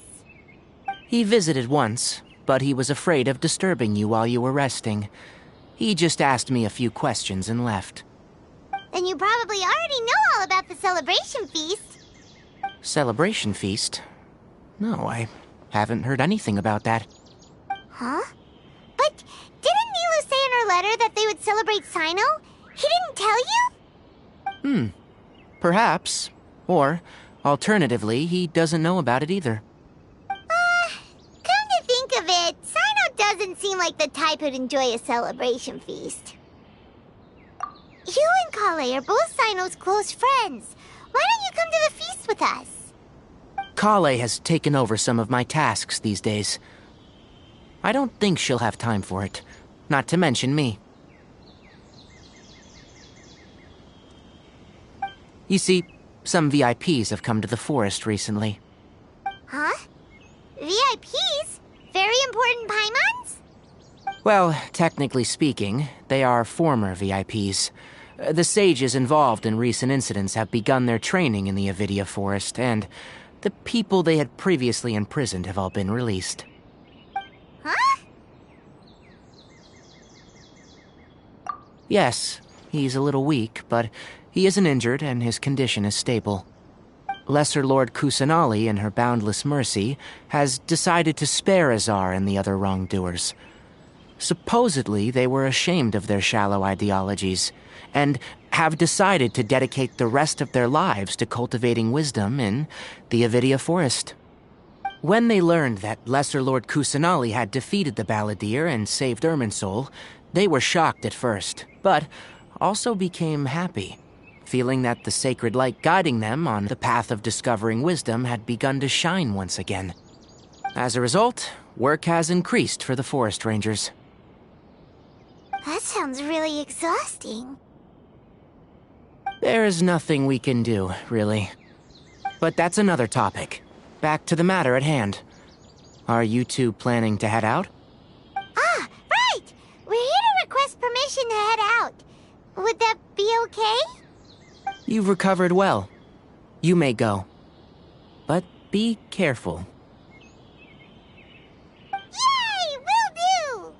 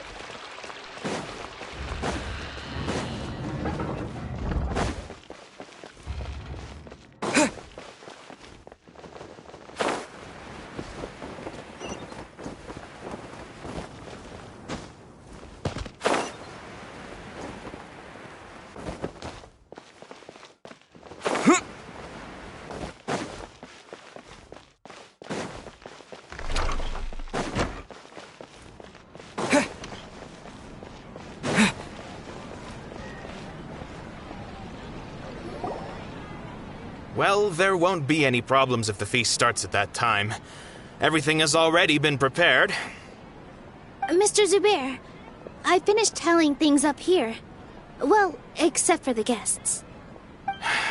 Is a simple reply really that much to ask of our guests? It's affecting our arrangements. Oh, it'll be fine. Besides, it never hurts to get things ready in advance. I was thinking the same thing. The feast will be held sooner or later, right? Hey, Nilou! Traveler, Paimon! We got your letters, so here we are! You're the best! The other guests haven't even replied yet. Huh? Are we the only ones that have arrived? Yeah, I had someone deliver letters to all of our guests. But maybe everyone is still busy with other things. Look, I get it. Sumeru is in an extremely important period of transition right now, but even if your friends are important figures, they shouldn't just ignore your request like this. Nilou is Sumeru's #1 celebrity, after all. You have no idea how happy I am to talk to people with good taste. If you consider enjoying Nilou's dances having good taste, then almost everybody has good taste. Because Paimon thinks everybody will love her performance. That's right. We all think she's amazing too. Nilou is an absolute favorite among those of us who frequent the Grand Bazaar. For Outlanders, you have a great eye. Master Zubair, let's have a vote for the most outstanding audience members next time. I think these two may win. Nonsense! It is not for us to determine the value of an audience. But indeed, we could try giving gifts to people with particularly good taste. I heard there's a device in Fontaine called a camera that can record people's appearances as pictures. Such pictures would make superb gifts. Ooh, good idea. I wonder where we can find one. You guys are so funny. There's really no need for that. I'm satisfied just being able to perform here. There's always a lot going on at the Grand Bazaar. Yeah, and that's why I love it here. Traveler and Paimon, could you help confirm if the letters were actually delivered? If for some reason they didn't receive the letters, then please tell everyone that there will be a feast here. Yeah, we can also check out how everything in Sumeru is going now.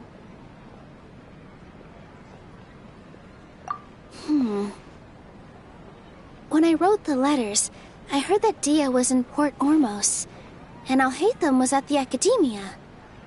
As for Sino, we've only heard that he appears at the Academia from time to time. I'm not too sure about Rahman's whereabouts. My guess is that he's with Dia. As for Dunyarzad, I just hope she's feeling better. I sent her a letter, but I was afraid of disturbing her. If you have time, please ask about her for me. Okay, got it. Let's go, Traveler.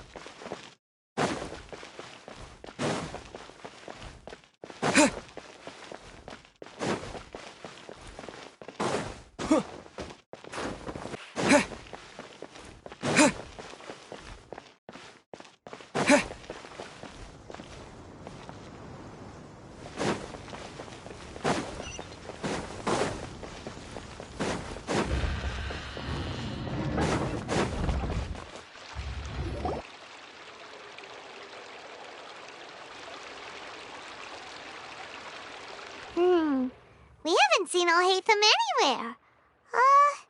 Let's ask that person over there.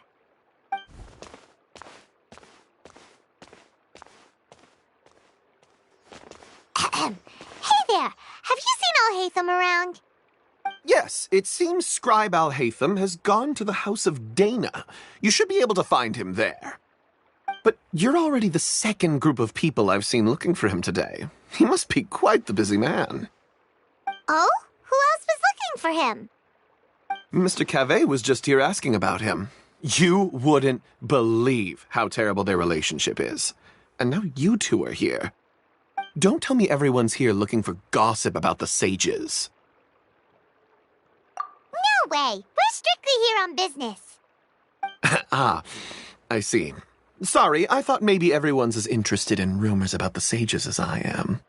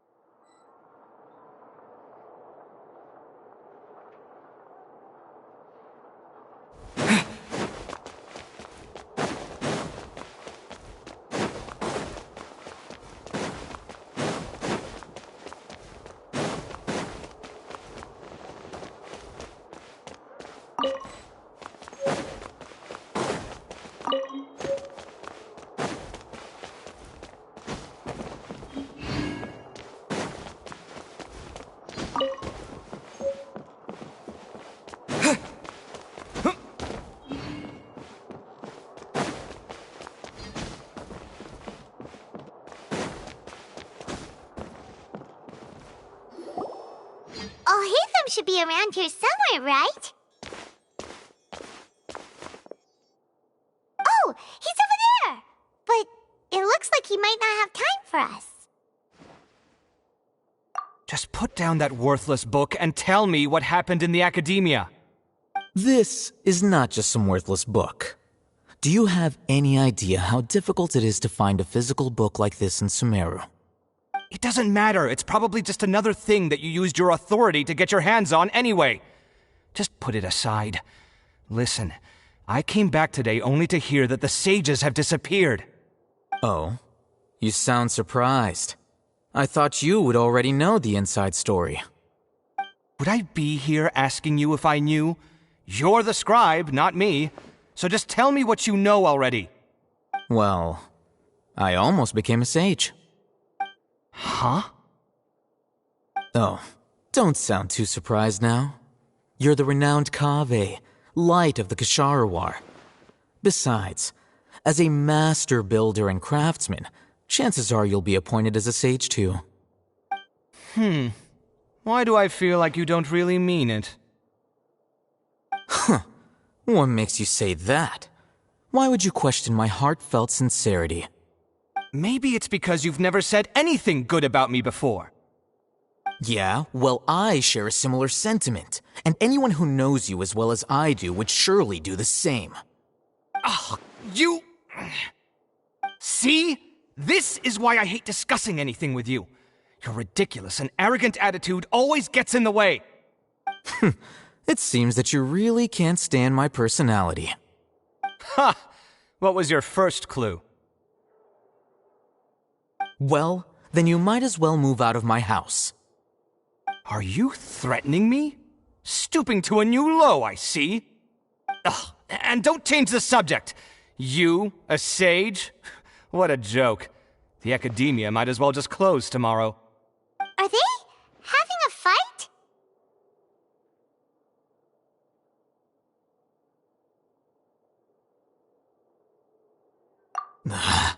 Forget what's going on with the academia.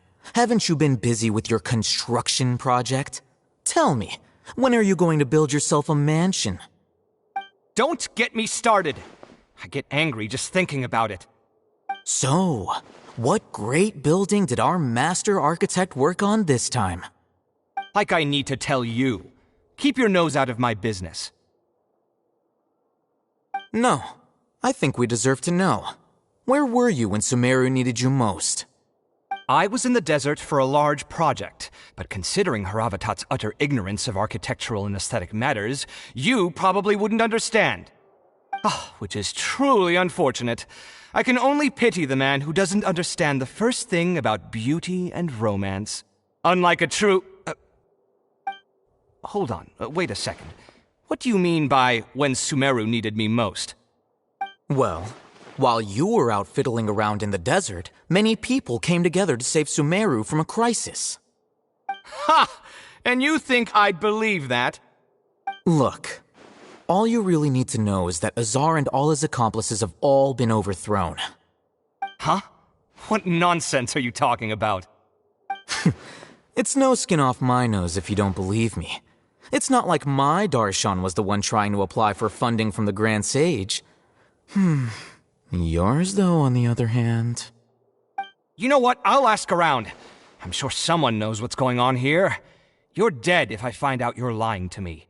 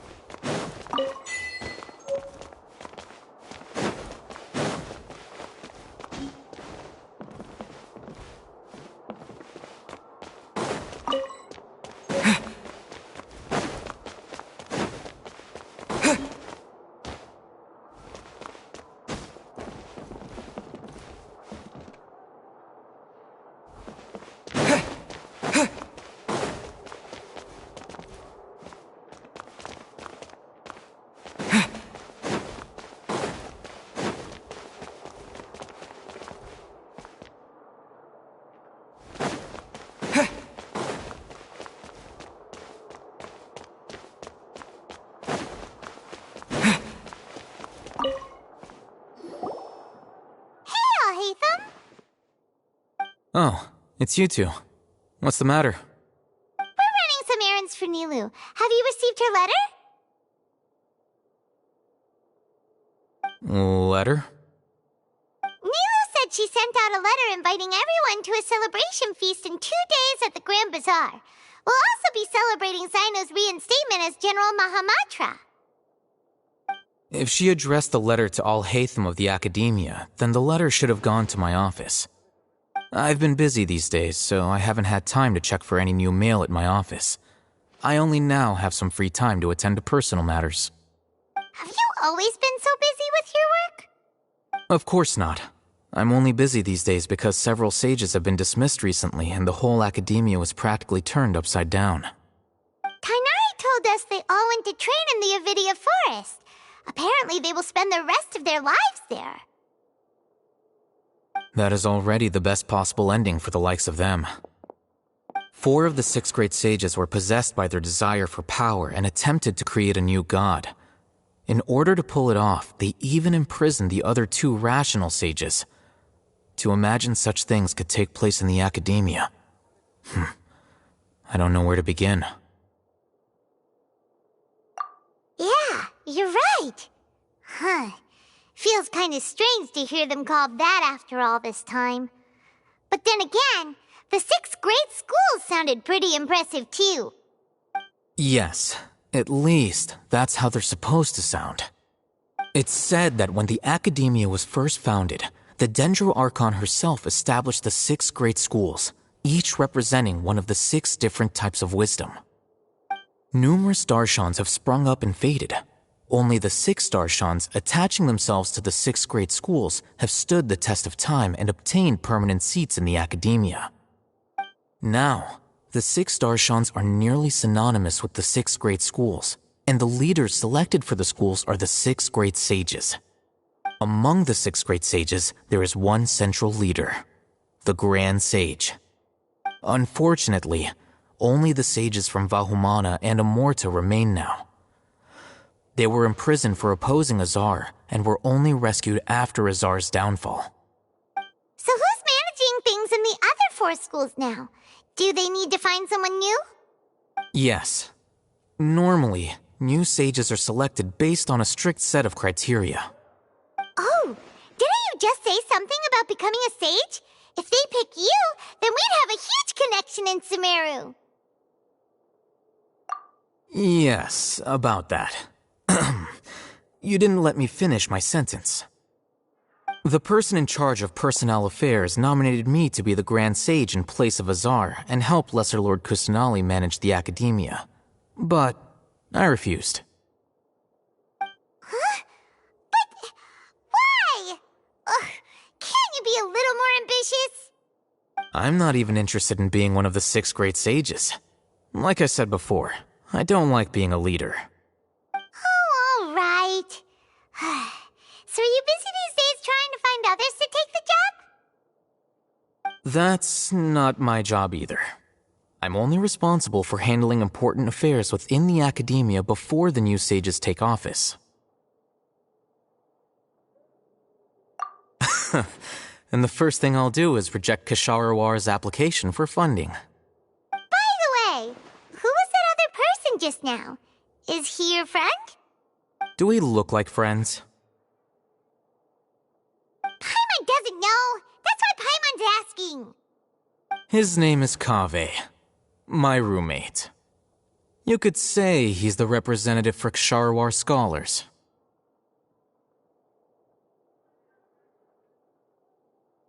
Which is exactly why he always has so many problems. So everything that's happened recently must be a huge change for the people of Sumeru.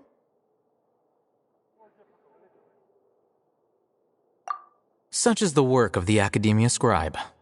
Well, anyway, no matter how busy you are, since you are our planner, remember to attend the celebration feast in 2 days. Alright, I'll see you there.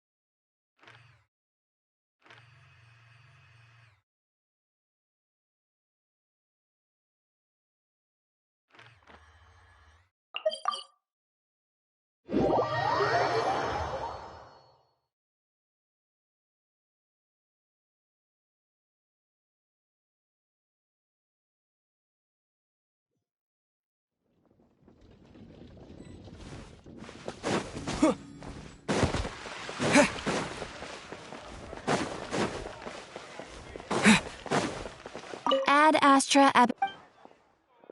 Thank you for completing.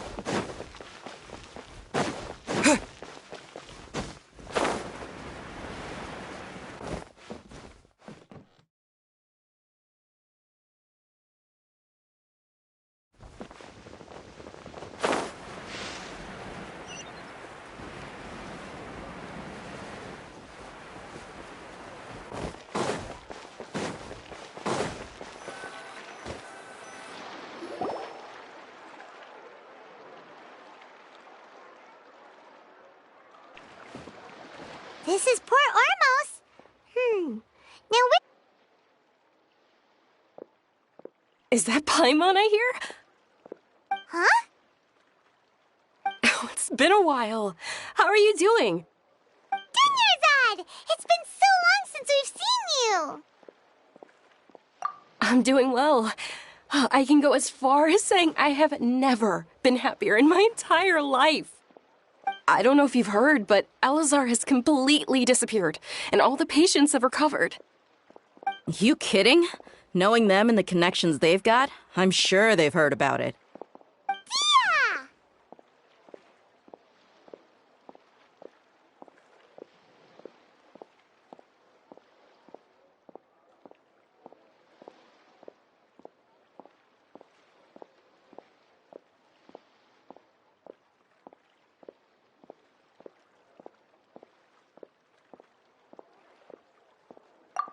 That's right. My lady is feeling better now, so I'm accompanying her for a walk. Why do you still call me that, Dia? You've already informed my father of your resignation. I guess I'm just used to calling you my lady. Old habits die hard. Resignation? You mean you're quitting? Yeah, I might start losing my edge if I keep being a bodyguard for the Homayanis. You know that my parents and I are fond of you, and that we appreciate you very much. It wouldn't be a problem if you wish to continue to be our bodyguard. I'm not a woman that's easily persuaded. You should know that by now, my lady. When I took this job, I had already decided that I'd quit as soon as you'd recovered. It's time for me to get back out there and chase that horizon. So what are you gonna do now if you're not gonna be a bodyguard anymore? I want to take a risky job and put my body to the test again. Huh? But we literally just finished one of the most dangerous jobs ever. Are you getting bored already? I know. If I hadn't joined in that plan with you, I wouldn't have come up with this idea. I guess I still get fired up by that feeling of going all out in a fight. It made me realize that I'm still a mercenary through and through. Life is short, and I'm happy that I got to be a part of that operation. But the whole thing also made me realize that there are still many problems in Sumeru, and as a desert dweller, I'm still not completely ready to settle down on this side of the wall. Well, I remember a friend had someone bring you a message. You mean I'll hate them? I didn't expect him to still remember that. I thought he was joking. We just came from talking with Alhaitham at the Academia. Did he tell you that he suggested that I come work at the Academia? What?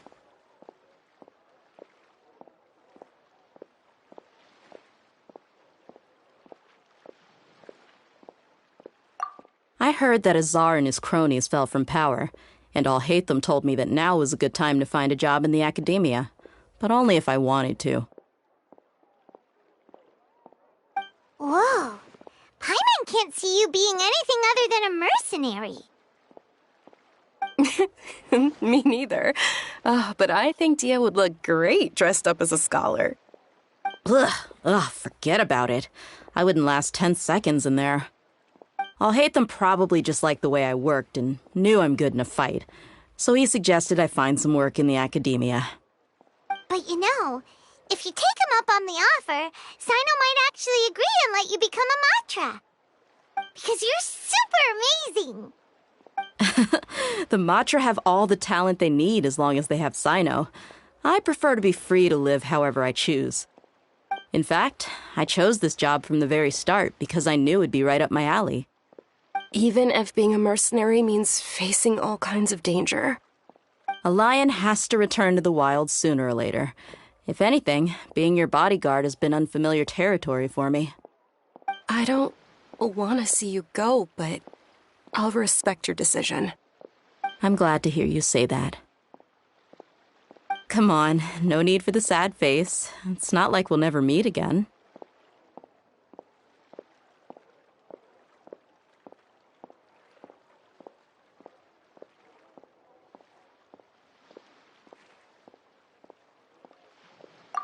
Once the whole Dendro Archon thing is settled, everything in Sumeru will take a turn for the better.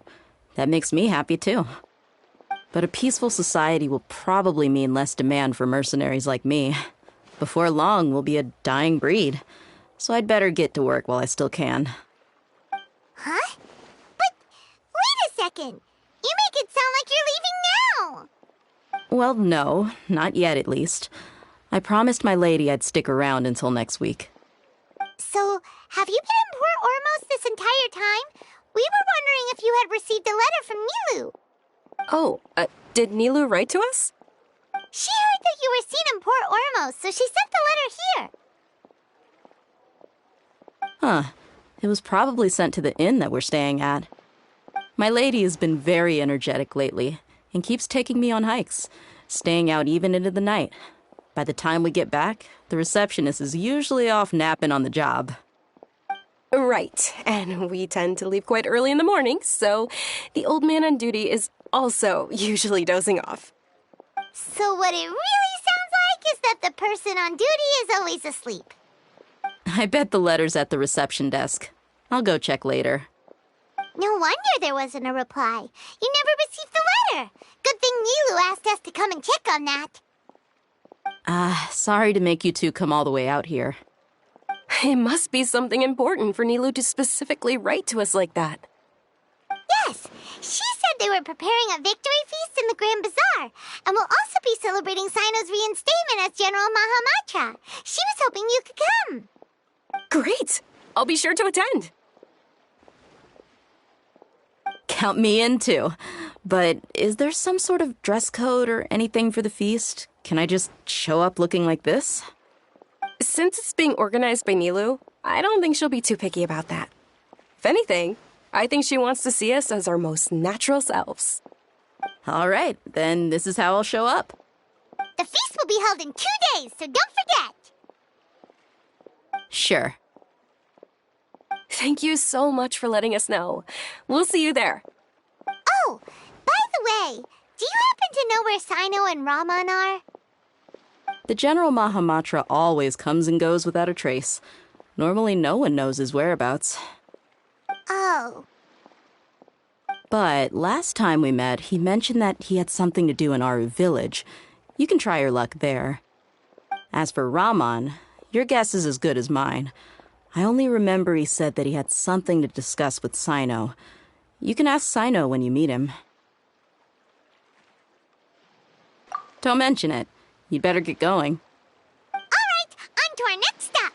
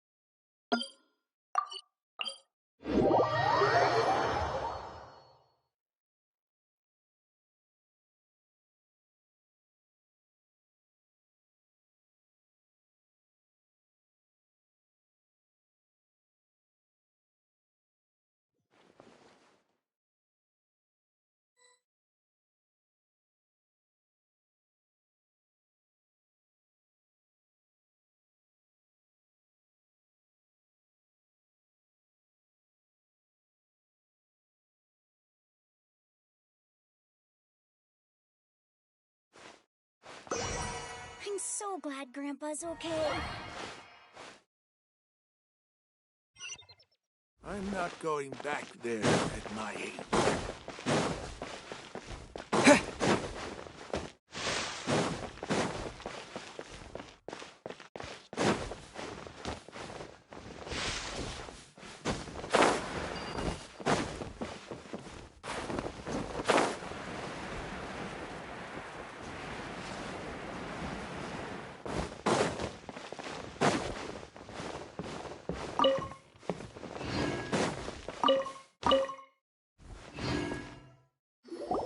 It's been a while since we last visited Aru Village.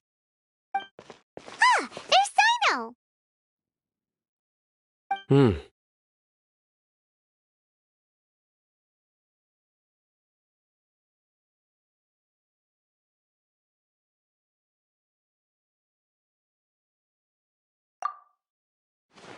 What brings you here? We recovered well, and Tighnari agreed to let us leave, so now we're out and about again. It seems Gandharvaville's medical treatment is still as good as ever. And Tighnari is recovering well, too. That's good to hear. Yeah, you're the one who brought us to him when we lost consciousness, right? Thanks for that. You're welcome. Tighnari has excellent medical skills, and Kale is quite attentive. It was the best place for you. But why are you just standing here like a dead tree? I'm meeting some people. Oh, you mean Candace? I've already talked with Candace and the village chief. They're still at the usual place. You can go there if you'd like to see them. But you know one of the people I'm meeting as well. Oh, by King Deshret's blessing, my friend suddenly appears in the desert. Don't tell me you've run into trouble and need us to help now. Raman! And, Setaria?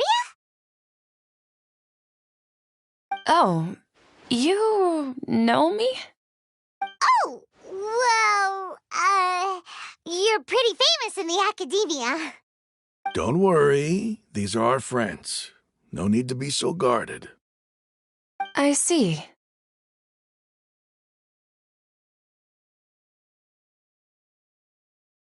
I'm doing well. Many good things have happened recently. Same here. Really, I feel that my whole life has started to shine after suddenly finding a new direction. Oh, tell us everything. Yeah, you go ahead. All right, well, I suppose I should start by saying I've decided to leave the academia. What? It's not that I've given up on being a scholar. Instead, you could say I've found a new identity. I will no longer pursue research like a typical scholar, but I have not completely given up on my relationship to knowledge either. I can see what you're saying now. What do you mean? I plan to leave the academia and return to teach here in the desert. Wow, so you want to become a teacher? Setaria will return to support education here and teach people from the desert. She can't teach everyone on her own, but there are many of us Eremites all over Sumeru. She came to discuss a collaboration with me and hoped that I could bring her ideas to the Eremites. Yes, it's my hope that the Eremites can help me select a group of smart people with the best aptitude for teaching. I'll teach them, and after they've finished learning from me, they can go educate more people. That is the true meaning of education and the spreading of knowledge. The people of King Deshret suffer from sandstorms, exile, and ignorance. Miss Ataria is more than welcome to come teach here. Her arrival is like a star shining in the desert night. The stars have always guided caravans, thieves, soldiers, and travelers who get lost in the night. They lead those in the dark out of trouble and back to safety. Oh, please, where's all of this coming from? I'm starting to feel a little embarrassed. You deserve these compliments. Mercenaries are accustomed to danger and don't fear death, which is why we recognize extraordinary actions that common people would easily overlook. Sataria's idea will bring much good to many people.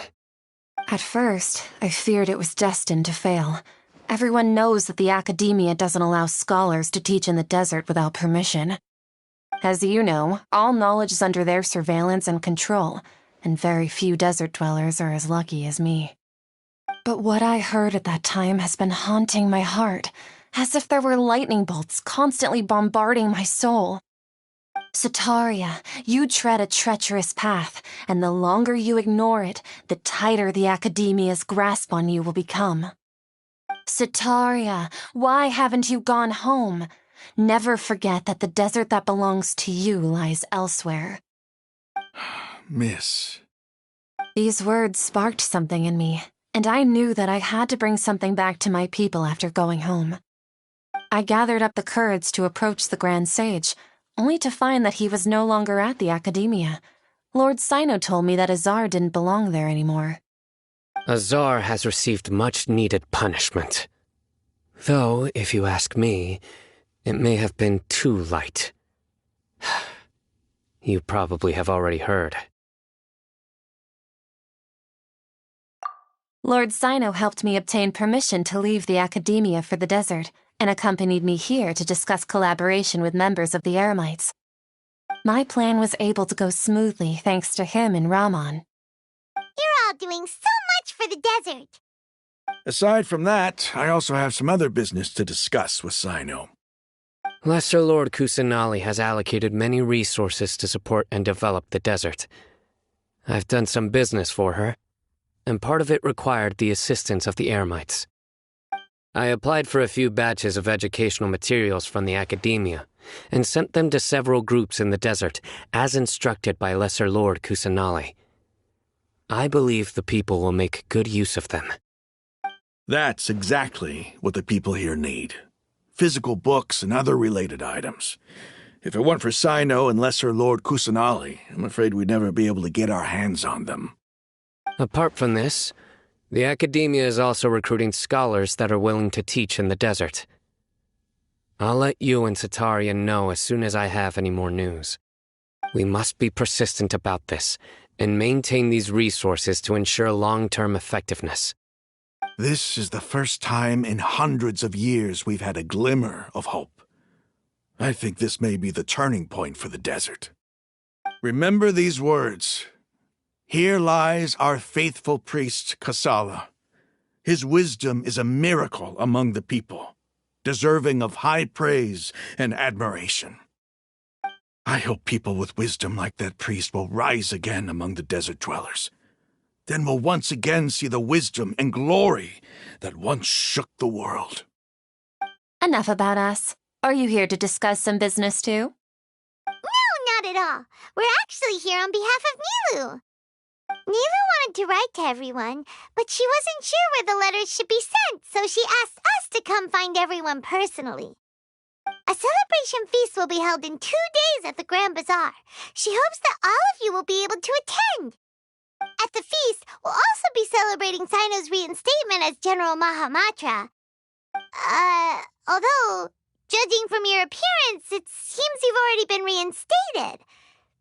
Paimon thought you would only start working for the Academia after the feast. Celebration? Feast?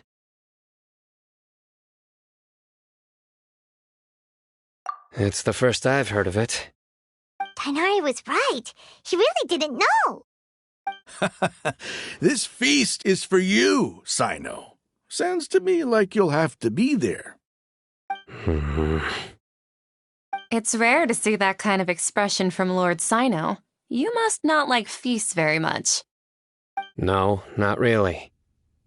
But I'll go. Well, I still have a lot to handle here. Besides, I need to look after Miss Sataria in the desert, so I'll have to pass. I'm afraid I won't be able to join you. Although, the messages. I'm sorry for how I treated you before, but now I understand the beauty of your dance. It's like a light shining in the sky. You and the art you symbolize are not only beautiful, but also lively and powerful, so much so that it was prohibited.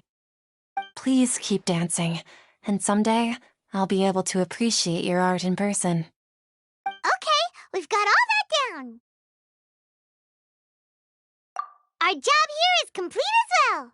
Oh, Cyno, remember, party's in 2 days. Make sure you're there. Got it.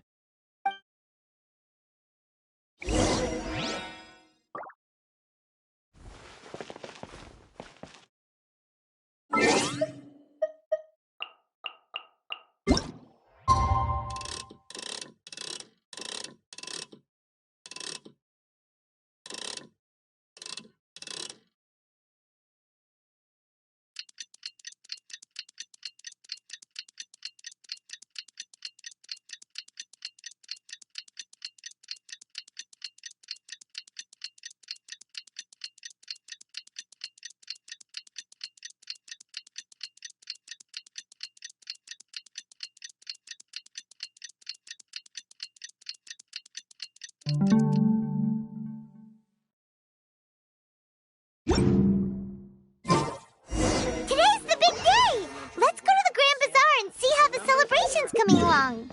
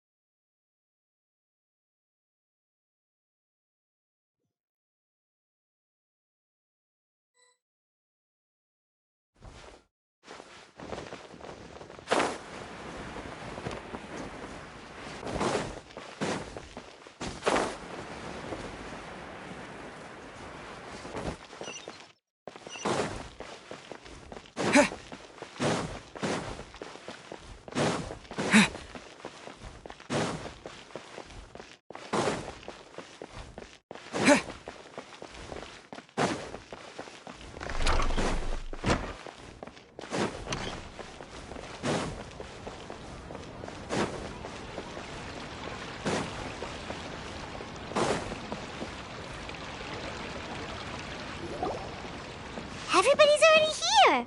Looks like we're the last ones to arrive. You're here. Ah, there you are.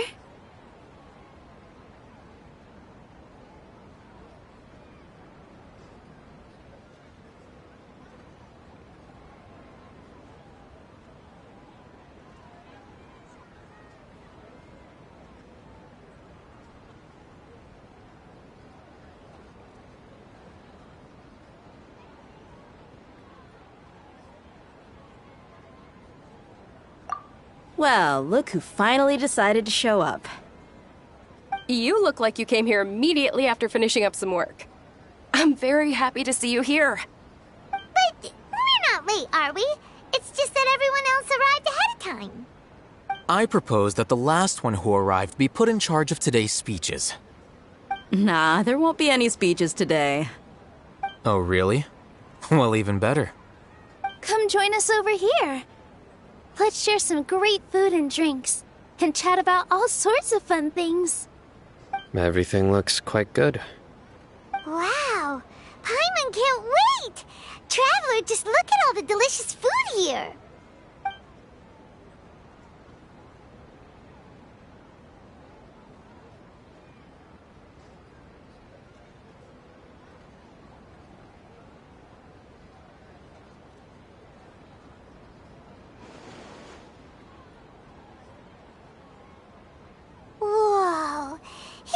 delicious!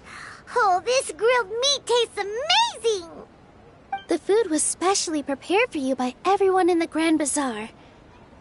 And we have gifts that were sent by the residents of Sumeru City when they heard we were holding a feast. Everyone that came said that you saved Sumeru and wanted me to thank you all on their behalf. Feels kinda nice to be seen as a hero. I could get used to this.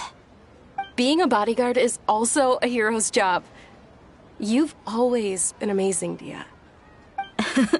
My lady sure has a way with words. Thanks. I'm glad to hear it.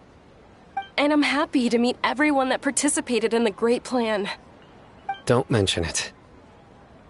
Come to think of it, we've really done something impressive together. It's unbelievable. We owe it to our abilities. And luck. Really?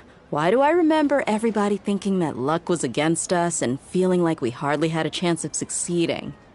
That's how I remember it too. It's luck that brought us together, and it was luck that let us form a team. Then, it took even more luck for us to formulate a plan and implement it successfully.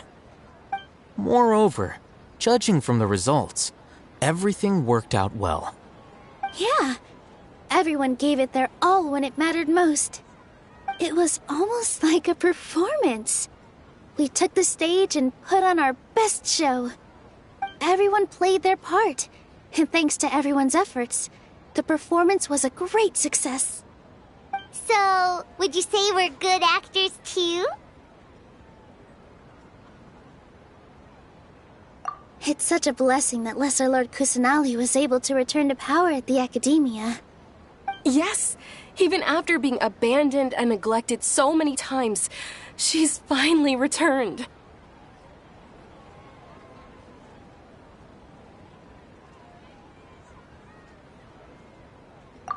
Uh-huh. Lesser Lord Kusanali once used all her power in a great disaster, which resulted in her losing all her wisdom and memories of the past. The Academia basically abandoned her because of it. This should be something everybody should remember. Huh? You look surprised. I didn't say anything wrong, did I? No, everything you said is correct. That's good. Something wrong? Yeah, what's with that face? You knew all of this already. Even if those two giants of the Academia are here, I still have to say it. Those sages really have some nerve. 500 years ago, Lesser Lord Kusanali used all her power for the people of Sumeru, and what did they do in return?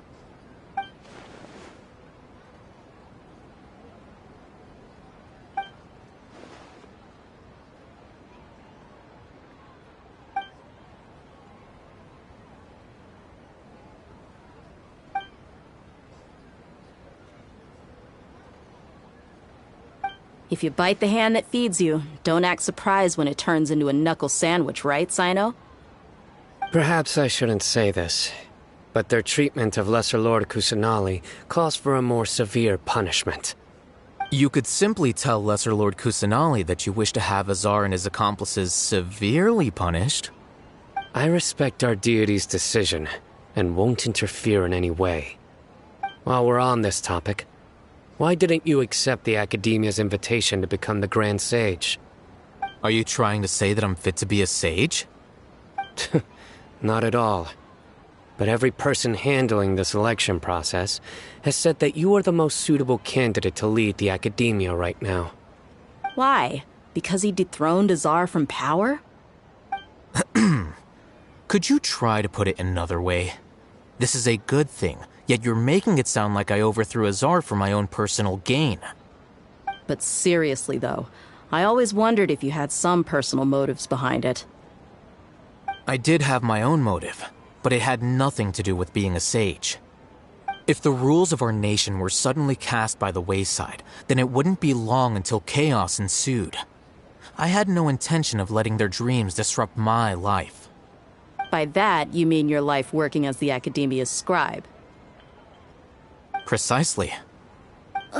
Wait, is that all? So, That's the only reason why you joined us and came up with all those plans? It's reason enough. You've certainly got quite the personality. You flatter me. All right then. How about you? You've already resumed work as the General Mahamatra, right? That's right. Will you be happy with that life? It's not about being happy. There are merely a lot of things that I must do. Even so, keep your spirits up and try to be happy, okay? And try to smile more every day, just like I'm doing now. Thank you. I'll keep that in mind.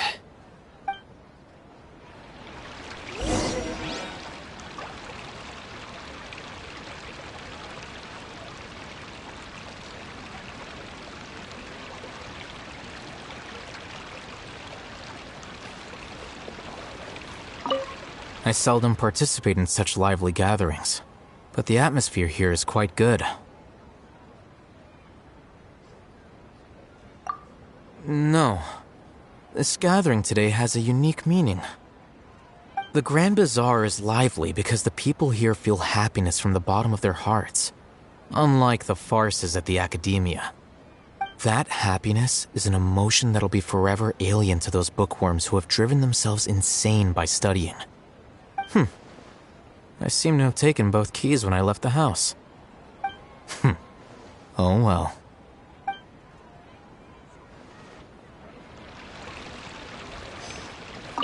Ah, there you are, traveler. Well, how is it? Are you enjoying the feast today? If there's anything you're unhappy with, just let me know. I'll be sure to take note of it. That's good. It's the first time I've ever invited so many exceptional people to one place. I was a little nervous myself. You see, every guest here is quite extraordinary. It's unbelievable that we've got everyone together here. Almost like a fairy tale. Make sure you live it up tonight. I'll be happy as long as you're enjoying yourselves.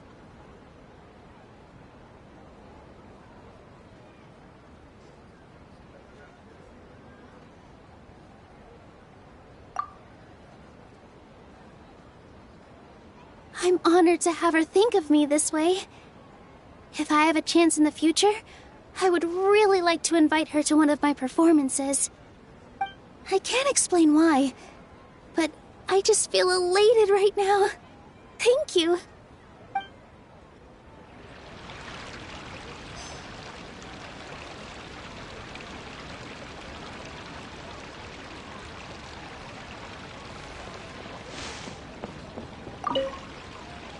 The atmosphere here is good, and everything is delicious.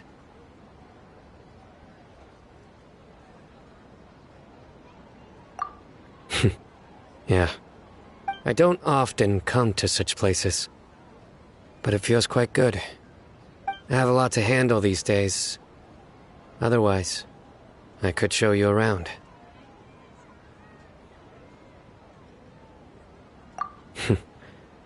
There's always next time. We're friends after all. This feast is pretty good. I like it.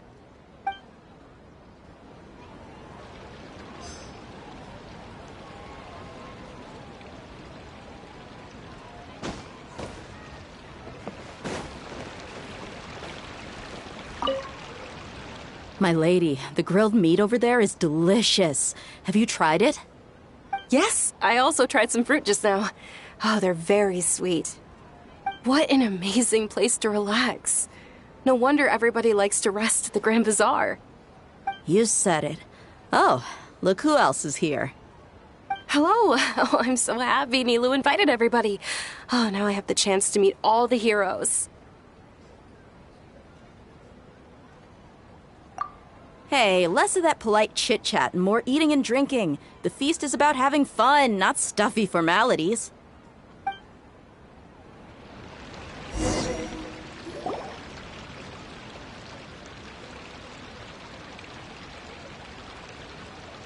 Hey, what's wrong? Your head is starting to droop.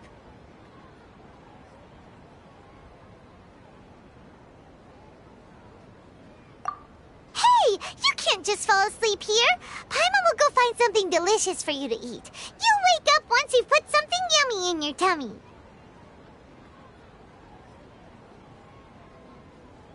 Of course. Just wait here for Paimon.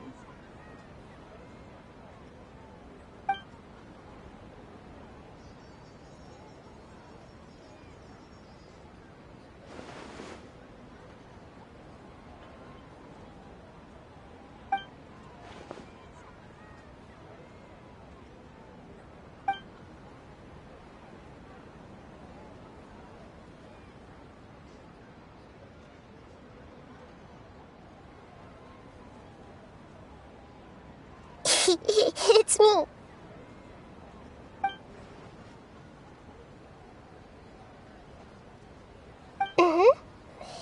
You may blame me for being a bit too self-indulgent. I was thinking about talking with you, and the next thing I knew, I had made a connection with you. The connection between us is amazing. It's like flora and the fence it grows upon.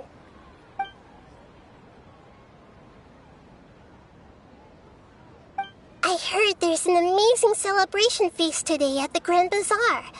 I wanted to have a look for myself, so I snuck in. Lately, I've been so busy dealing with all the fallout from recent events, so I really haven't had any free time. Although you've already helped me with a lot, there's still one more thing I hope you can help me with.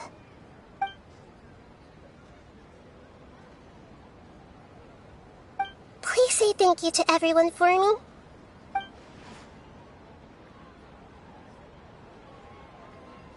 Oh, is it not convenient for you to do that for me?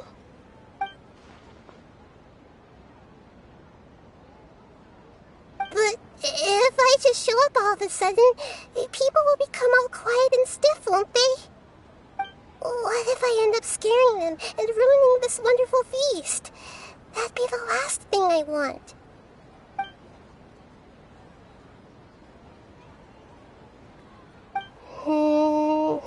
Let me think about it. Okay.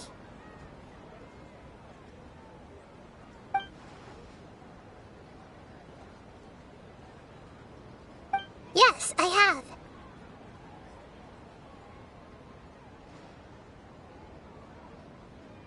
You said I should go thank everyone as myself, right? So... I've decided to borrow your body for the time being. Please don't blame me. The flora also climbs up to the fence to get closer to the sky.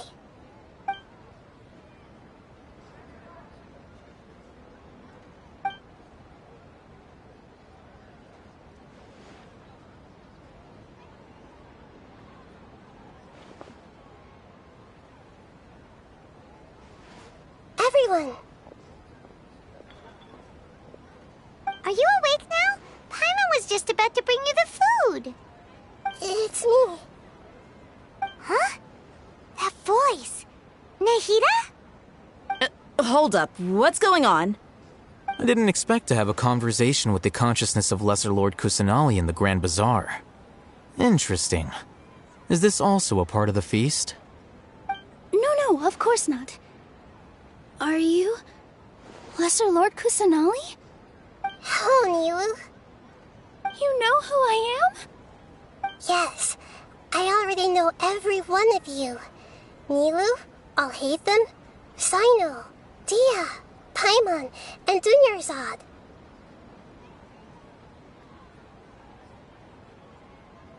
Lesser Lord Kusanali?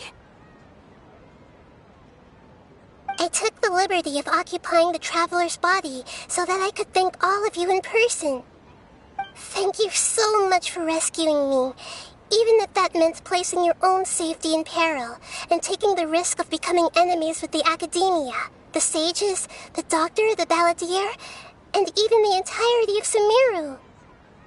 Without you, without any of you, I would have been in a much more difficult situation. Had you not helped me to resolve the crisis, not only I, but Sumeru and even the entirety of Teyvat would have suffered great misfortune. People refer to you as the heroes who managed to rescue a god. I'm quite fond of this name. It not only explains your identities, but also bears witness to your relationship with me. Please, allow me to present to you my most sincere gratitude. Lesser Lord Kusanali, you have done so much for Sumeru, and I didn't even have a chance to do anything for you. You don't have to do this. Dinyarzad, the suffering you endured during your illness is also proof of you being with me and praying for me. Thank you. You don't need to be so ceremonious. It's always been my duty to protect you. This is how the relationship between the Academia and Dendro Archon should be. We just did what was necessary and set things back on the right path. You're an Archon, but you act so humble. You really don't need to be so polite with us. I'm honored to have been able to take part in this plan. I hoped you liked the dance I dedicated to you. Thank you, all of you. Thank you so much.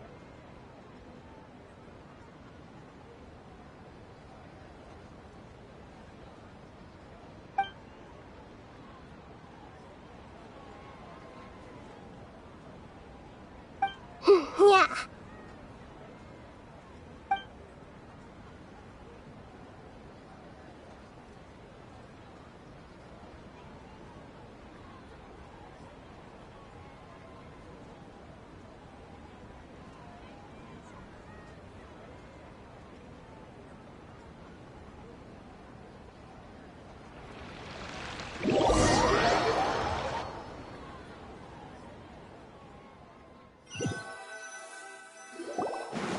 Are you awake? Did you rest well?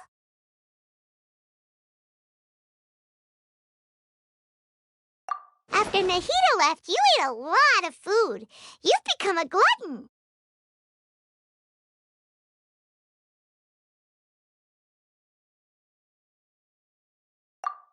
That just means you still have a lot to learn from Master Paimon, the Sage of Gluttony! Alright, since you're awake now, should we go and have a chat with Nahida? She should be in the Academia right about now. If you have any questions, now's your chance to ask.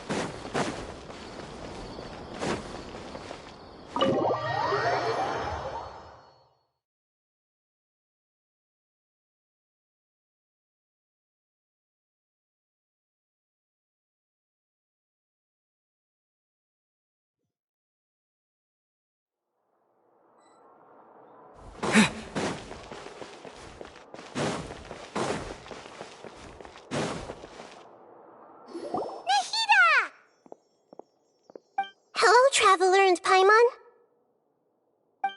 What a fantastic night. I'm still immersed in all the happiness and joy, like a candle floating on water. So are we, and that's why we're here to talk with you. Is there anything you want to know?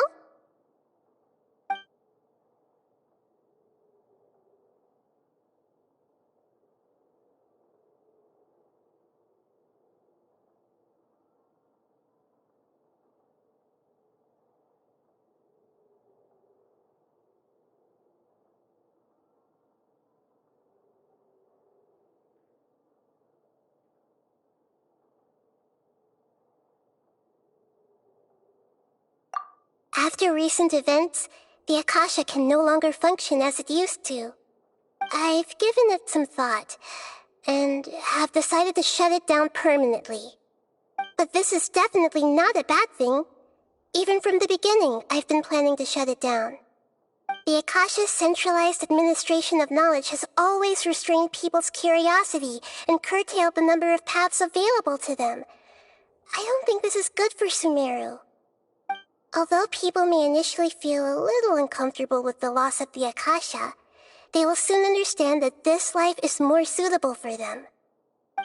And as for the future of Sumeru, I'm preparing to regain control of the academia.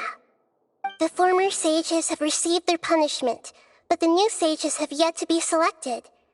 I will oversee the process personally. I hope that the new 6 great sages will be more focused on academics. Sumeru needs such leaders more than ever. The other big issue is the people of King Deshret. All the residents of the desert, in fact. They have been mistreated for far too long. I've already taken some measures to address this. It will take some time to rebuild everything, but no matter if it's culture, friendship, or trust, we will rebuild it.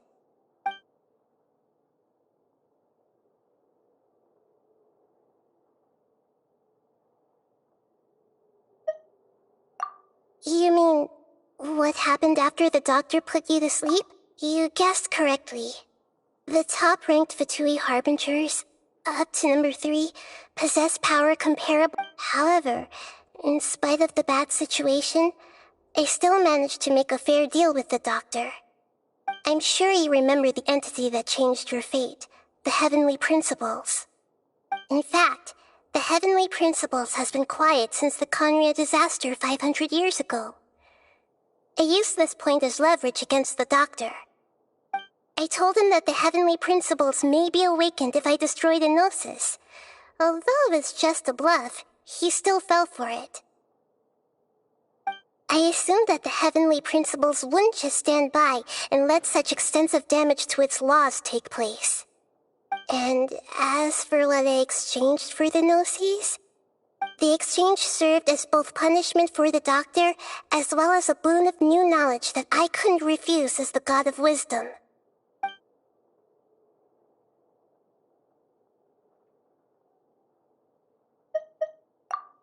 He's still in a coma.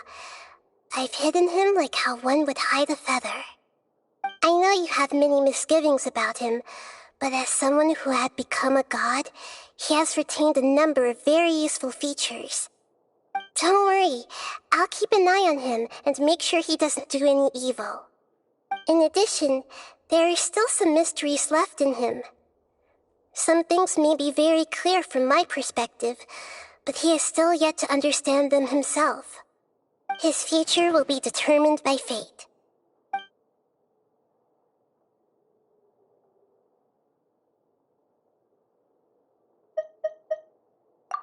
Is that where you're headed next? Fontaine, the Nation of Justice? As far as I know, that nation operates in a judicial system. Does their Archon personally judge people? No, there's a Chief Justice in Fontaine. Generally speaking, the Hydra Archon, Focalor, won't preside over individual trials. However, even then, Focalor will still make herself present at just about every trial. It seems that she just likes to immerse herself in that sort of atmosphere. As Archon, she still reserves the right to influence the final verdict. Anyway, let's just say she's got, a very unique personality.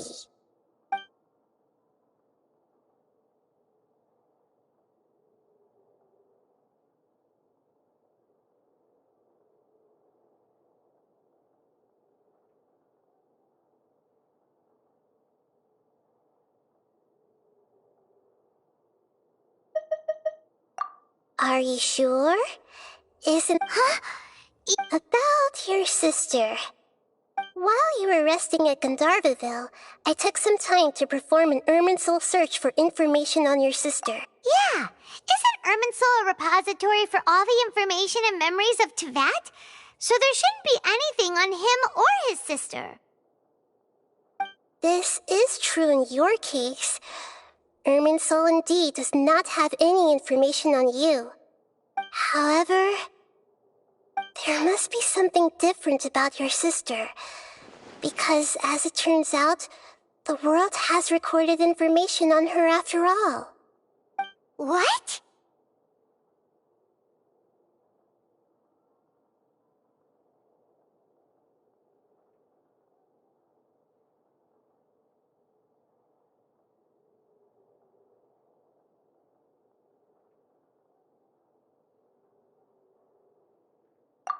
There is only one possible explanation. She belongs to this world.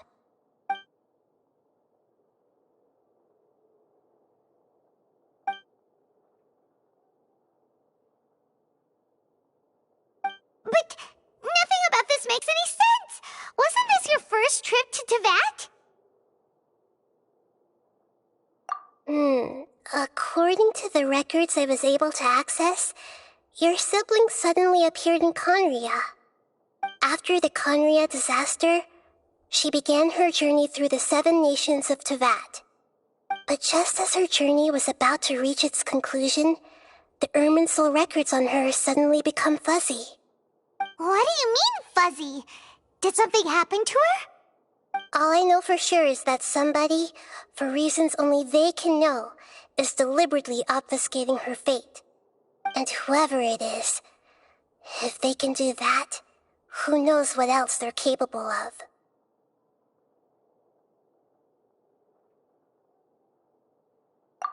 But even that wouldn't explain how she somehow comes from this world. Something else I noticed was that according to these records, the Fatui have not classified your sibling as well. What's a descender? Paimon's never heard of it. Look, I'm sure you must be curious about the information I received from the Fatui in return for my gnosis, right? A very important part of the intel was about this world's descenders. External beings, ones that don't belong to this world. Traveler, you are Teyvat's 4th descender. Huh? So the Fatui count 3 other descenders before the Traveler, and his sister isn't even one of them? That's right. My current hypothesis is that the first descender was likely what we now call the Heavenly Principles. As for the other descenders, I still need to verify their existence. It could take me some time. Paimon's head's about to burst from all this crazy new information. And yet, even knowing all this, I'm sure you must still have a lot of unanswered questions. I must say, I truly regret that I can't help you more as the God of Wisdom. There are many questions in my heart as well.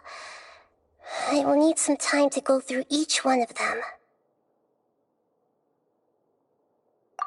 And soon, you'll also begin your journey anew and depart from Sumeru. I'm very interested in your future. It's a journey that can't be observed or recorded by this world. If fate is the ultimate knowledge, then your future will be the ultimate fate. Paimon's sure glad we got to meet you, Nahida. The pleasure is all mine. I can't thank you enough. Alright, that's enough talk for today. If you ever miss me, just close your eyes, and maybe I'll appear in your dreams.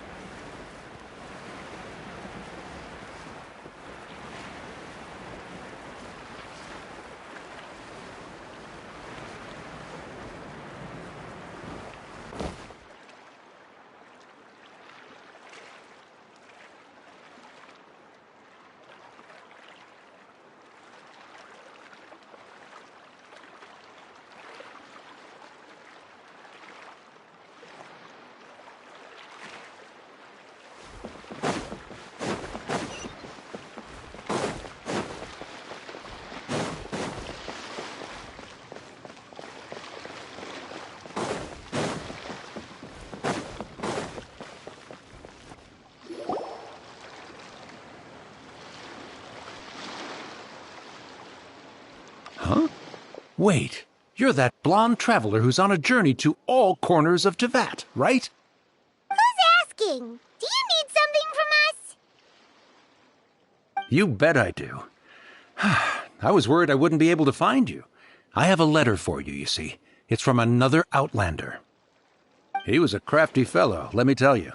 Took advantage of a loophole in our mailing system by opting for guaranteed delivery, then filling in the most obscure mailing address I've ever seen. Well, we are always on the road, so yeah, it's pretty tough to get mail to us unless we happen to go to the post office on a whim. So, what address did that person give you anyway? He just wrote, next to a small, white-haired talking fairy. What? So the address is Paimon? Yeah, exactly, right? And if I failed to deliver the letter, I'd have been bound by regulation to compensate him. Really, he got me good. I count myself very lucky that I ran into you here. Of course, here it is. All yours. Come on! Paimon wants to have a look, too!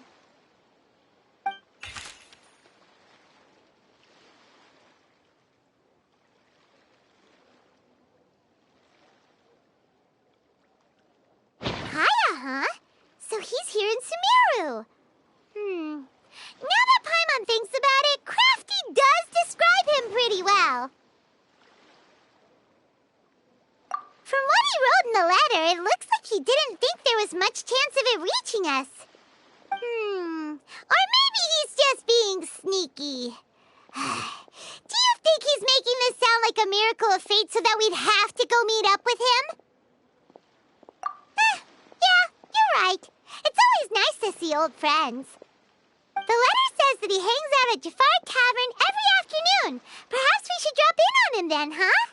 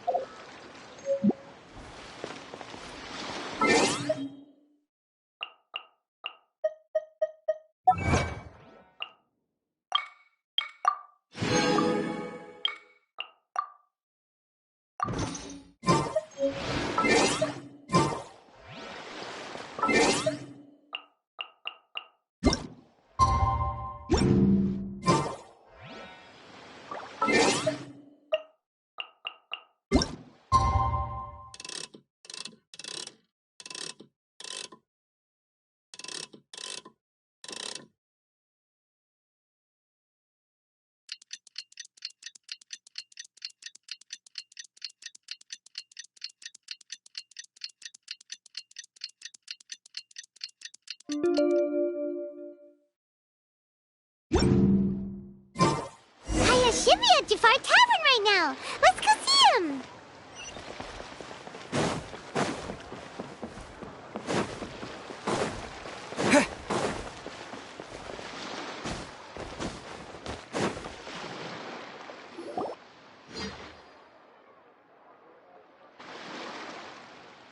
I'll have something I haven't tried yet, boss. Sorry, sir. I'm afraid you've already tried every type of liquor we serve. Oh?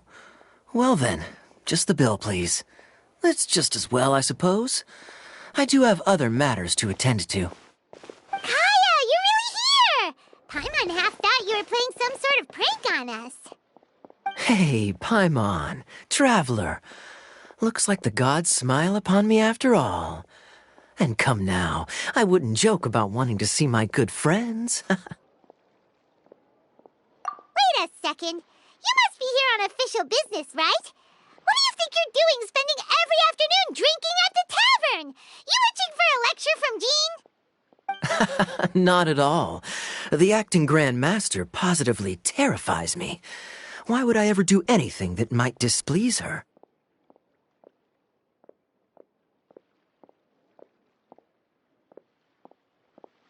The truth is, I'm in Sumeru to learn about the alcohol industry here. So despite how it might look, I'm actually at Jafar Tavern for strictly business purposes. Sumeru spices are famous the world over, and it's long been rumored that this fine establishment was where a certain very popular spiced cocktail was invented. That's why the Knights sent me, their foremost expert in alcoholic beverages, to come and see if it is as good as the rumors say. And how did that go? So far, so good. I'm already in talks with some spice merchants in Port Ormos about some potential collaboration. Yeah, that does sound like a great business opportunity. Guess Don Winery and Master Diluc are gonna make a tidy sum from this one too, huh? Well, let's not get ahead of ourselves. Whether this lucrative opportunity gets passed along to Don Winery or not depends on how nice I'm feeling. Hey, using your job to settle personal grievances isn't very knightly, Captain! Oh? What makes you say that?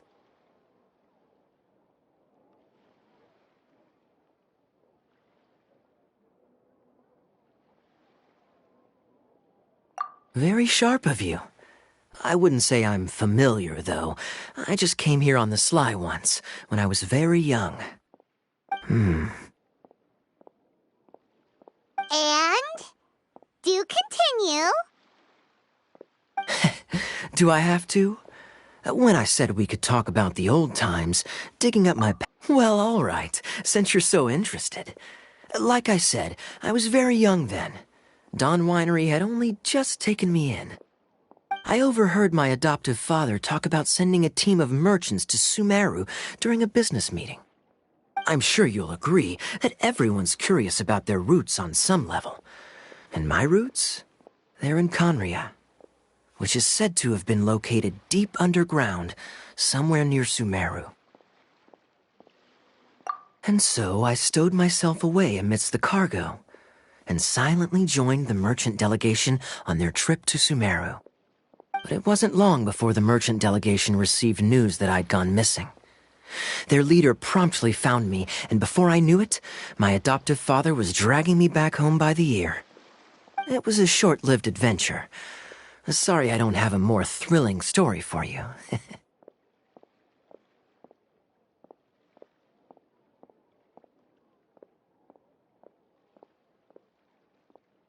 Honestly, not much. The only reason I knew that Conria was near Sumeru is because I happened to read that in a book when I was young.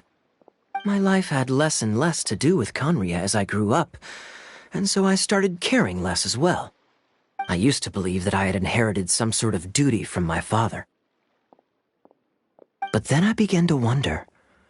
Maybe my father left me in the peaceful land of Mondstadt for no other reason than simply to keep me alive. As well as ensuring that I'd be safely cut off from certain things. The thought that I might be able to actually live a happy life there must have been the icing on the cake. This is obviously all speculation. Simply put, I'm afraid that I'm not particularly in the know on this topic. These days, my surname, Alberich, is probably the only link to Conria that I have left.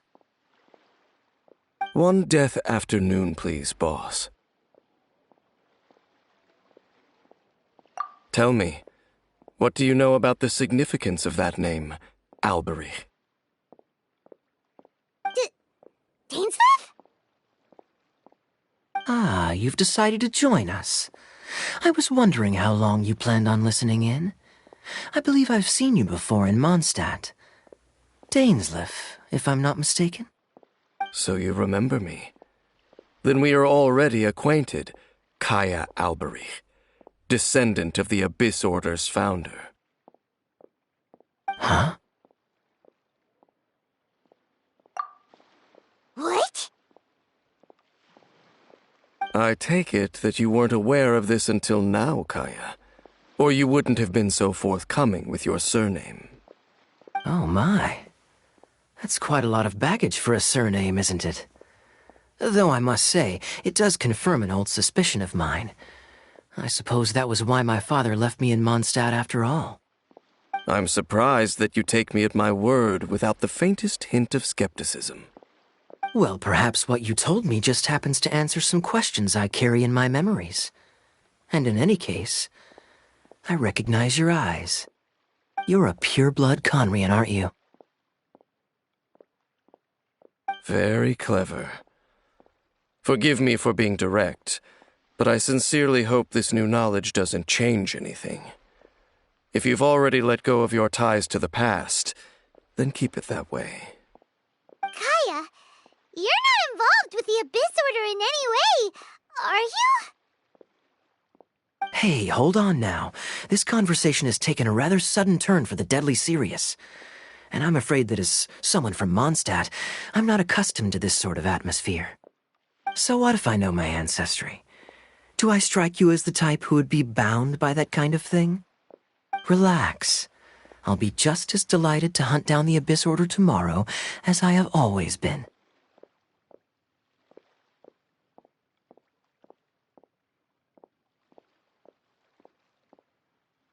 Either way, looks like we're out of time. I've got a spice merchant to meet in a minute, so I'll leave the three of you to carry on the conversation without me. Well, all right then. You go do your thing, Kaya. See you around. And Dainsleif, no need to listen in from the sidelines next time we meet. Let me buy you a drink. You don't really trust him, do you, Dane? You're both from Conria, but you get on like oil and water. The fact is, I still do not know him well. It would be meaningless for me to jump to conclusions. But can a person truly be unaffected by their ancestry? This remains to be seen. Well, I suspect that they call your sister their princess, precisely because there is a succession of sorts. Oh, so if she was the founder, she'd be the queen, right?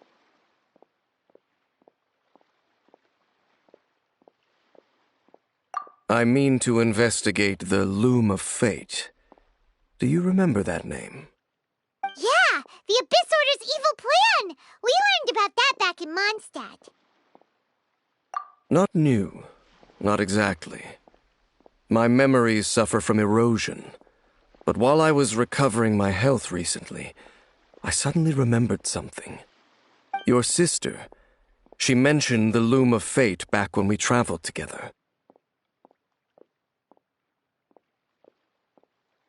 Apparently so.